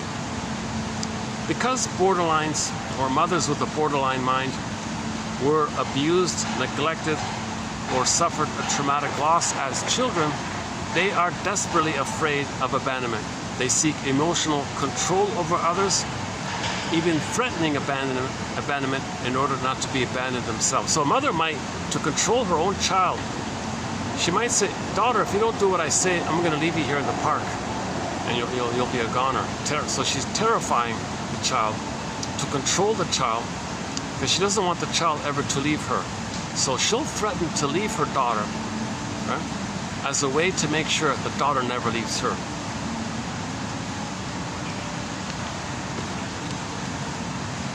Oops. Still there? Let's see, what time is it? 4:08. Okay, 4:08. Yeah, so we got 2 hours left here. Good. What a difference it makes, you know. What if I had my guava juice? They're sold. It's gone. The guava juice is long gone. But for a short time, the shop nearby was selling guava juice, a fresh pressed, like a good one, like a real one, fresh pressed. Oh my God, I could talk for 10 hours. It was like what spinach was for Popeye. It energized me. I felt good. Now I'm running on caffeine, which makes me a little energized briefly, and then it makes me kind of sink down. I'm looking for an alternative healthy beverage before I start the video. Yeah. Tangerine juice when they have it is not bad. Or coconut water is not bad.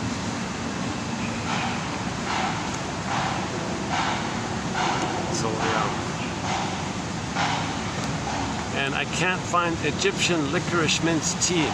That's another companion beverage. Oh my God, yeah.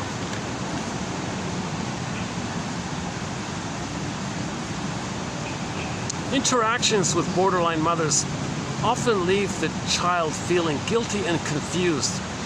Many tune out by disassociating and disconnecting from their environment. Children of borderlines have been down the rabbit hole They're no longer in Kansas. In reality, they have been down the rabbit hole. They have attended the Mad Tea Party and argued with the Duchess for the right to think her own thoughts. Mother said, no, you can't have your own thoughts because I need you. If you leave me, I'm triggered of how my mother left me. I don't want to feel that, so you can't leave me. Don't have your own thoughts. So children of these mothers have been down the rabbit hole in borderland. Again, borderline mothers can misperceive a child's normal need to separate as betrayal. And even adult children still have a hard time. The queen one grabs, the hermit one hoards, the waif picks at crumbs. So the codependent waif BPD is unnecessarily apologetic, has difficulty articulating her needs, so she's still holding on to her identity and all this. She's just having a hard time there. She doesn't reject it, but the stingers reject it, and if others express it, then they'll see others as a proxy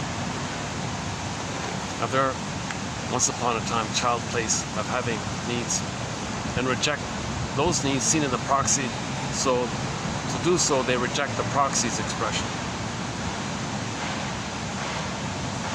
Yeah, so the codependent clinger waif one re-victimizes herself through deprivation and self-sacrificing behavior, the hopelessness of the waif who resigns herself to deprivation.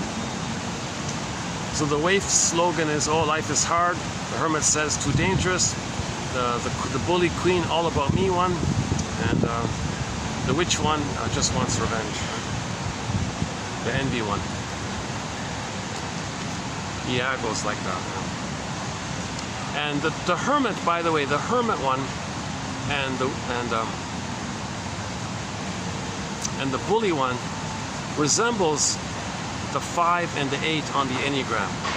Go to the Enneagram and read the unhealthy 5, okay, the turtle one, and the unhealthy 8, the bully one, and notice the line there. When the bully one feels stress, they can be more like a hermit. When the hermit one feels confident, they can be more like the bully one. Likewise, with the waif and the witch. Now, when I mean waif here, I mean the unhealthy stinger waif. The clinging vine narcissist or something like that. Not the codependent waif. The codependent waif isn't linked to the witch one.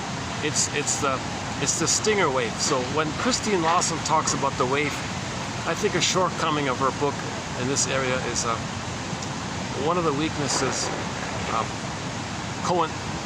that exist alongside with the many strengths of her book, I think, is the issue around the waif. Most waifs say, I'm not okay, you're okay. How can I please you? How can I save you? What do you need? How can I serve you? They're like pleasers like this. Now some waifs don't do that. They're like covert witches, actually. So that's the unhealthy 2, and the witch is the unhealthy 4. Now on the Enneagram, there's a line between the 2 and the 4. If the stinger waif feels stressed, they can become more witchy. If the witchy 4 feels maybe a little better, they can be more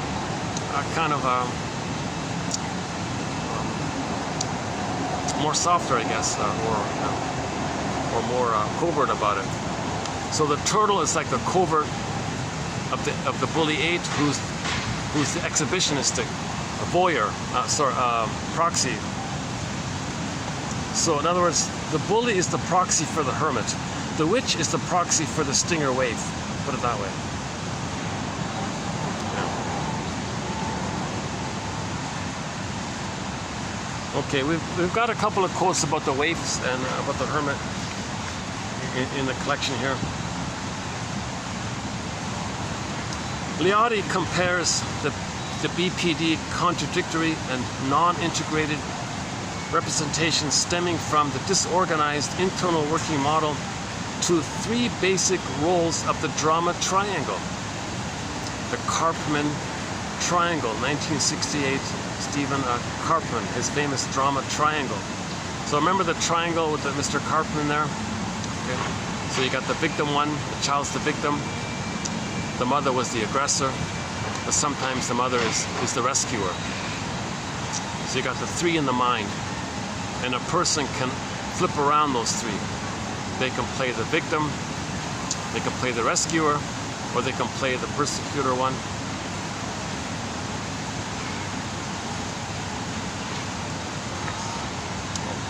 That's one of the managers there. Yeah, this is working out okay.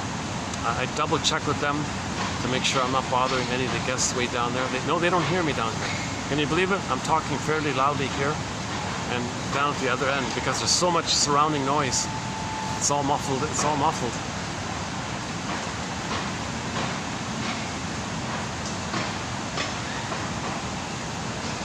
Yeah, so look up the Chapman triangle, okay? And just be aware of that, right? The baby is the victim. The mother was the aggressor, the persecutor. Sometimes the mother flips.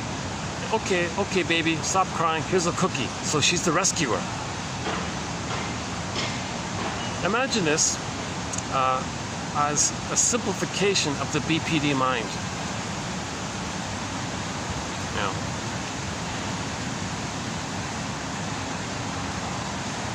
poorly sense. Okay, let's look at that one. Okay.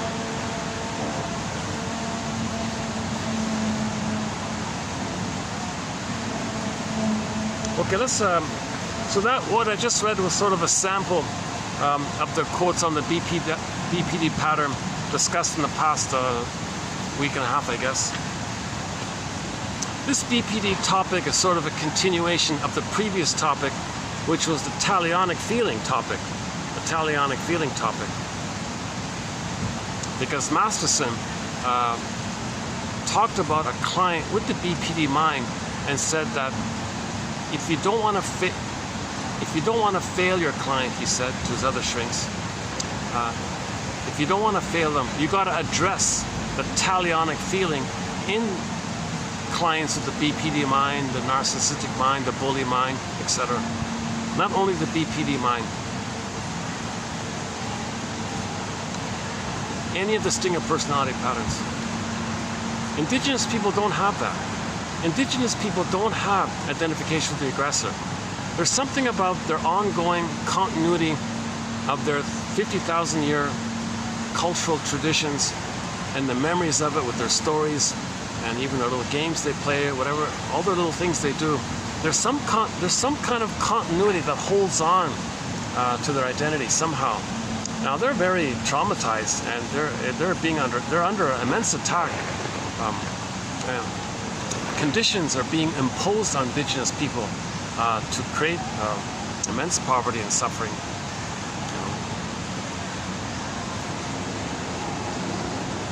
So, why? Because those doing it are trying to say, well, when I was a baby, my mother created the conditions in me where I felt emotionally impoverished. She created these conditions and let it happen and didn't do anything about it. Identification with the aggressor. Okay, over there, okay, Indigenous people, we're going to create conditions that creates your poverty and misery because I feel poverty and misery inside. As above, so below, inside out. We need to look in the mirror if we're going to see the healing journey. The gift of psychoanalysis, the strength of psychoanalysis is that it's giving us this mirror.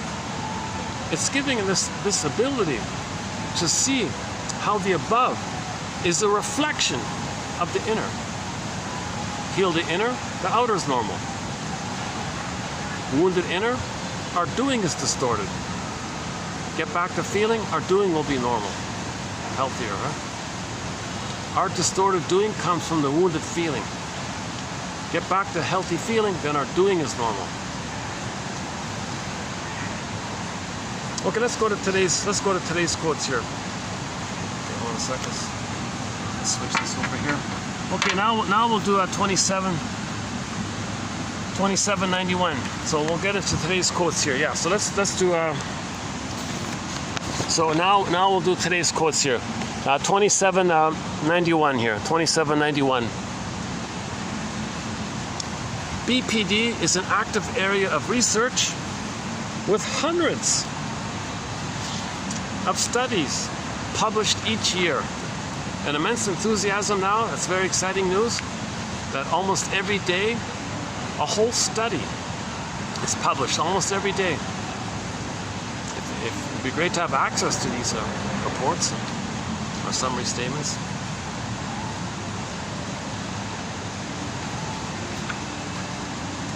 Okay, so I mentioned earlier the one about Judd and the other guy I forgot, about how PTSD is a kind of internalized relational, how BPD is a kind of internalized working model of a relational PTSD, where there's no specific trigger that brings up the PTSD.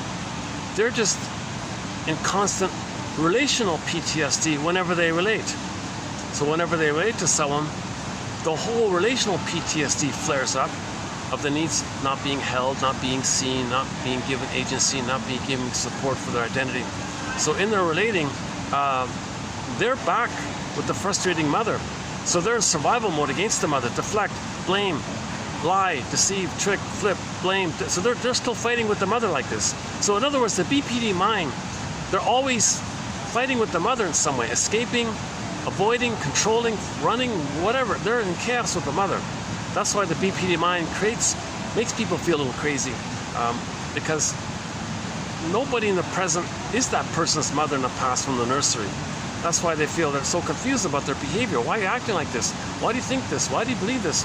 Who are you relating to? I'm not your mother from the nursery. They'll be stunned. What are you talking about? Like they won't admit anything. Like they see that they'll reject therapy and interpretations. So some people say, well, give them a little validation. Well, given what you went through, it makes sense that you're doing this.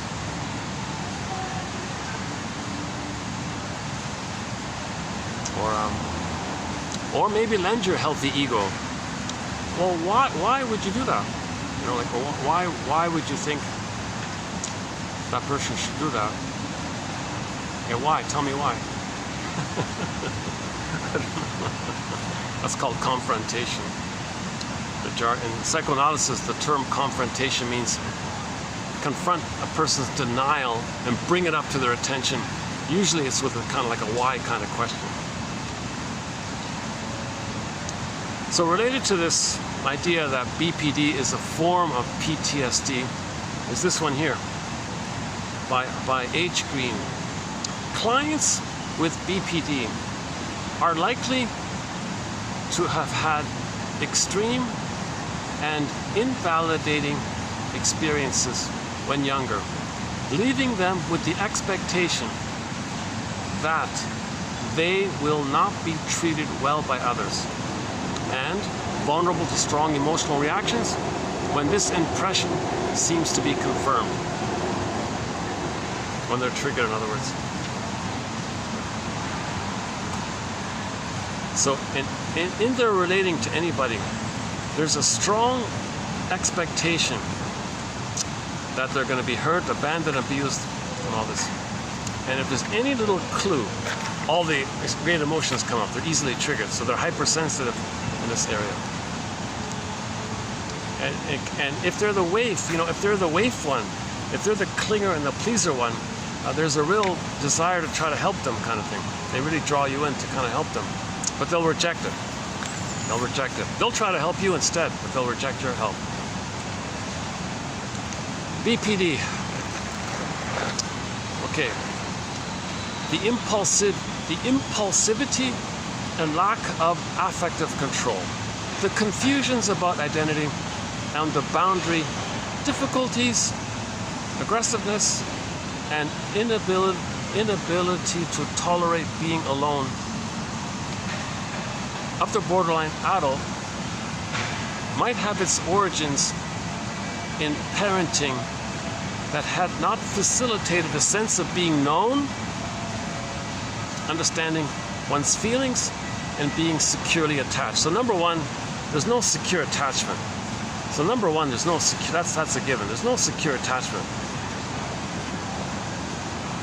The mother didn't understand the baby's feelings. She was so blind. She was so blind to the baby's feelings because she only saw her past. She projected her past. She only saw the past. So she didn't understand or validate or accept or appreciate or acknowledge the baby's feelings. Quite the opposite. She gaslighted the baby's feelings because she only saw the past. Her only reality is the past. She doesn't see the present. She's not loving life in the present. She's seeing the past in the present, seeing the present as a new version or a continuation of the past. If it's the lower functioning BPD, there's more aggressiveness. BPD is a pattern that stems largely from understandable attempts to meet basic human needs. That's always the positive intention of all this dysfunction. The positive intention ultimately is to believe that they're in the nursery trying to get their needs met. Relationship problems are ubiquitous in BPD. So these are people with a long list of broken relationships. BPD is like emotional dyslexia because the client seems to experience a disconnect between what they hear and what they believe from what they hear. So they hear something benign, but they interpret it as in a harmful way. That's like dyslexia. The guy said hello, and the BPD said, "Uh-oh, you're going to hurt me." "Oh, I just said hi." Nothing like that. So they can twist things. That's called emotional dyslexia. I don't really use that phrase too much. I notice, what's her name? Is it Helen Kramer? Is that her phrase? Helen Kramer. We did a self-help book about 2 years ago entitled Liberating the Adult Within. And her main thing is about emotional dyslexia. So I wonder if they got it from her here. The intention of what you say is often misconstrued or made too personal. BPD, right? Because again, in relationships, it's made too personal. Because in relationships, they're back with the shaming mother. BPD is actually a form of dissociative disorder. So this is Elizabeth Howell. She talks about this a fair bit. She's got a very good book called The Dissociative Mind. And BPD involves disassociation. Because when you're splitting, you're out of it with one, and you accept the other, and you flip it around. Heather Berlin explained that both BPD and DPD involve disassociation. We don't have any quotes on DPD, but we do have a thread on disassociation, but more of the milder stuff, like highway hypnosis, that kind of stuff, being absent-minded, that kind of stuff. I'm not a shrink, so I don't really cover the too serious area.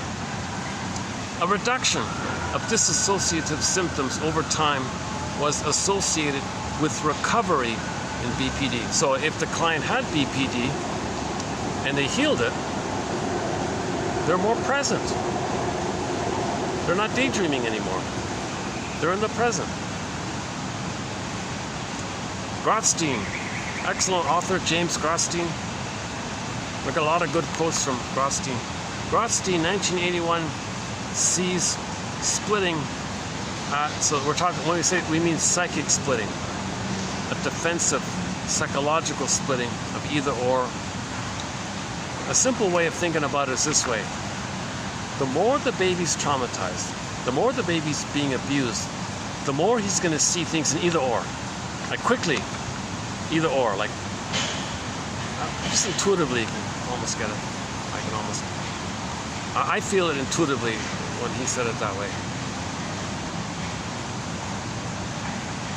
What's painful, gotta deny it. Make up something I can accept. Splitting.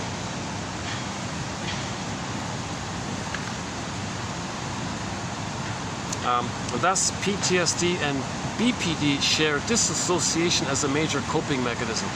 So Gratzstein, like Elizabeth Howell and others, also say that disassociation is a part of BPD. Because with all trauma, there's some degree of going through life, feeling that you're sleepwalking through life, in a trance through life, going through the motions of life. That's a kind of mild disassociation. The centrality of splitting in BPD caused by parent-child problems during a particular developmental period in early childhood. BPD is thought to develop as a result of poor synchrony, lack of attunement between mother and a baby. They're not in sync with each other. Let the music play on. No, it was all broken. It was static.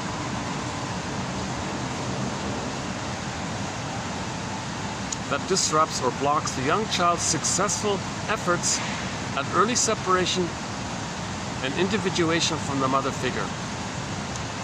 The current nowadays conception of BPD, according to Langley here, is to view BPD as a disorder of the self. So that's Masterson's main thing. It's a disorder of the self. Instead of saying you have a personality disorder, it's maybe a little better to say, well, your sense of self is disordered, right? Your sense of self is disordered, a disorder of the self, rather than saying he's got a personality disorder. Like, that's more stigmatizing when you say it that way. So Masterson tried to humanize the whole thing by saying, no, he's got a disorder of the self. His sense of self, who he is all disordered. Okay, the real self is denied. You got the false self, it's kind of disordered. Things are disordered in there. No one's BPD is identical to anyone else's. The intensity or severity of each criterion is unique to each person. So, yeah. All these characters in BPD, they're not all necessarily throwing dishes at the wall or whatever. There's a variety, it can take a variety of forms. The turtle one, the cold, stony silence one, a very passive-aggressive. Like Iago, spreading rumors against others, the witchy one. Iago is very witchy, of course. People, okay, a little empathy here. People with BPD may seem psychotically neurotic. They're psychotic, but they may seem neurotic. That's normal. People with BPD may seem neurotic or normal, like others. But if you could do, remember the Mr. Spock, if you could do the Spock mind meld thing, meaning he can read your mind kind of thing, if you could do a Mr. Spock mind reading thing, you'd know that on the inside, they feel as vulnerable, scared, and needy as a small child left alone by his parents for the first time. So underneath the BPD mind is a terrified, frightened little baby left alone in the crib to cry himself to sleep. And maybe the mother mother left the apartment even. Yeah, what about that? What if the baby's in the crib and she even goes out to buy a cigarette? Jesus Christ. BPD is chiefly an emotional disorder with behavioral aspects that arise from strong negative emotional states. What happens is that the person with BPD gets under the influence of their strong emotional states, and because emotions are immediate and strong, if a person makes a decision based on that emotion, the decision is likely to be impulsive. So that's when you charge to the cupboard to look for a box of cookies to open up. If the emotion is a negative one, to the point of pain, the impulsivity is likely to be in the area of pain relief or pain avoidance. This reason is why people with BPD might go on shopping sprees or overeat. Yeah. overeat. Strong emotion makes you impulsive, so you binge eat.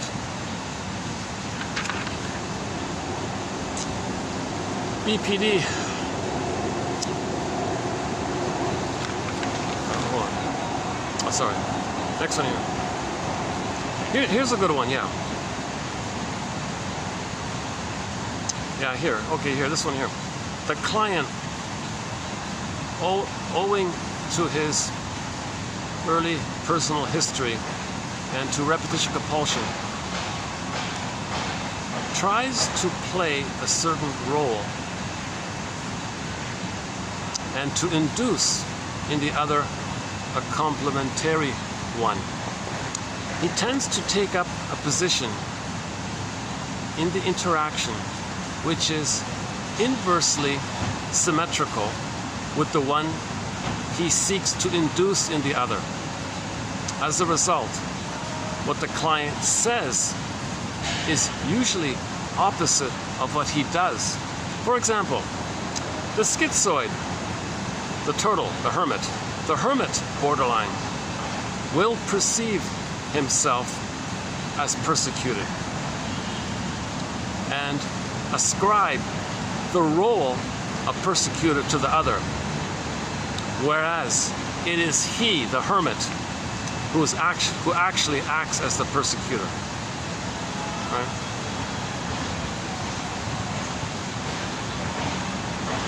So this is very common. Right? While the person is hurting you covertly, they're putting on a big display of emotion of how they're the victim. See, doublethink. It's doublethink because in the mind, the mother and the baby are still one in the mind. That's the internal working model. They're still fused. It's a negative fusion. It's a painful fusion. It's the tar pit of a negative symbiosis with the mother, where they identify with her. They can identify with her. They can see her outwardly. They can flip it around, play both, mix it up, be the aggressor while convincing the world that they're the victim. While in the process of selling the idea that they're the victim, they're hurting other people.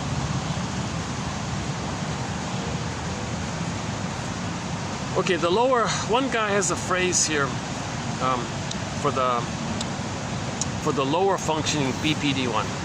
So the bully one, basically.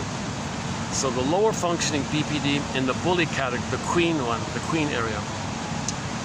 This one here calls it the difference between the thick-skinned narcissist and the thin-skinned. So the waif, the codependent pleaser one.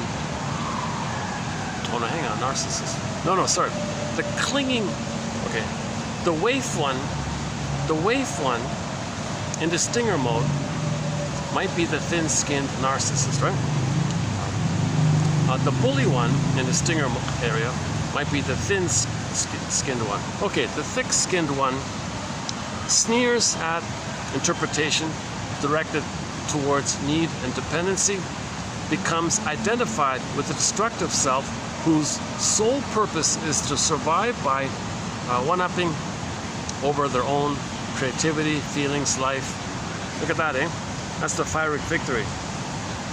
So they think that by rejecting feelings, that by rejecting the human side of being human, trust, empathy, love, affection, tenderness, by triumphing over that, they think they're in survival mode, and he calls that the thick-skinned one. So they're more aggressive, I guess. Yeah, that's not too helpful, is it? I just experimented with this idea of his. I don't think it's too useful, is it? Okay, so the thin-skinned narcissist in our model here would be the clinging vine narcissist. The clinging vine narcissist might be the thin-skinned narcissist. Very sensitive and entitled and all this. The thick skin would be more like the bully one, the queen one, or the witch one, or the hermit one. The hermit The hermit one, the bully queen one, and the witch one, those are all thick skin, let's say. And the waif one would be the thin skin one.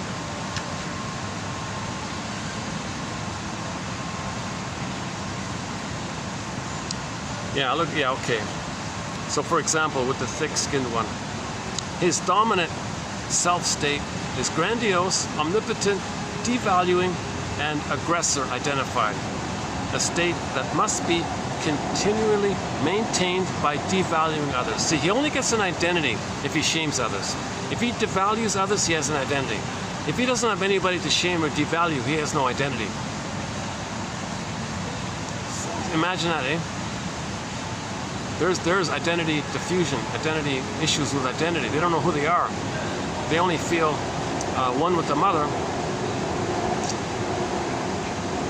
if they shame themselves. Too painful, so find a proxy to devalue the proxy. They feel one with the mother who shamed them. And they don't know who they are because they never got mother's love for that. So they only are the mother. So, and what did the mother do? What was her relationship? Well, she shamed the baby. So the mother only had an identity for herself when she shamed the baby. Same kind of thing, just circles around.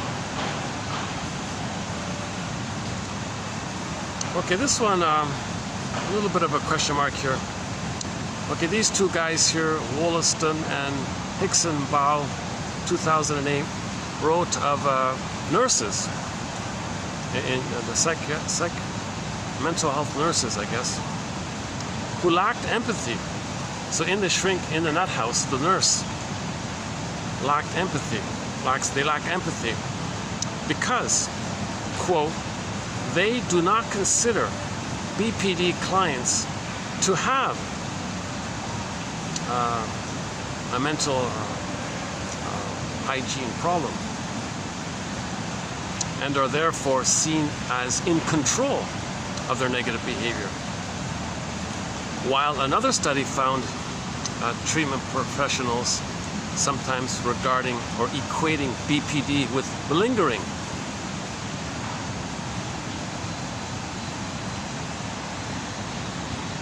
So to what degree does it cross over into a line with a person who really had no control over it?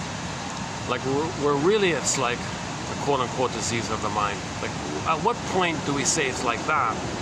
And they say sometimes it is like that. They say maybe 2% is like that. But most BPD, they do have some control. So I would agree to some degree with these nurses that they're just unknowingly trying to communicate what had happened to them. So that's unreal stuff. They can have some control of it, but these nurses are not giving them interpretations to help them do that. But the nurse's intuition is, no, that's not a genuine organic thing in the brain. No, but they don't know how to interpret it. So, or there are some cases, according to some of these shrinks, where it is a bona fide case where the BPD really can't help themselves, right?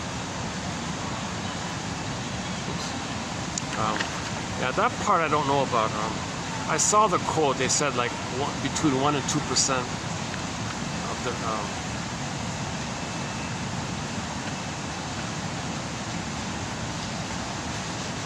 one person said you got to distinguish between the full-blown disorder versus somebody having BPD traits. If it's just traits, they're a person with these BPD traits. Okay, now again, traits linked to an original failed attempt to get your needs met, where your mother didn't cooperate. That's more like in the traits versus the full-blown BPD.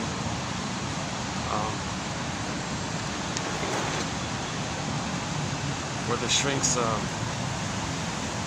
cannot use talk therapy with them. How's that, right? So if the shrinks can use talk therapy,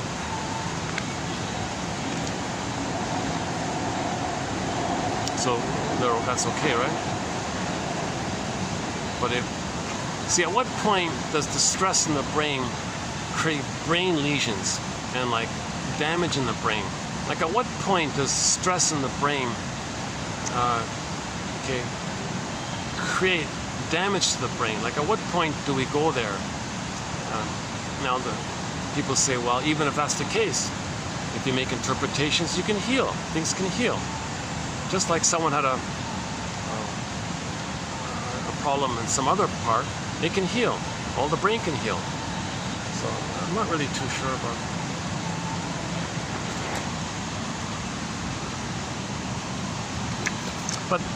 But the feeling I got about this quote was they were implying that some people in the psych ward or in the nut house really do have a bona fide, legitimate brain damage or something. But the nurses didn't understand it. Oh, they're making it up. It's just hysterics. Well, okay, then try it out. Just say, what are you really feeling underneath your drama? Or what feeling impels you to act like this? You must have a good reason for behaving like this. You must have a good reason for saying this and doing this and saying this. You must have a good reason. That's right, I do. Now you're dropping down. Now you're getting to your feelings. So the nurse can do a simple thing like that. You must have a good reason for this. And there might be more real feeling coming up. They're dramatic because they don't expect anyone to hear them or recognize them. So if the nurse has empathy and says, you must have a reason for this. There must be a reason for this. You must have a good reason for this. Yeah, that one there. You must have a good reason for saying this and acting like this. Oh my God, that person might think, finally somebody's validating me. Now I can bring up some feelings. Now they're getting better, right? But these nurses, if they don't do that, they're just like the shaming mother back in the nursery. So the drama and the hysterics continue because these BPD clients are in survival mode. So they're more dramatic like this. Okay, lastly here, just to end up on a different note here, I just watched an episode of the sitcom called The Danny Thomas Show from the 50s, early 50s. And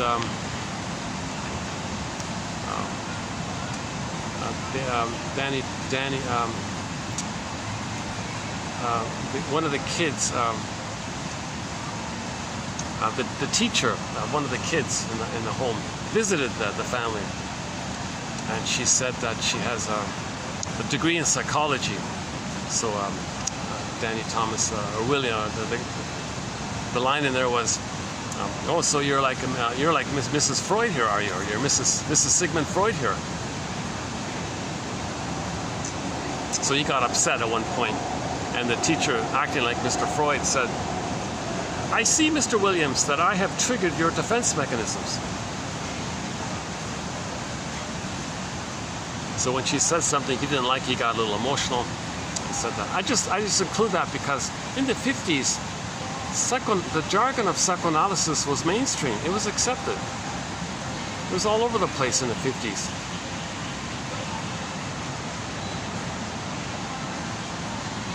There was a very good comic in the 50s called Psychoanalysis. Thankfully, it's available now in digital form through Dark Horse Publishing. Well worth the $15 or euro, whatever it is. It got digitized 4 years ago, I remember, in the year 2000. February 26, 2000, it got digitized. That original comic, in my humble opinion, that comic is still, to this day, the best intro to psychoanalysis. That comic, 1955. Every 3 months they put out a new issue. It ran for 1 year, so there were 4 issues put out. And the complete run is available on the digital form. So you can have it on your iPhone.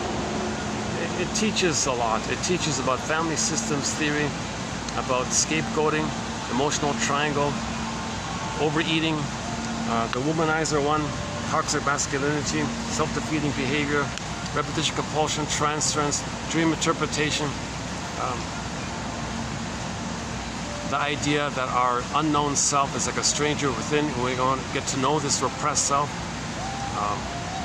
that we have a self that we don't know called the denied self, the repressed self, the secret self, the shadow soul. It's the one who walks with me, who's like me, who's not like me, who is me. Someone's living my life, I know nothing about him. So in that comic, it was called The Stranger. So the shrink said, I'm gonna help you get to know this part of you. It's pretty awesome, this part of you. I'm gonna help you get to know, I'm gonna introduce you to yourself. You're gonna get to find yourself, and you're gonna like who you find. Freddie was all excited about that. And so Freddie was a Freddie, Ellen, and the overeater guy, I forgot his name.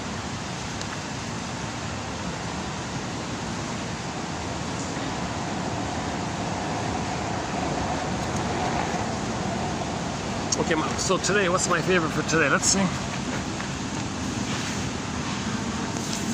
So my hope is that one quote out of each batch you might like here. So let's see for me, what is it?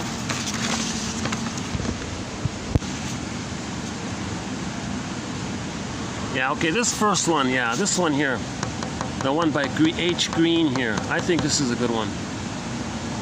I think this is the key one here. For me, this is the one I like the most, yeah.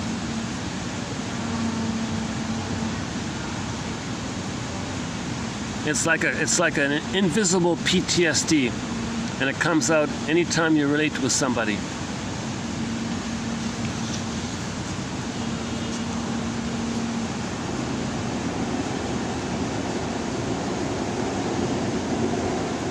Oh, you missed one here. People with BPD are unstable in their emotions, their thinking, their relationships, their identity, and their behavior. They have rocky relationships and are often afraid of being abandoned. They may feel like they are on a roller coaster with their emotions going up and down at the drop of a hat. They may have also trouble with their anger, either having anger outbursts or being so scared of anger that they avoid it entirely. Now that might be like the hermit one maybe, and they're very passive aggressive. Okay, disassociation, these two here, okay. No one's BPD is identical to anyone else's, okay. Oh, this one's okay. If you could do a Dr. Spock mind reading, Vulcan mind meld, well, you'd know that on the inside, okay, people who are traumatized feel scared, vulnerable, and needy as a small child left alone by his parents for the first time.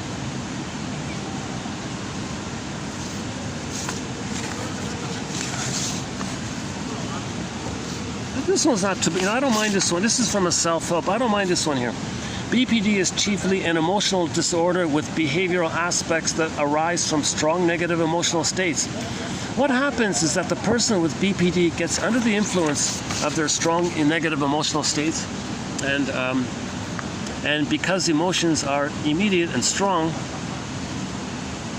if a person makes a decision based on that emotion, the emotion is likely to be impulsive. If the emotion is a negative one to the point of pain, the impulsivity is likely to be in the area of pain relief or pain avoidance. That's why they binge eat or go on or become a shopaholic or an overeater, etc. Yeah, okay, here's the second, this Grinberg, Leon Grinberg, this is a good one here. Yeah, I think there's a key one here. Let's do it again here. The client, owing to his early personal history and due to repetition compulsion, tries to play a certain role and to induce in the other a complementary one. He tends to take up the position in the interaction which is inversely symmetrical. Okay, shamed self, shaming mother. He'll pretend to be the shamed child while he's being the shaming mother. Okay, so as a result, what he does, what the client says is usually the opposite of what he does. For instance, The turtle, or the hermit BPD1, or any BPD1 really, the witch, even the waif, anyone. Any stinger, basically any stinger personality. Anybody who identifies with the aggressor, anybody with doublethink. So doublethink is part of the stinger personalities, including BPD. So for example, the turtle one, the hermit one, will perceive himself as the victim and say others are no good and hurting him. But at the same time, if you look carefully, Hall of Mirrors, hocus pocus, he's being the aggressor. He flips it. It's trapped in the Hall of Mirrors.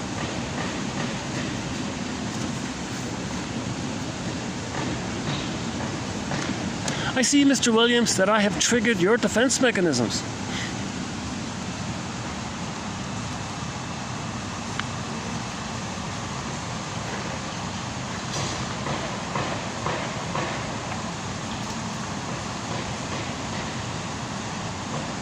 Oh, I see. The actor's name is Danny Thomas, but in the show, the Danny Thomas show, he plays a character called Williams, or Mr. Williams. Is it Danny Williams? I forgot his name already. One thing I don't like, one thing that annoys me constantly about that show is this constant, endless references to, you know, like when the child, like the 4-year-old, like when a typical thing is like the father gets angry, so the little girl runs to the room, gets the stick or whatever. Okay, Daddy, here you go, and she bends and she expects it. So she's developed an immunity to the abuse. So there's a lot of child abuse in these shows. They don't show it to you directly. It's just endlessly implied, inferred, lots of threats. He makes a gesture that he's reaching for his belt, or makes all these jokes that he makes all these. There are hundreds of jokes about corporal punishment all throughout the series. That's what really annoys me about the show.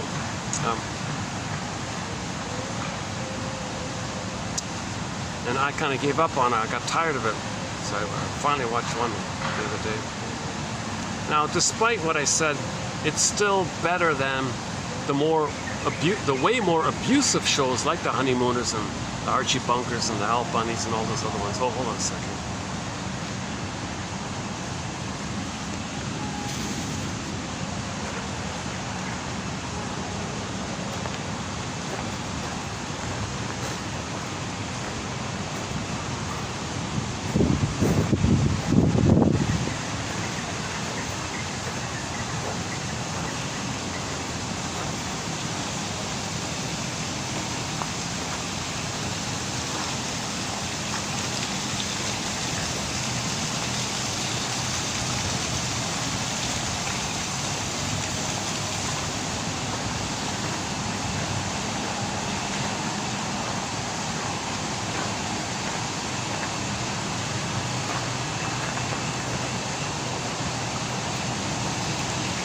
New plant, all right. Yeah, so they're the two swans here. That white one is sort of the star of the show here. He's a bit of a celebrity. A lot of people come take his photo. And he's got a buddy there, standing on one leg.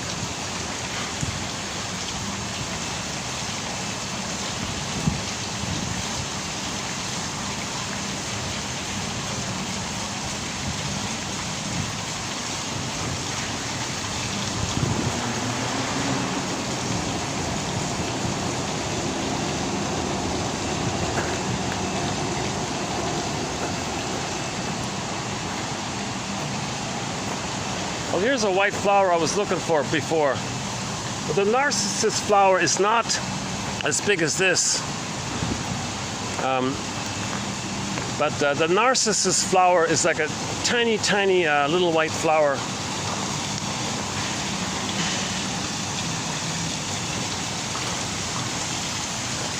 Let's see the time here. Hold on a second.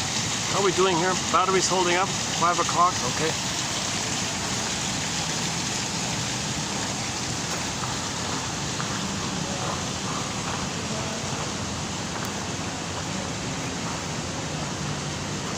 It's a little messy, I gotta confess, it's a little messy sometimes talking about the BPD pattern. The shrinks and the self-help authors are all over the place. A lot of overlapping concepts, and I'm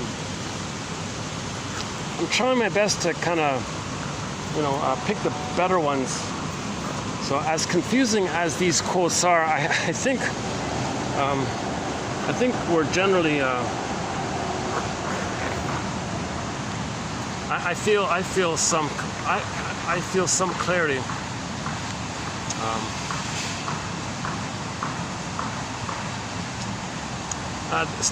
The best one really is that one about.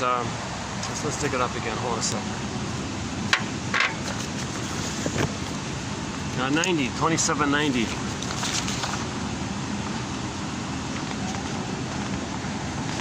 Is that the one?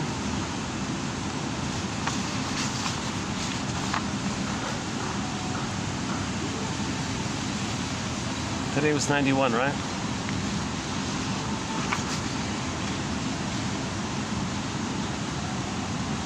Where's that one about the Judd one? Let's see.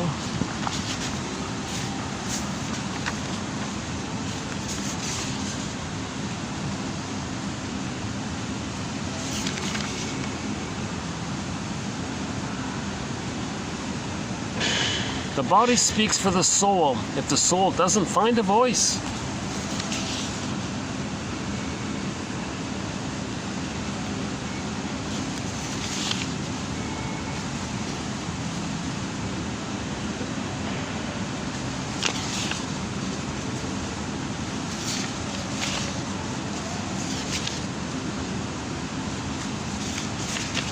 Hang on a sec.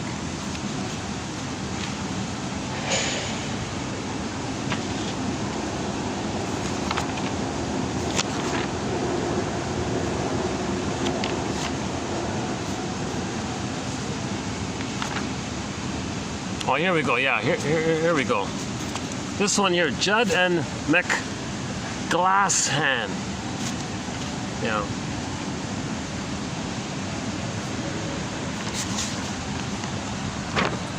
Yeah, here's my favorite one. The first one in today's video is a follow-up to yesterday's one here. BPD can be thought of as quote-unquote internalized PTSD. It conveys like a wider phenomenon within, I guess, like a broader PTSD. The emotional dysregulation inherent in BPD may result in part from a PTSD-like generalized stress response pattern of hyperarousal and or numbing. So they're hyperaroused and they're numb. Can you believe it? So they're dramatic and they're spacey about it. But the trigger is not some specific traumatic memory, you know. Like if somebody, you know. Well, usually the example is if the muffler backfires or something, right? Some kind of situation thing. Or maybe like a smell. Maybe like that comedy, Niagara Falls, right? Slowly I Turn. Very, sort of a disturbed, Abbott and Costello, right? So every time he heard the word Niagara Falls, he got enraged about being dumped by his wife for another guy at Niagara Falls, something like that. So that was a trigger, a traumatic trigger, right? Whenever he heard the word Niagara Falls, he kind of relived the experience, and so they made a kind of it's a scary idea. They try to make it into comedy. It's called Slowly I Turn. It's Abbott and some other guy. They brought in a second guy. It was one of them. It was either Abbott or Costello. One of those two guys. I think it was Costello, the other one, right?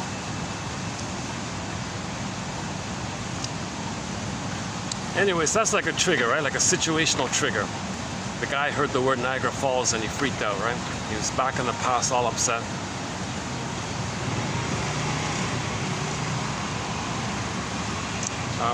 So that's different. With BPD, it's dispersed, it's generalized, and there's no specific trigger. There's no Niagara Falls, put it that way.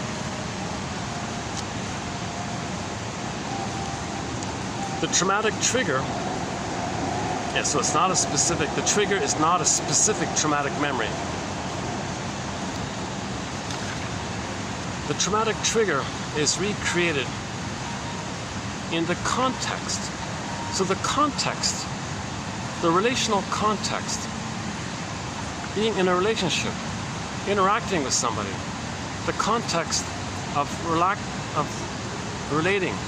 So just the general context of relating, that dispersed, generalized context, that's the trigger. Because in the context of a current relationship, this whereby closeness, connecting, relating, exposes the BPD client to actual abuse from childhood. Mother's abandonment, mother's punishing, okay, mother's emotional neglect, letting the baby cry himself to sleep in the crib. So with BPD, every time the person is having a round of BPD-ness or whatever, he's reliving and recreating what happened, not recalling it. That's what shrinks are for, to help you recall it. The therapy, so right, we want a story, we want memory and feeling, so we can recall it. If we recall it, then we don't repeat it. How's the background? Oh, that's okay. That's not bad. The background here, yeah.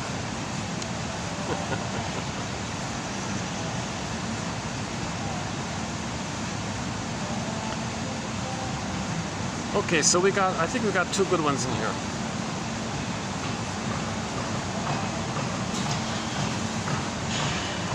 And then in Gratzstein's theory about a new amalgam. Gosh, that's pretty insightful to think of that.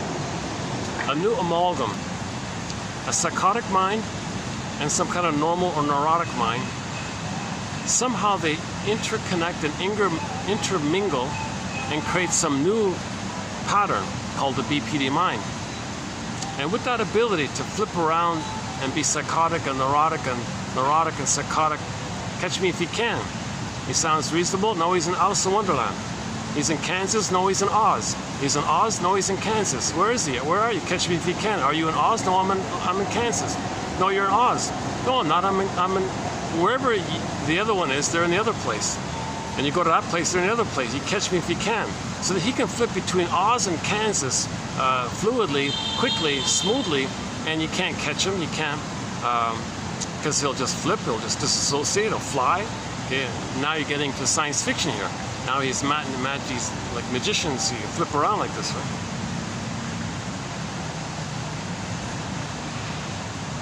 That's the baby's mind of how desperately he's trying to escape from his abusive mother, while somehow still needing to connect and find mother's love, at the same time running away from it. He's an emotional fugitive from the love that he seeks. He's like the fugitive story. Okay, the character was called Richard Kimball. The tagline for one of the episodes was, Richard Kimball, the narrator, the voice overhead said, Richard Kimball is a fugitive from the justice he seeks. So he's innocent, good guy, very good doctor, helps people all the time, very clear about that. Clearly it's a psychological story, because the reality of it is too absurd to take it literally. Because sometimes Richard Kimball would save the guy who was chasing him, save his life and save his wife's life. The guy could never see it. So that's the Oz land. That fugitive story is kind of like in the Alice in Wonderland, where the Alice has to argue with the Duchess character for her right to have her own thoughts. So that kind of world like this, right? So in the BPD mind, they're kind of like that. They're running away from their mother. They're a fugitive. They committed no crime. They're looking for mother's love. While they're looking for mother's love, while they're crying for help, please love me, please save me, at the same time, they're running away from it. So they're psychotic and neurotic in a way. Like they're neurotic because they're normal because they want to get their needs met. They're psychotic because, no way, I'm not going to get my needs met. Yeah, so this one by Gratz, I gotta admit, again, this is 2790. 1, 2, 3, 4. There's only one by Gratz here. Yeah, the one by Gratz near the end. BPD is characterized, in my opinion, by the presence of a psychotic personality organization and the normal or neurotic personality organization, which have undergone a unique interpenetration with each other, so that a new amalgam.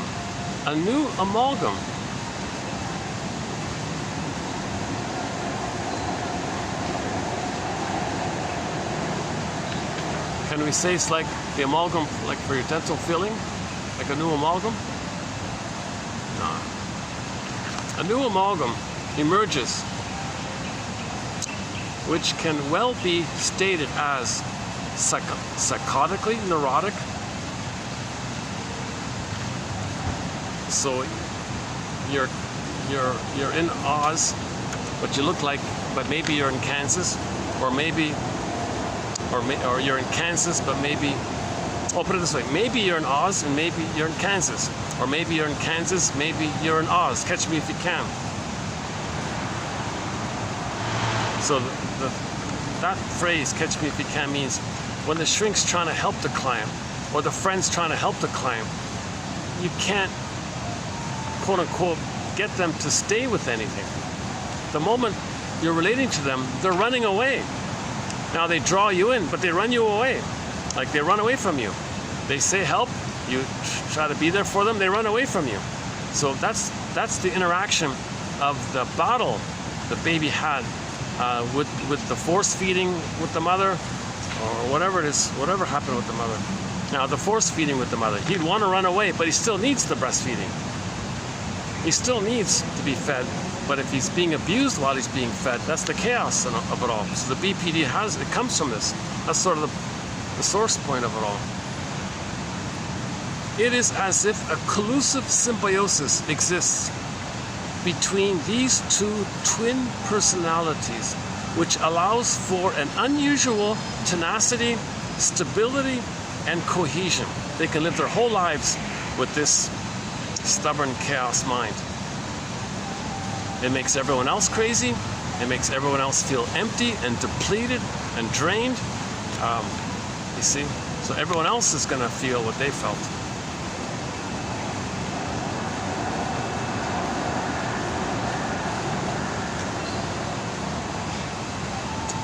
This is how the baby adapted to his situation. And this is how the baby survived with the mother.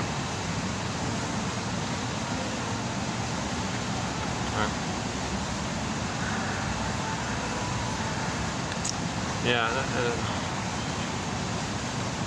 and don't get mystical about it and think, oh, they're just engaged in paradox. No, paradox means you have the ability to handle the ambivalence of two things being true and meaning it and feeling it, not flipping it around. That's a sham or a caricature. Yeah, the borderline person's neither this nor no. The borderline person's neither yes nor no rarely has the fluidity of paradox, but instead is a caricature of it. It's a joke of it. It's a sham mockery of paradox. It's a sham mockery of humanity. We're all paradoxical. I mean, we have different sides, different aspects, three-dimensionality, four-dimensionality. Can love, looking for love. There's a lot of little conflicts and things going on. We hold all that kind of thing, and gradually work towards healing it, right? The BPD, it's not there. It's not there. They got a long way to go between the journey from sham mocking of paradox to genuine paradox. So paradox means Melanie Klein's theory about the depressive position, which is an emotional maturity development that follows the prior place of what's called the paranoid schizoid position, which the BPD is in. So the BPD mind is in the paranoid schizoid position, schizoid either or, and paranoid, thinking everybody you meet is going to hurt you or something like that, or being triggered of being triggered of your mother not cooperating with you. If the mother was talionic to the child, that child may develop the BPD pattern. So it's deeper than social anxiety, right? Yeah. We come full circle. In the beginning, so social anxiety might be more of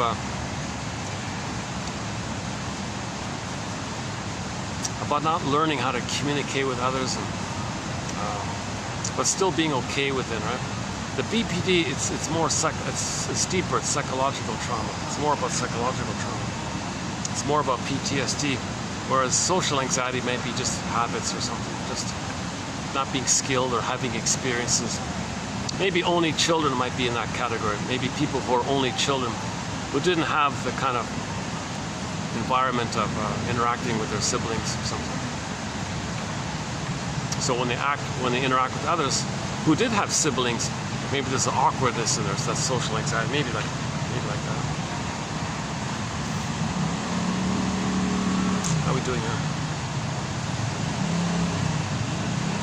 5:17. Well, this video got off to a rocky start, I noticed. Hopefully it got better a little. Hopefully it got a little better. I still hope overall. There's some juice, you know.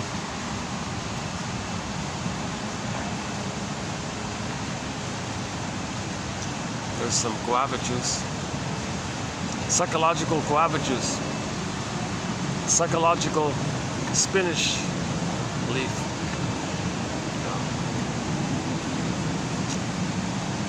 What metaphor can we create for this 10,000 advanced self-help quotes? Psychological protein bar. Psychological nutritious beverage. Psychological tiramisu. How's that? Psychological tiramisu. Delicious. Good fresh milk, like cream, good. Not too strong with the alcohol, a little bit of coffee taste, maybe decaf in there. I don't know. Maybe like a healthy tiramisu. A psychological tiramisu. How's that? A psychological plum wine. Like a good quality plum wine. Or psychological tea. Herbal tea. Psychological herbal tea. How's that? 1001 Windmills of the Mind is a psychological herbal tea. Psychological tiramisu. Oh, the lights came on. The lights just came on. Yeah, cool.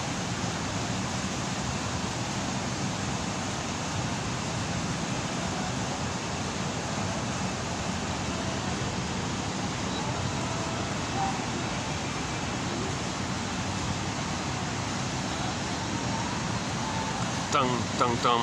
If I had the play button, I could play Borderline by Ann Chow. It's a shame.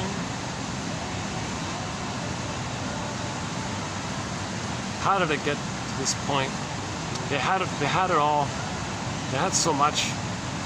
Now the couple's on the verge of breakup. They're on the borderline like this. Calling all angels.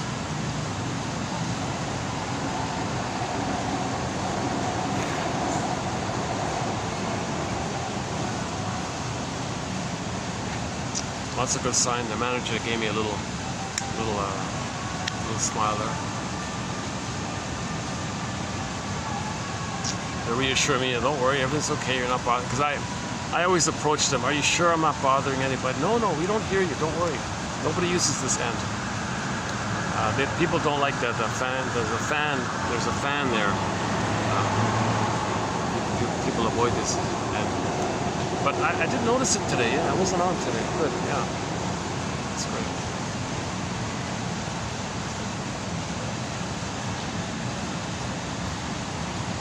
I see, Mr. Williams, that I have triggered your defense mechanisms. You know, the whole joke about that episode was the teacher was wrong. The parents were wrong. Everybody was wrong. The little kid, the little 6-year-old kid was being honest. But the parents and the teachers misunderstood it all and made a whole drama around their own fantasies. The kid was the healthiest one. Actually, yeah, you could say that. You know, yeah, now that I think about it, the kid in that episode was psychologically healthier than the adults. Okay, reading a script and all that, I don't know in real life. But in terms of the drama, the kid was the more reasonable one, and the adults were nuts.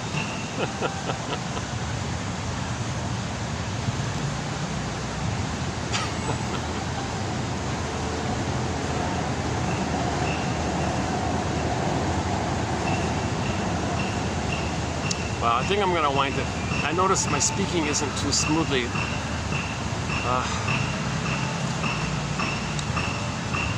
You know, when I have my guava juice, I speak smoothly. I'm calm. I can speak easily and smoothly.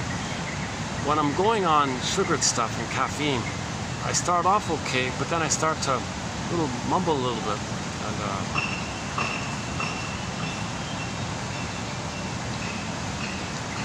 And I really gotta find some good. I gotta find some shop that sells some good, high-quality guava. Buy one of those little juicer things, and make my own guava juice. Bring it here. Drink a half a liter of it, and I'll be good. I'll do 10 hours straight, smooth and straight. Like I could go to another venue. I could go to a hotel. There's a hotel lobby I can go to that has not perfect lighting, but just enough maybe to do a video at night. Those longer videos were kind of fun because I kind of like settled in finally. I kind of calmed down finally. Lighten up, loosen up a little bit. Tell a few pigeon jokes or something.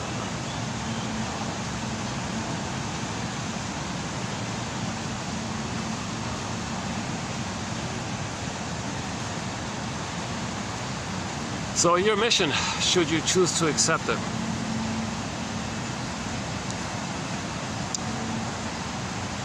is to read psychology every day for 10 minutes, either in this collection or any other source, whatever. That's Robert Bly's advice. Read The Study of the Soul for 10 minutes a day. Identify one quote that you like.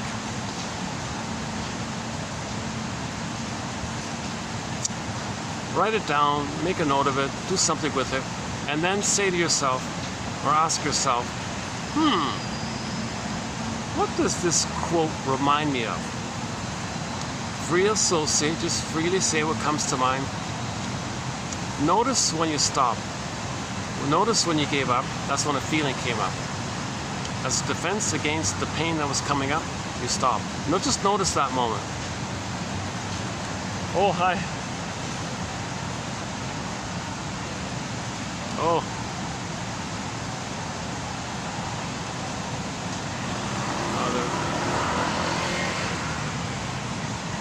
There's one staff here that has a bit of a sense of humor, kind of a.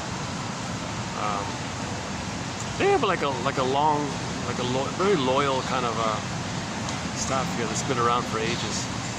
I'm just slowly starting to get to know a bit, but they're very nice people, very, very nice people all around, yeah.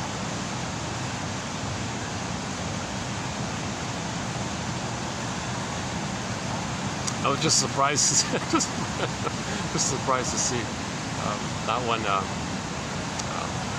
dressed the way they were. Now, one of the staff looks like a mechanic all the time, right? Today, it's quite different.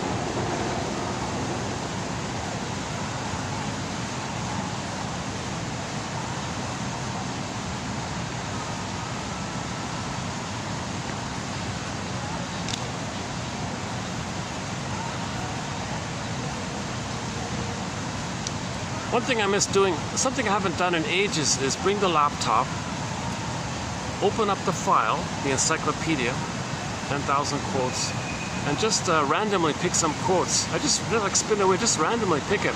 Oh my God! There's always a good quote. There's almost always an excellent quote that comes up. I'm very excited about this collection of quotes. You will?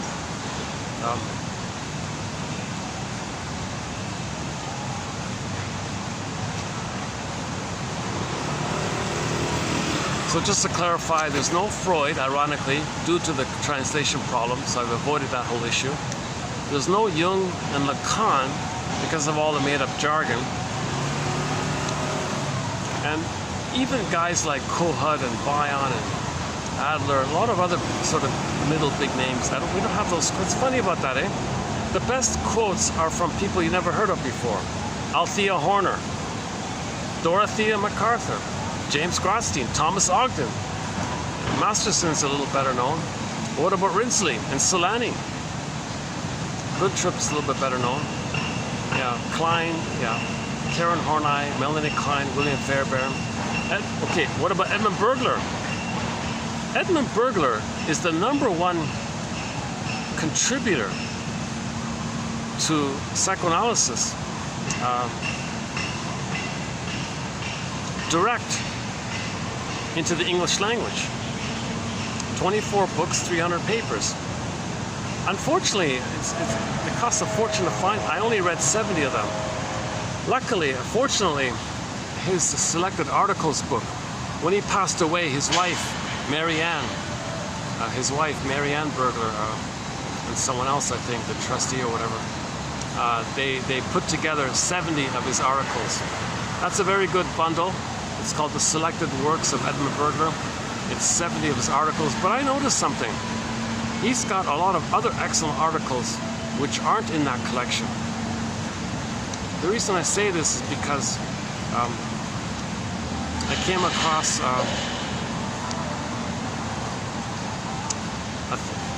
Henry Hart, the work of Henry Hart, and he reviewed some of those older Edmund Burglar articles which I haven't had access to, and I plucked out his quotes of him quoting Burglar from articles which I haven't found. Anyways, my point is, Edmund Burglar is not well known, but he has made a huge contribution to psychoanalysis. Once again, psychoanalysis is just means know yourself. But the know thyself tradition has been around for thousands of years, from the storytellers, ancient philosophers, you know. Almost 3,000 years ago, Confucius said to his students, "Dear students, when I'm in a party of 3, I always have 2 teachers. To the one I admire, I study from him. To the other, in whom I see traits I don't like, I search for those very same traits in myself." So Confucius knew about projection. He understood about projection. With that little story, he was teaching about projection. Something you don't like about yourself, you may not know it. You discover it via your strong opinions about others. It's like creating a mirror. Laughlin calls it a mirror. Projection is the means of bringing repressed material about yourself to your consciousness by looking in the mirror. So usually the things you're saying about others it's a way or a defense to not feel the anxiety or pain that you would feel if you were to admit that it belonged to you. So to not feel that pain as a defense against that pain, you attribute what belongs to you to someone else. So this is usually by mote beam. You might find a crumb of truth or no crumb of truth. Either way, you just somehow say others think, feel, believe, did, want, whatever, just whatever it is, fill in the blank about others. Chances are, in particular if there's a strong emotionality around it, there's a good chance you're talking about yourself. And that's the psyche's way to make you aware of yourself, by owning your projections. In pop culture, it's called shadow work. Something that's repressed, is dark, is in your shadow. You see it by your attribution of your denied traits onto others as shadow work. Then you withdraw the projection, own the projection, accept the projection. Oh, how am I like that? So again, Confucius said to his students, dear students, when I'm in a party of 3, I always have 2 teachers. To the one I admire, I want to learn from him. I treat him like a mentor. That's a great opportunity to kind of learn from him. To the other, in whom I see traits that I don't like, I search for those traits in myself. You see, usually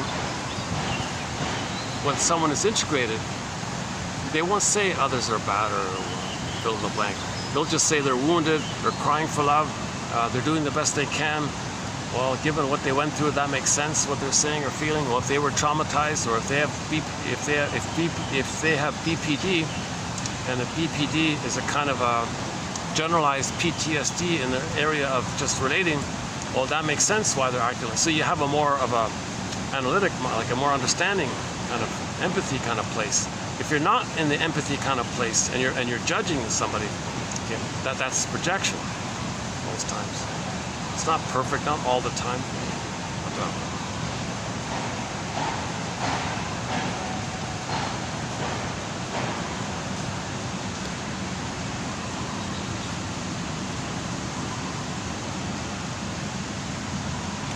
yeah, I gotta find out what this flower is. Yeah, look at that, a nice little flower here. This is a common flower around here, I notice. And it has a mild fragrance, yeah. Yeah, it smells just like vanilla. It really, it reminds me of vanilla. It's not vanilla, but it's close to it, right? Oh yeah, one of the quotes by Christine Lawson, right? She loves me not. Okay, so the child is playing this game with the mother. My mother loves me. She's playing the game with the flower, right? The petals. So that means the child doesn't know. What is it? You're guessing. Like the game. Oh, she loves me not. Hall of Mirrors. The woman with the BPD treats everybody like cards, shuffles them up, stacks it in a way, card stacking. Sleight of hand. So she can stay in survival mode. That's the neurosis, because the present isn't the past, but she still thinks she's in the past. She transfers the past to the present, relates in the present in the same way she related in the past, uses those defense mechanisms that she created, flip-flopping, double-think, splitting, protective, identification with aggressive, trance, logic, okay, and the others we mentioned. It uses all those gymnastics in the mind that helped the baby to survive with the abusive mother. But the present isn't the past. But you're still using those old mechanisms for the past to the present, but the present isn't the past. That's called neurosis. It's called neurotic when you're using these old defenses when they belong in the past kind of thing. You survive, right? The present isn't the past, but emotionally, no. Emotionally, the first brain, the crocodile brain, doesn't understand time. That's the issue. We got to heal this. We got to heal this old brain of ours.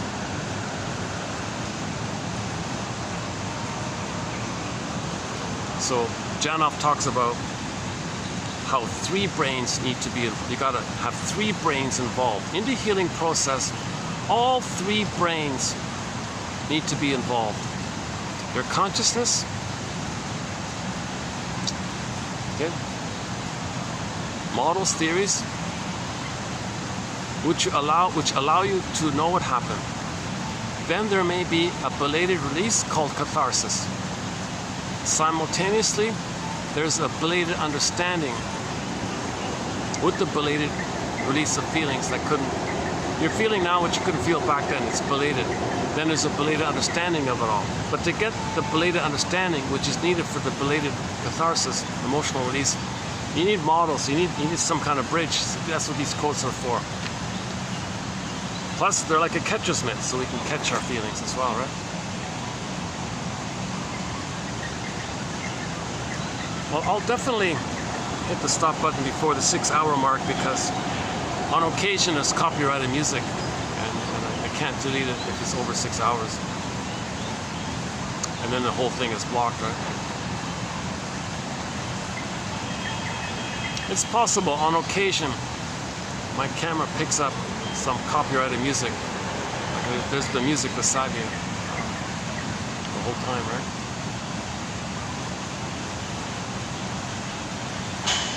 Maybe it's the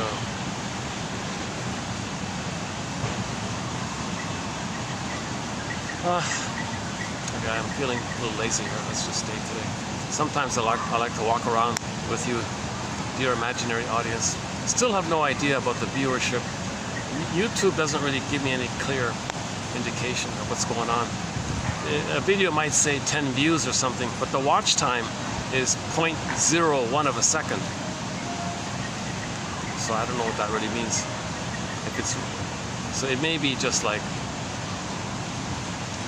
somebody was offered to watch this video, they declined, and it counted as a 0.01. So I don't.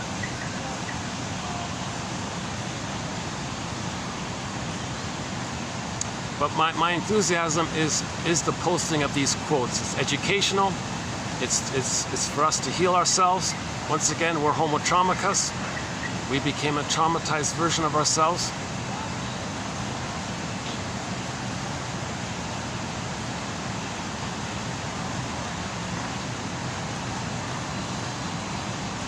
So if Mother short-sold our soul, why are we short-selling the planet?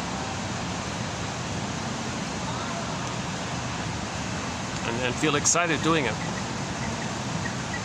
That's a perversion. It's an illness. Indigenous people are trying their best to raise awareness about the importance of nature and all this.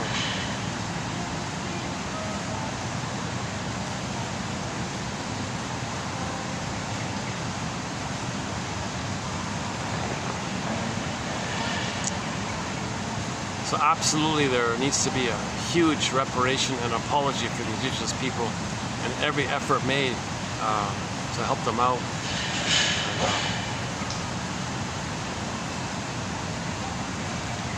And give them back their blocks of land, like divide. Maybe that's one possibility, just really. But can you not pillage them? Like, can you not, like, can you?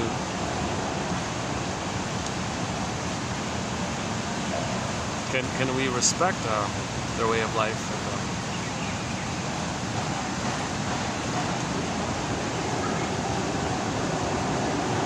Now, some of them are so traumatized they identify with the aggressor, So the song for this is by Willie Mitchell.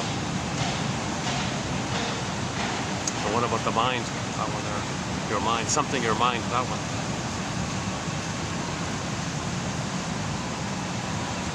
When I say Willie Mitchell, I mean the one who sings Call of the Moose, I Promised You a Song, Birch Bark Letter, and several others.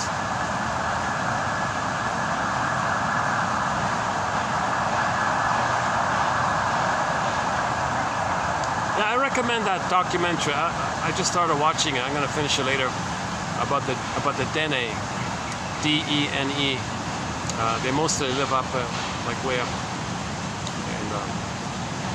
Like way up north, like near the Arctic Circle, that kind of area in the west.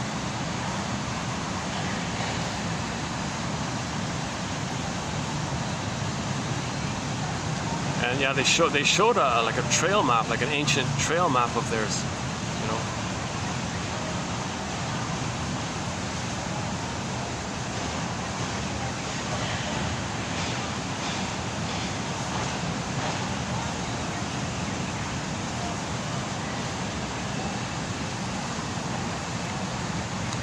And that news item I saw this morning.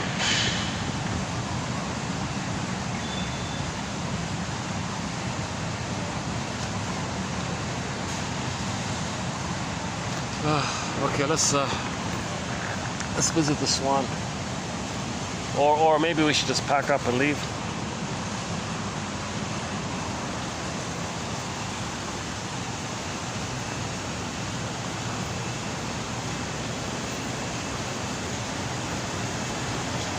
Well, let me turn this off while I'm...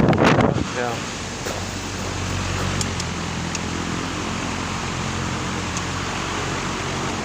Is that it? All right. Thank you, fan. Thank you. Well, I hope to have some fans of 1001 Windmills of the Mind. Not me personally, the collection. It's a great collection. I'm definitely a fan of the collection.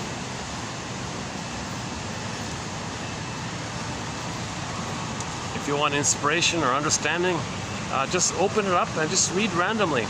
In 10 minutes, I think in 10 minutes you'll find something.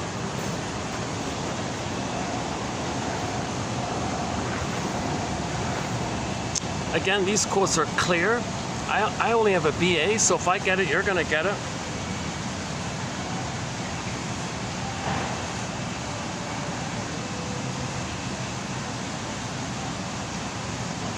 You know, in terms of complexity, today was very typical with the quotes. It's very manageable, right?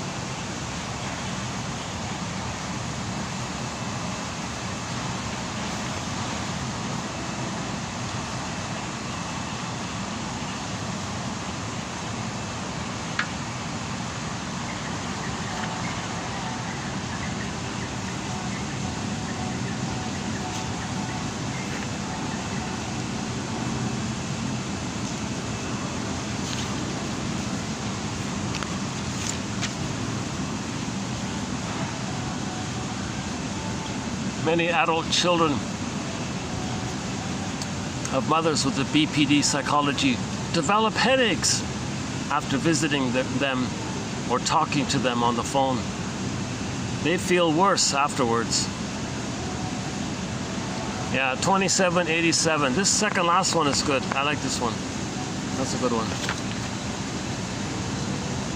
Okay, we didn't cover the one about the Crawford, the Joan Crawford one, and her daughter Christina. That whole dynamic there. Yeah. We mentioned James Thurber's tale, The Unicorn in the Garden. I mentioned that one.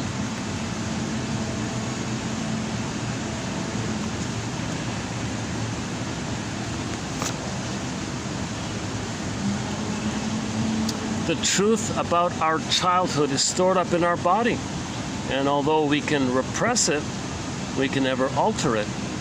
Our intellect can be deceived, our feelings manipulated, our perceptions confused, and our body tricked with medication.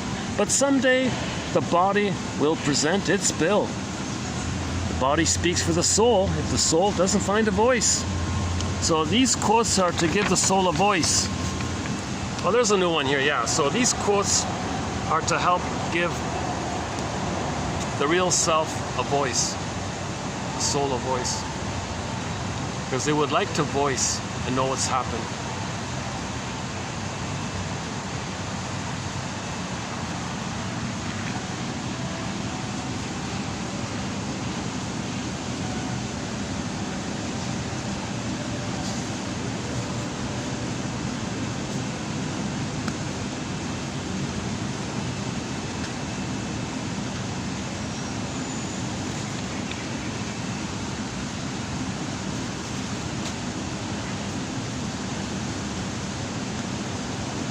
Yeah, see, this is what's missing between between the ages of 4 to 5 months and 18 months. The mother's got to say, look at you, I see you, yes, how wonderful you are. So if the children don't get this, they're going to be a bully. They're going to develop the bully pattern. And they'll hoard and grab.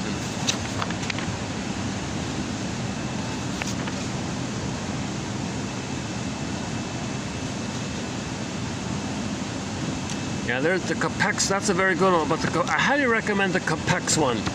Go to 2784, the second last one by Capex. That's a great quote. That's really a great quote. That's really... I've discussed it already several times. I think I'll just leave it this time here. Okay, I guess that's it. Eh? Oh, today's one.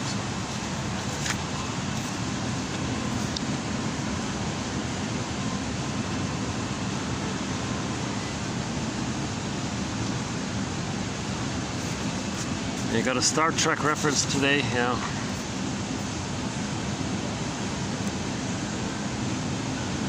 Yeah, here's another good, the Grin bird. Yeah, so the green, H. Green and L. Grinberg. These two are my favorite, this batch here. Yeah, the Grinberg.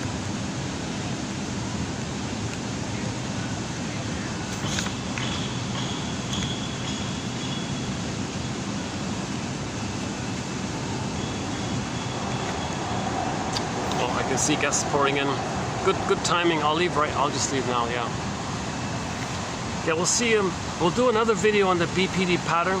Yeah, stay tuned. We've got some more good quotes on the BPD pattern. Mainly from self-help books, actually, but they're good ones. So roughly a good 10% of the quotes in our collection come from self-help books, like Christine Lawson's book, Understanding Borderline Mothers.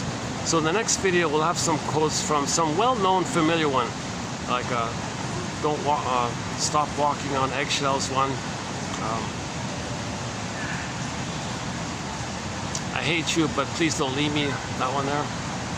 Sort of like more familiar ones. And a couple of other ones that you might see in the bookstore kind of thing. So the next video will be from self-help authors on the topic.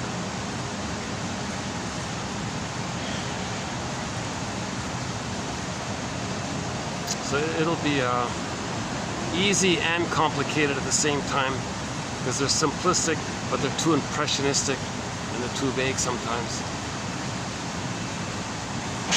So we got a real balance. Yeah, in this batch of quotes on the, in this string of videos on the BPD pattern, so over 100 so far. Maybe half from the self-help and the other half from the shrinks. So it's kind of mixed like that. So the next video, we'll do some from the self-help people. That'll be 2792. Yeah.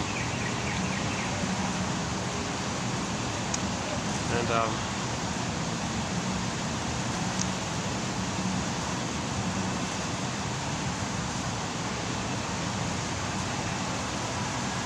one thing for sure, personally, about these quotes is it does build empathy. Like, it does build an immediate sense of empathy.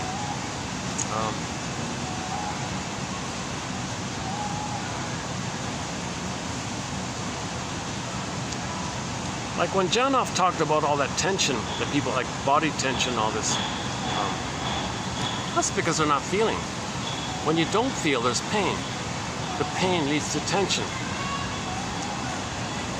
All that, then they want some tension relief, so they might blow off steam or something. So the empathy is they're having a hard time feeling. Now, blowing off steam is not feeling.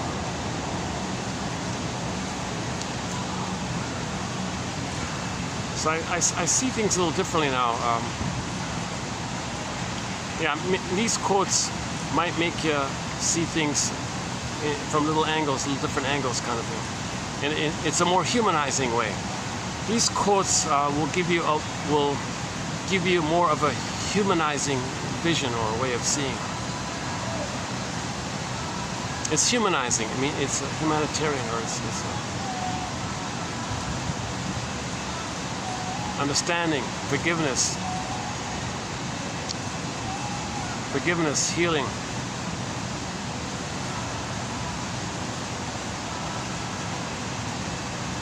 So when you resolve the splitting through forgiveness, you get an identity.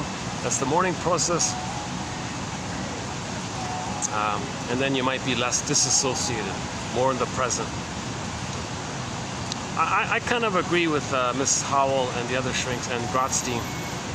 I notice some authors don't agree. They think it's a separate constructs. No, I have a hunch that if somebody's in BPD mode, there's got to be some kind of feeling that you can't be present, like you're a little disassociated a little bit, like you're not totally, just a little dreamy. Oh, hold a second. Let's let these guys pass here. Okay, let's let them pass it and we'll close up here. Hold on a second.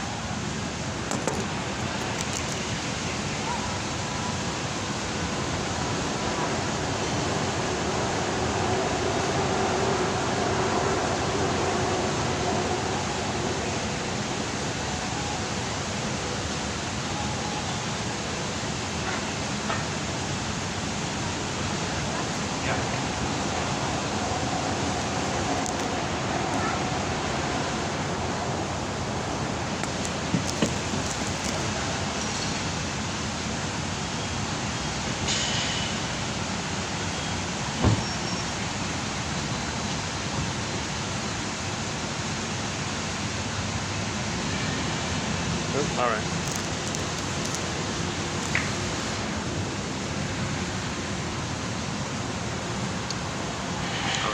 Now there they go there. Okay.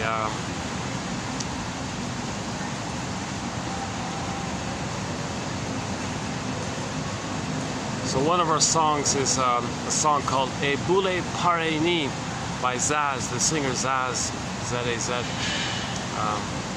I like the live version that she does in Rio de Janeiro, I think, or is it Sao Paulo? One of those places. Somewhere in South America she plays it. And she talks about that song, how we either love life or feel that life is passing us by. And the song was about a lady who was kind of feeling that life was passing her by. The metaphor was she was on the subway and the trains would pass by. She wouldn't get on the train, but she would see the lights pass by. She wasn't going anywhere, kind of bedazzled by the lights kind of thing. So she was a little disassociated in that kind of sense. So there's a little bit of that quality in the BPD realm. It's gotta be, it's gotta be. If somebody's present, then they're feeling, then they're embodied, then they have themselves. Disassociation is a symptom of losing yourself. You lose yourself when the baby loses his true self, authentic self, when the mother shames him. So the response is disassociation, along with all of the other mechanisms of the mind.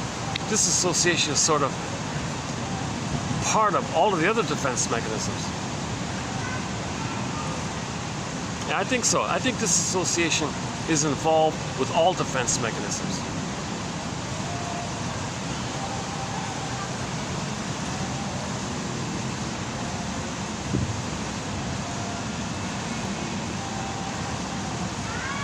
Because all defense mechanisms are about dealing with pain.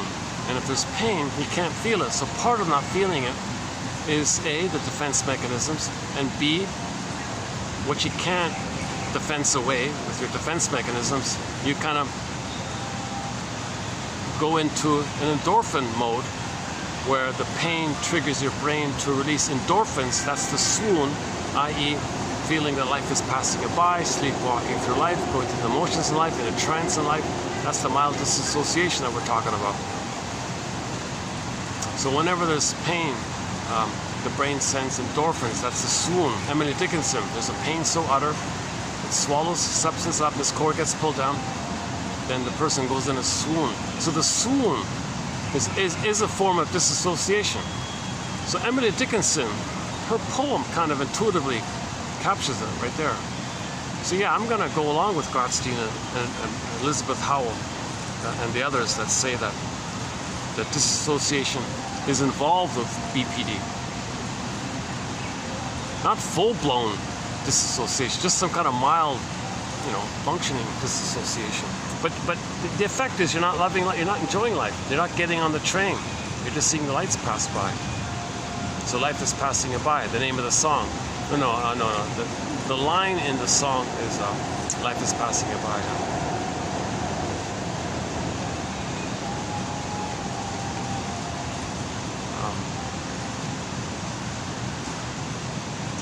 The most recently added song to our soundtrack is Olsun, O-L-S-U-N, by Sertab Erener from Turkey.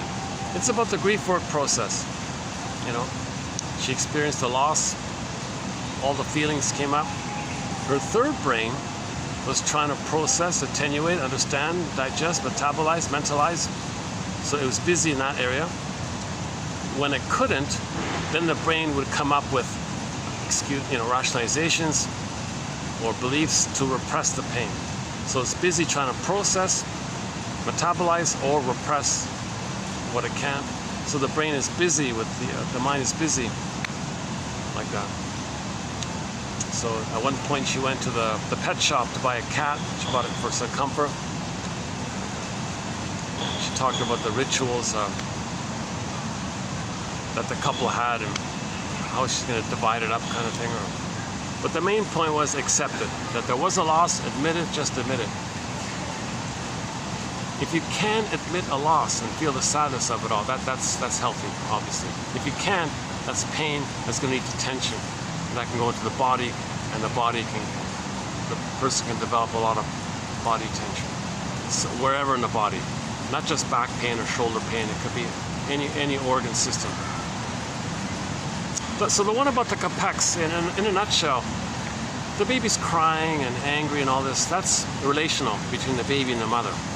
Now if the mother shames the baby, says get over it, now that energy, which was initially healthy because it was relational between the baby and the mother, but the mother shames him for it, stop crying baby, that energy now goes inward to an organ or an organ system.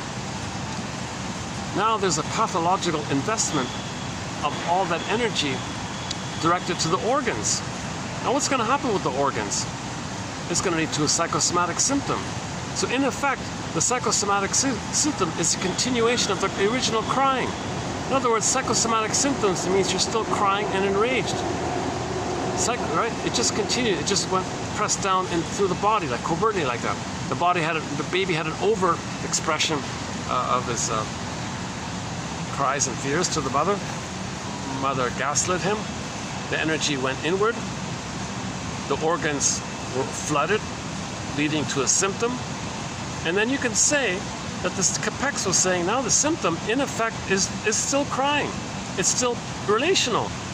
Look, mother, look at my physical symptom. I'm crying here. I tried to cry before, but you shamed him.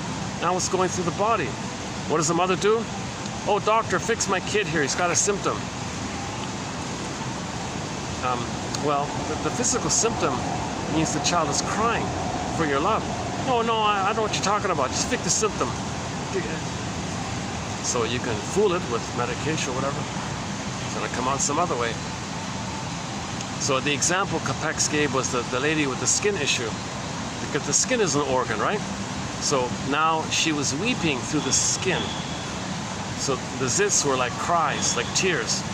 So the tears, the energy for the tears got squelched, went to the skin, the pressure on the skin, the stress of it all, the tension of it all, pathological emotional investment to the skin. Now the skin has a reaction. That's as if the person's still crying. So the teenager with zits and all this or whatever, it's kind of like they're crying in a way, right? Or they're angry and crying. Sarno, our lead author on this is Sarno, John E. Sarno. He says about back pain and tension, he says mainly that's your rage at the mother. Sarno's theory is that a lot of back pain, shall I compare thee to an onion? If you layer it all down, it's your babyhood rage at your mother for not meeting your needs, and your rage went to the back pain, went to the body. He wrote 4 books on that one point. His second main point was, what people do is, instead of realizing this, to protect their mother, what they do is blame the symptom and say the symptom is the cause. Now they play whack-a-mole with the symptoms, not knowing that the symptoms is a cry of the emotions that they're revealing but concealing. So psychosomatic symptoms reveal and conceal the emotions. Now the revealing, it's just like originally the baby was revealing with his cries and angers. Now it's diverted to the body, displaced to the body, and it's coming out that way. Then Sarno says, well, what some people do then is use that as an opportunity to distract themselves from the emotional issue by focusing all of their attention on the symptom and don't look at what caused the symptom. So that's the mysteriously between mind and body. Okay, the body remembers, the body keeps the score, every body tells a story, etc. So we have one of our booklets, one of our chapters in our encyclopedia is The Body Bears the Burden thread.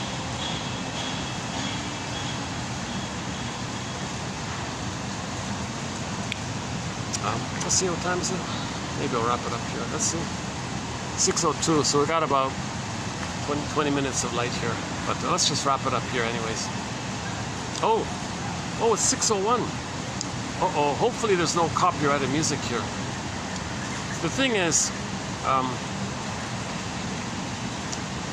if the camera picks up copyrighted music, the whole video is blocked, and you have to agree to trim out that section of the video that included that copyrighted music.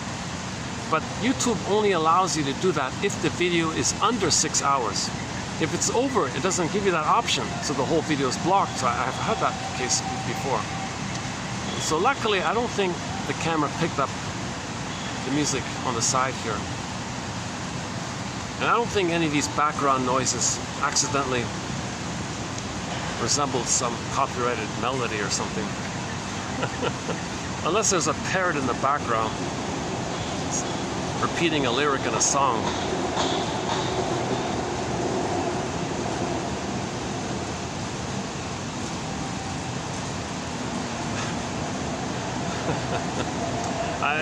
One time when I was talking about guava juice, I made the joke that if there were a parrot near me, if I had a parrot with me, because I talked about guava juice so many times, I think the parrot would say, guava, guava, guava.